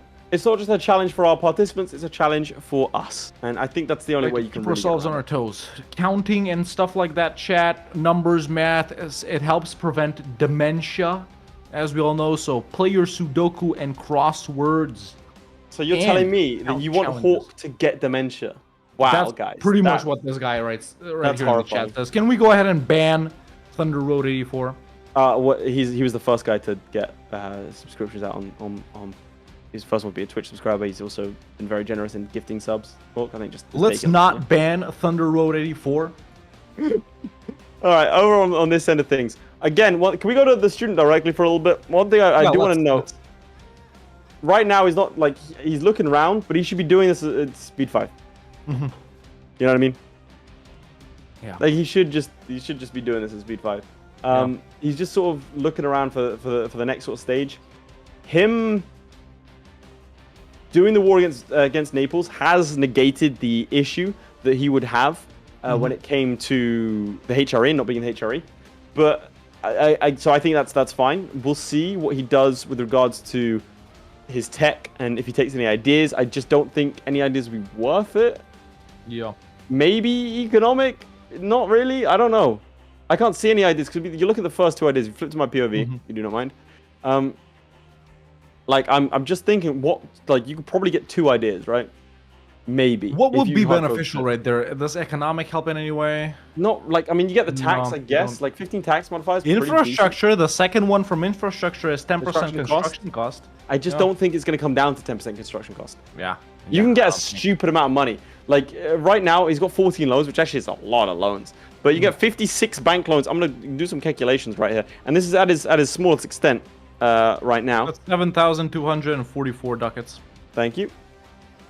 So, I think that's more. You're going to be limited by your time, which is why I like the fact that Zlewikk is building now. Like, as we start approaching the halfway mark, starting building now is a good idea just because they're going to take so long. Each one of these is going to take a year. Yeah. I just Zlewick's doing that continuously, right? He's fighting wars and he's building and stuff like that. I don't think this is not one where you'll have a mad rush. You know what I mean? Like you'll get this is a gradual one. You'll have a tick up in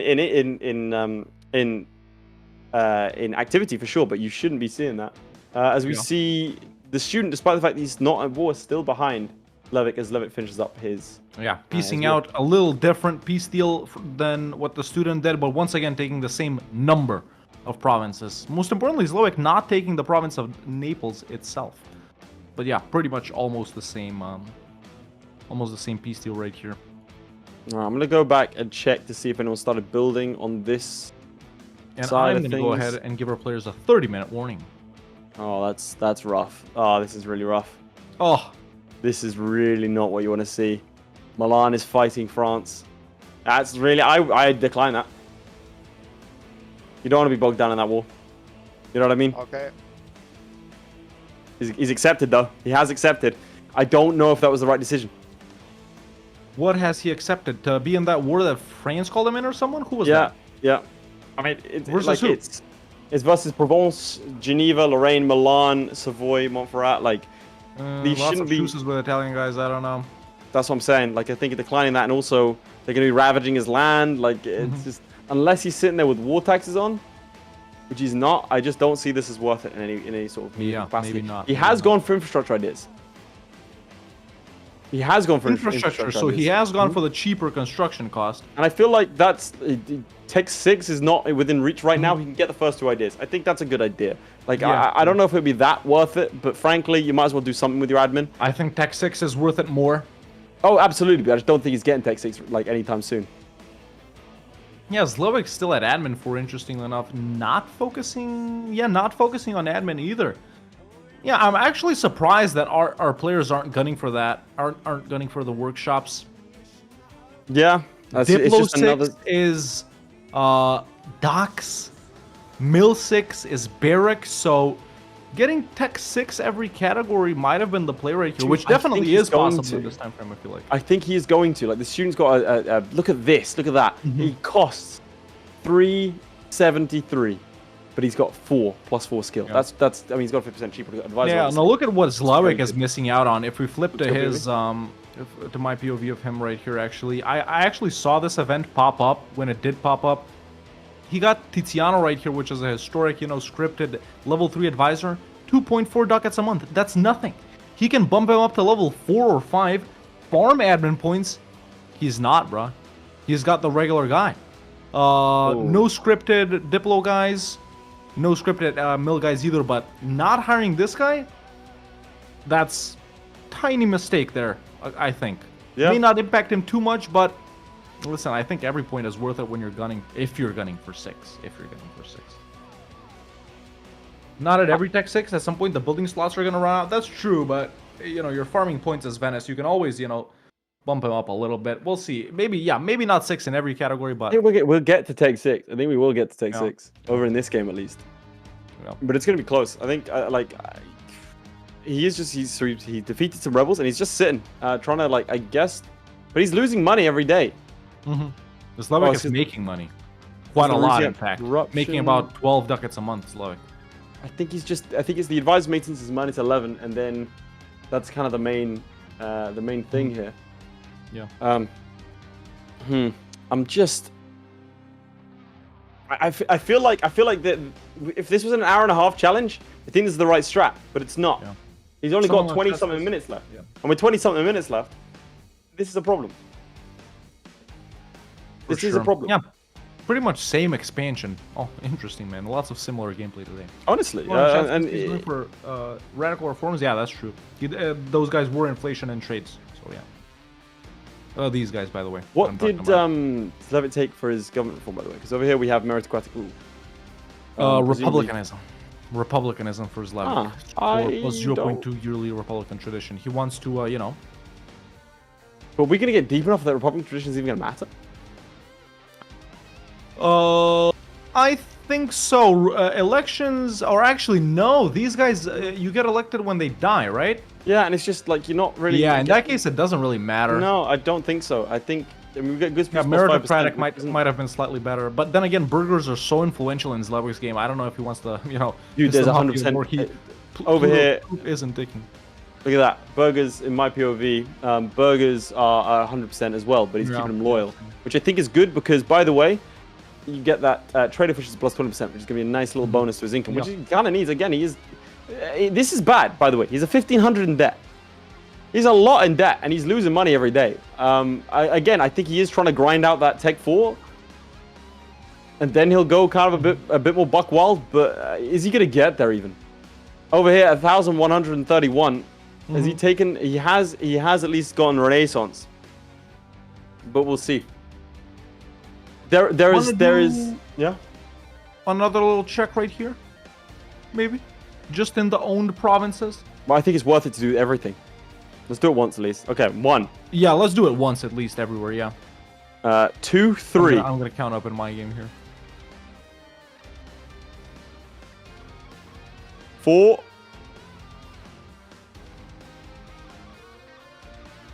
5.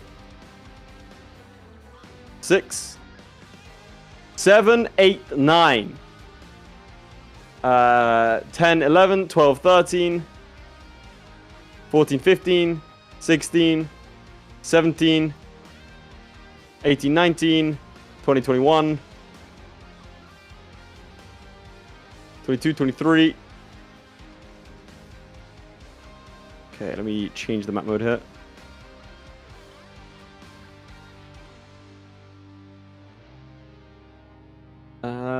24, 25, 26, 27, 28, 29, 30, 31, 32, 33, 34, 35. I think 35, chat. I think 35. In all of Italy? Yeah. For everyone? Yep. It's way different in my game already. What is it? Now, if we flip to my POV here, this is 52. Christ. And I've counted all of that. 52, 53. I'm counting the ones that are being built, by the way. 54, 55, 56, 57, 58, 59, 59 in Zlewikk's game. In the entirety of Italy. Is that like how much of that is Zlewikk? That's all of Italy. That's what we count. How much of that is Zlewikk, roughly? How much is he about doing? half, more than half, like 30, I would say. Yeah. Big developments by Zlewikk. Just look at Venice. 1, 2, 3, 4, 5, 6 just in Venice. Yeah, it's ridiculous. Right? Florence 2, 1, 2, 3, 4, 5 in Florence. So yeah. So in Florence we have 1, 2, 3, 4, 5 here as well. Yeah. I think the difference is just like if you're saying Zlewikk really built another, because he's got 1, 2, 3, 4, 5, 6, basically, himself. So that's where the difference is. The Laith's POV. Over here, if you flip to my POV, if you do not mind, Midge. Over here we have this province in Napoli, 1, 2, 3, and then 4, 5, 6. You know, so that's where the difference is, chat. So it's not really the AI. It is our them. players. It is them. Yeah. Finally starting to turn a profit over here. Only because of knowledge. Zlewikk making very good money still. That's a lot of loans. Let's see what he does with it. Oh yeah. He can't be starting his construction boom now, can he? 20 minutes in. I mean, I guess by now they've gotten a feel of how fast a year goes by. So, when would you start your like major construction boom? Well, it depends how you Like define major equity construction. max loans, everything, corruption, everything. And to be clear, we're also not including trade buildings. Trade company buildings. Ah, yeah, that's right. So I think that's kind of an important distinction to make. Yep. Okay, he's taken Tech 5. I don't think he gets his Tech 6. I think he was waiting for... Okay, let's do this. Expand infrastructure costs. Maybe he was expanding infrastructure. We're seeing a lot of... Look at that. Look at that. That's a lot of buildings now starting. Yeah. I think he's starting his construction. Yeah. So I think he's guess starting it. whereas Here we go. Zlewikk was building up gradually, chat, for the student, it's going to be like boom, boom, boom, a couple of times, many buildings at once. Like build I'm glad all he the started churches, now, though. they're built. Build all the marketplaces, they're built. Build everything else, you know? Oh, that's rough. We're going in succession war against France. Just decline it. Oh Just my decline god. it. Do it. Yeah, there he you go. has to Decline decline it. it. Just Yeah, you gotta not. You know what I mean? What kind of succession war? Who got PU'd there? Burgundy, bro. It's Burgundy. Oh, right. So it's just not. You just don't. That's just you, at this point in the game, especially with what he's trying to do. You don't want to be involved in that. Let's see how much of his. Okay, he's actually only losing 2 ducats a month. I think he got rid of his. No, his Vitus is still there. Man, okay. I think he's just stopped paying out his corruption. Like he's in a good place. I think he needs to start or continue what he's doing. Really. Yeah. Good city management. Let's look Nice. at my POV right here. Zlewikk, or actually his, it doesn't matter, declaring a very interesting war. So he's declared on Florence, who's allied to Ferrara and Milan alone. So this is a pretty major war in and of itself. But why? I can see why he'd fight Ferrara, right? Do you think he's run out of building slots in his lands? But, Can you check that for a second? Yeah, I can definitely check that. Marketplaces, he can still build. What's this, like 13 right here? Churches, he can still put down quite a lot of more. For 20 minutes, I'm gonna tell them he's got 20 minutes left, by the way. So those are the only buildings that they're doing right now. They can do coastal defenses as well. That's unlocked. Yeah, I don't know why he would do this. Like, if he gets Florence, this drops down, right? Or does it not work like that? This gets downgraded if he conquers Florence, right? Yes, it does. So why would he make it go down? Well, If he it's only conquers gets Florence, conquered. I don't think he would conquer Florence. Surely not. But he declared on Florence. Wait, is it not No, it's an excommunication war. So he can take like Arezzo for super cheap. But that's pretty much it. I don't know if I would declare on them just for Arezzo. Why not hit Bologna?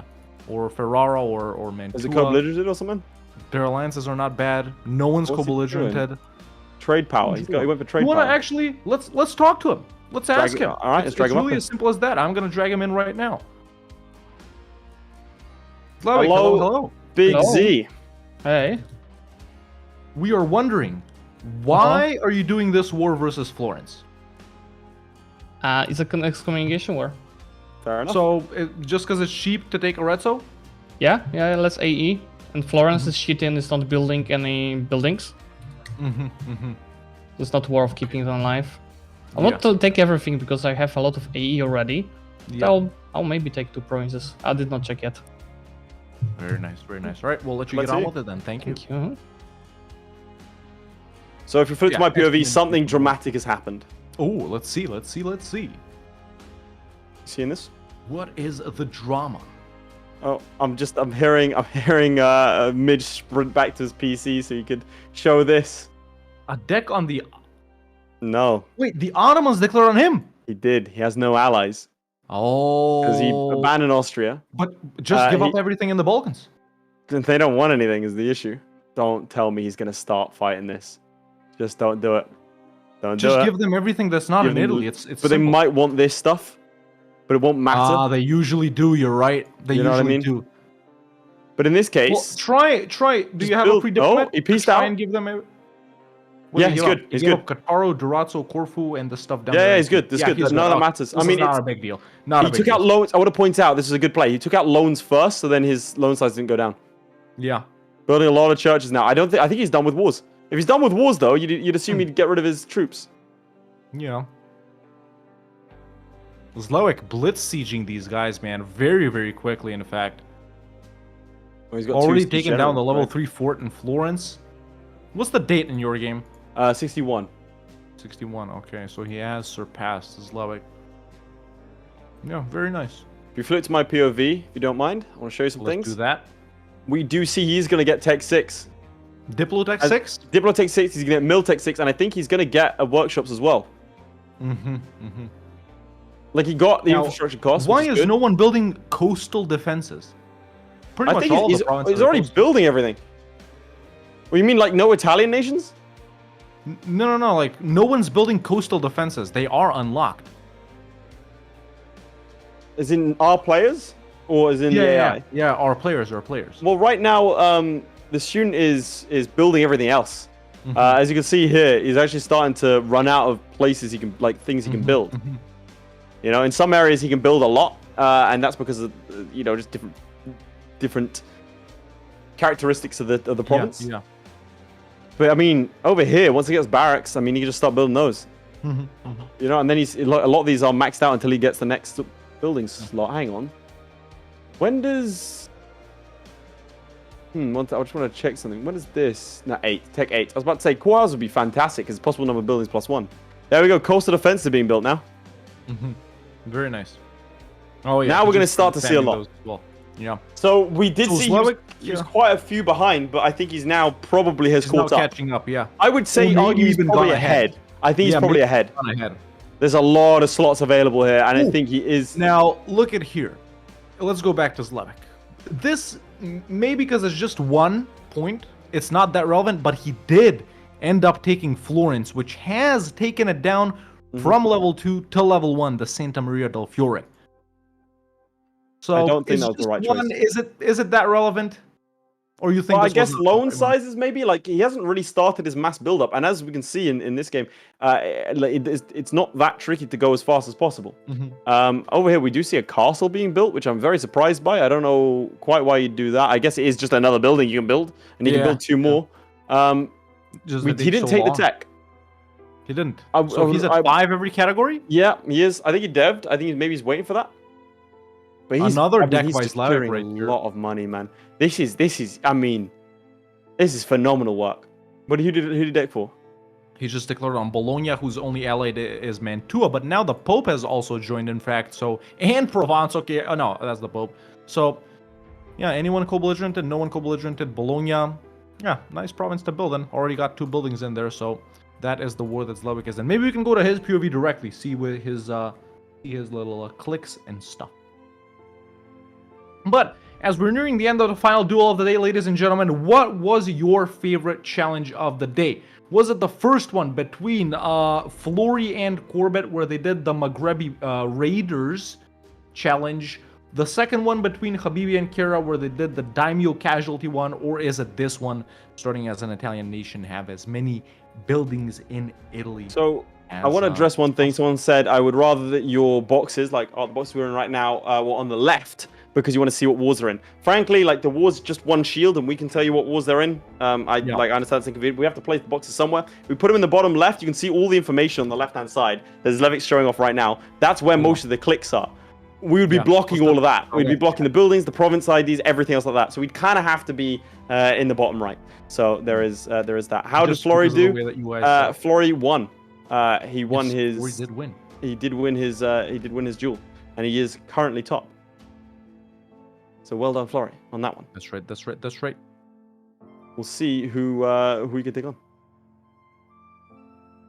So yeah, about 13 minutes left right here, chat. Nearing the end of the final duel. Our players are giving it their all. I can confirm Zlewikk is still continuing his same strategy of gradually building up buildings everywhere, instead of, taking out lots of loans, putting down 15 buildings. Taking down lots of loans, building 15 buildings. So, his situation is pretty good, man.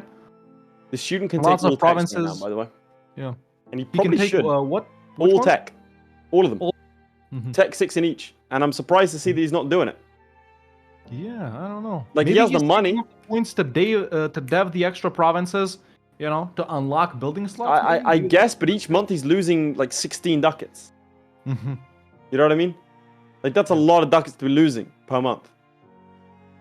It's kind of it's a tricky one for sure. And we will warn our participants when they have 10 minutes left. But it's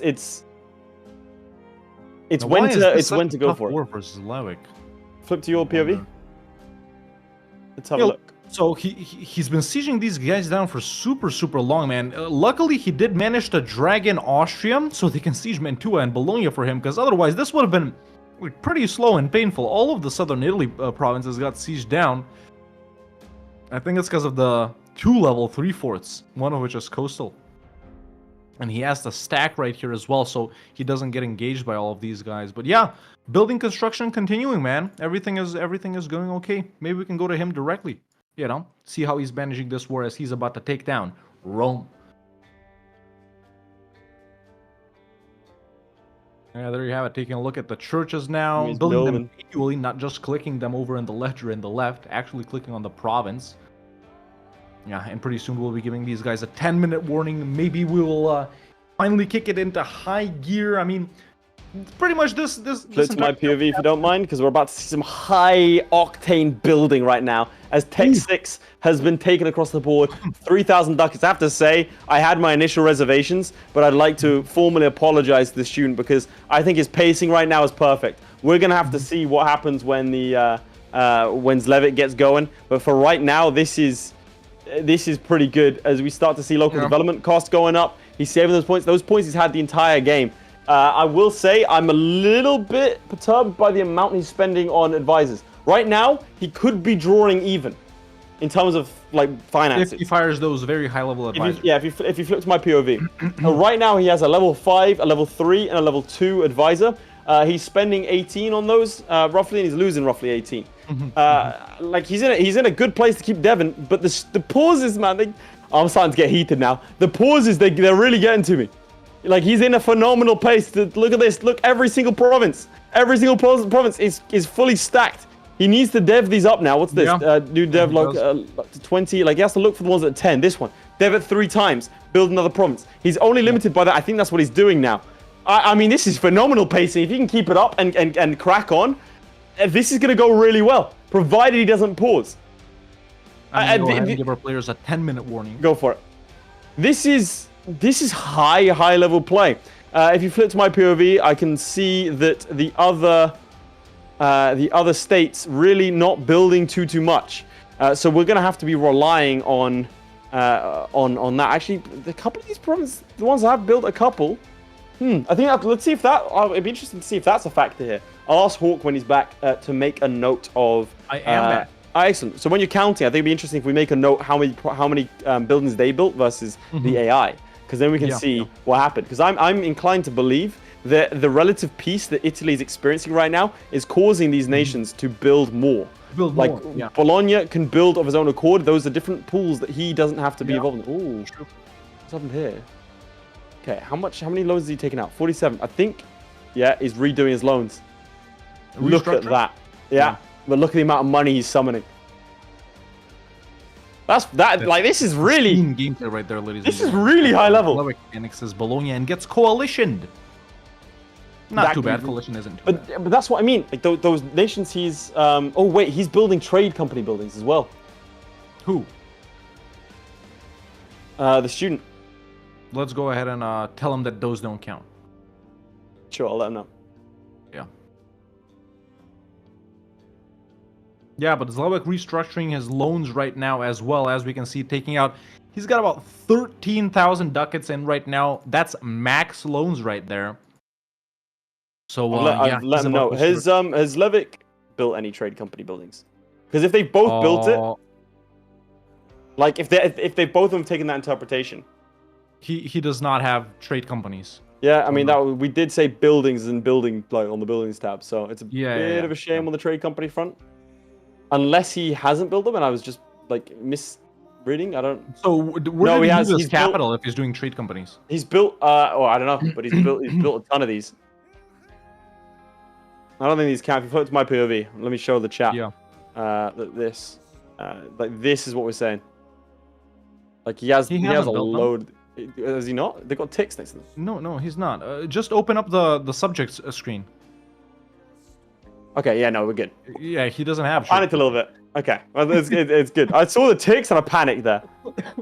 I really did panic. We can see that barracks and workshops are also being ground out here, as I think he's going to be deving the low. None of them would be in Italy anyway. How I won one of these challenges as Venice in my first, like, in the season when I was like when I played in a similar adjacent. When you were better, basically when you were younger. Basically, when I was younger, when I was fit and spry, the way I won was by shifting my capital over here and then building trade companies. So, yeah. So if we go to my POV of Zlewikk right here, man, we can see that he has started his final construction boom. Definitely. 13K, look at all of this right here, building coastal defenses, marketplaces, even forts. In the meantime, deving up provinces up to another level so he can fit more buildings in there.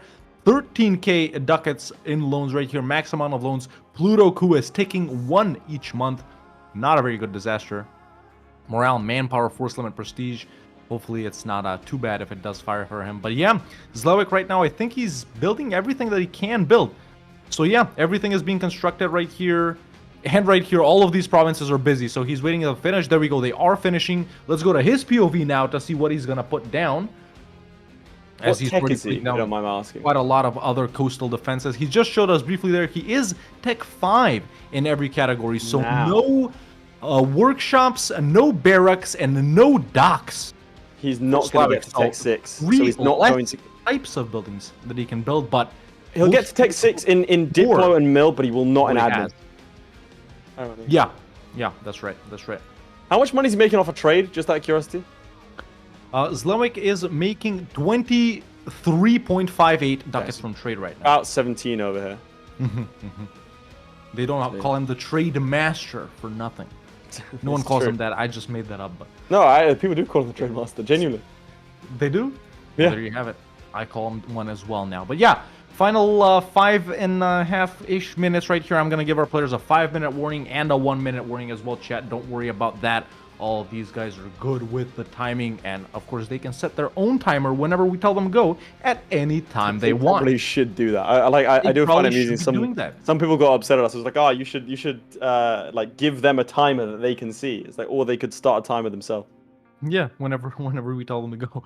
But yeah, Zlewikk still got so much money right here, man. But I just you know, he has to wait for buildings to build so he can build. Well, he's currently in 63 and the student's in 68. I would say it's a combination of the student playing at slightly higher speeds because of he just hasn't had that many wars. I mean, how many provinces does Zlewikk have?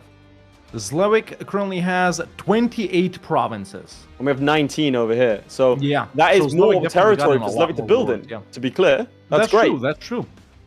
That's true. Oh, And we've here entered we go the as we final jump five. Do you want into to tell the them? final five, way too zoomed in. Maybe specifically on the what you call it, the I'm gonna jump in. outliner, so we can see the amount of buildings that we are building as Laith jumps in to give our players a 4.5 minute warning. So this is really what we want to be looking at right here, ladies and gentlemen. The outliner. Zlewikk currently constructing 1, 2, 3, 4, 5, 6, 7, 8, 9 buildings. The student currently constructing 1, 2, 3, 4, 5. He's even building a manufactory, which, let's be real, that's like how many years until it's built? Like 5 years. So listen, He might make it. His internet's holding strong for someone who was like, look at it, look at the speed he's going through. Yeah, I think he might make it. Just because, like, look, like, considering this guy was the one that was having internet issues last time, he was clearly sandbagging. he has upgraded his internet. He has upgraded his Bro internet. whipped out his wallet, which we know is a key part of EU4 skill, Yeah, and he's done this. Yeah. And I'm here for it. that's right. That's right, ladies and gentlemen. Fantastic. Zlewikk Good to moving on see. with the construction as well right here. 3.5 minutes left.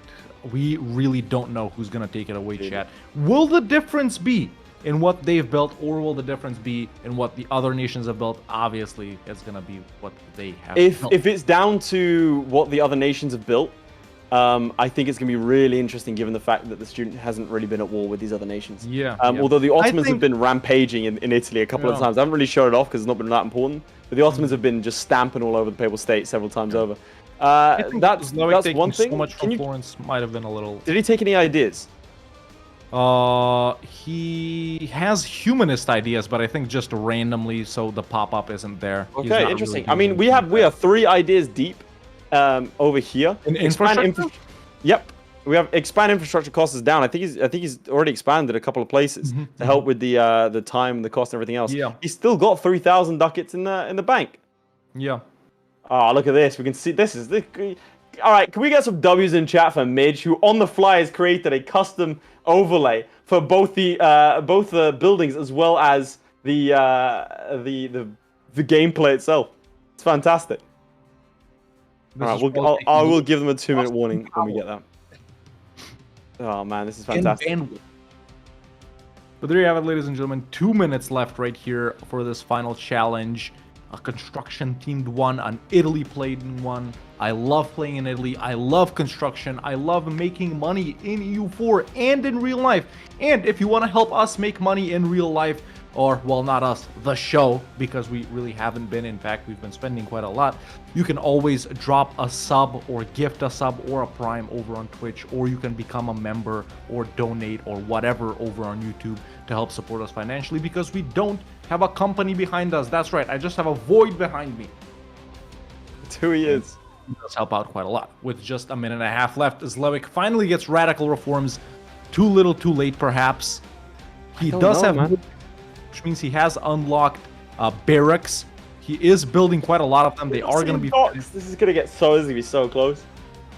Someone I think that farm estate. I think the farm estate's gonna happen.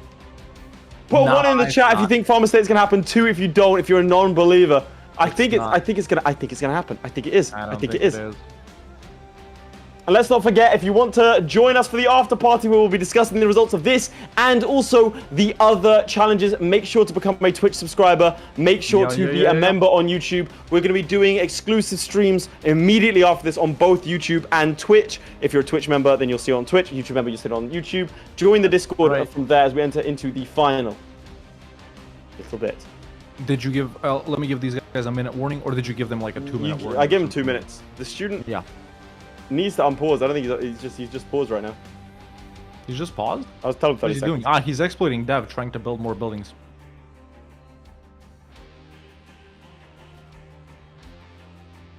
There we go. Fitting.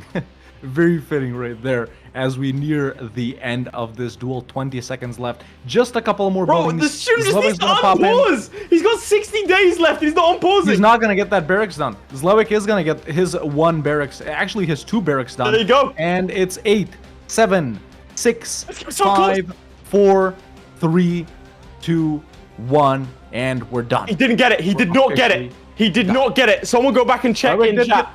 I don't think he got it. When the time hits 0, I don't think. Mitch, can you confirm that? Because I do not think he got it. He didn't get it. That final one. Comma or coming in with the 2-1 sub. But that is the final challenge of the day done, ladies and gentlemen. Starting, or as an Italian nation, have as many buildings in Italy as possible. Not only your own provinces count. Flameatio coming in with the 2-1 sub as well. Appreciate that as we crush our sub goal or hype train or whatever it is. But I think it's time to count up these provinces. Rumble Tum Jump coming in with the 2-1 as well. Thank you for very much appreciate that. Who do you want to go in my POV and I'll start counting, and then you start counting yours as well, because otherwise we'll be here for a long time.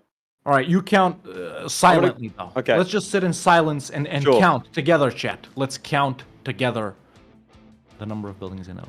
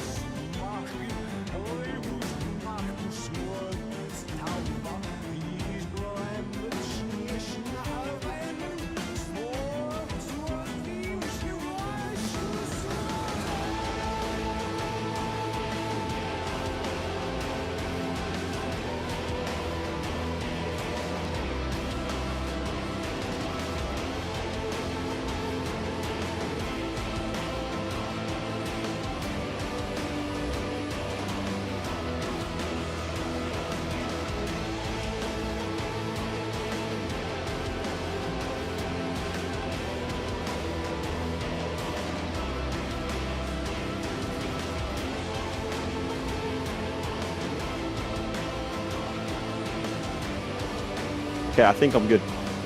Yeah, I think I'm good as well. We can maybe ask these guys. Maybe they're counting for themselves as well. Yeah, and we'll also ask chat and everything else. But I think I'm pretty. Yeah. Yeah, I think. And I've subtracted. All right, so we're looking at my POV over here. I counted 141 buildings. 141. If it's super close, we will have to go for a cheeky recount. But 141. I did subtract the one. Not close. It's not close. 141 over here. A fantastic showing. If we go to Zlewikk's POV, if we need to even, I've counted it. I feel like I'm fairly correct, but even if I'm off by 1, 2, 3, or 4, or 5, or 10, or 20, or 30, it doesn't even matter, chat, because Zlewikk has managed to build him, along with everyone else in Italy, 109 buildings, including the Great Project. You know what's interesting? Oh. I think what made the difference was the docks and was the workshops and getting those out early. I think it was. That's fantastic. It may have been, but that's the challenge over, ladies and gentlemen. The student taking it away.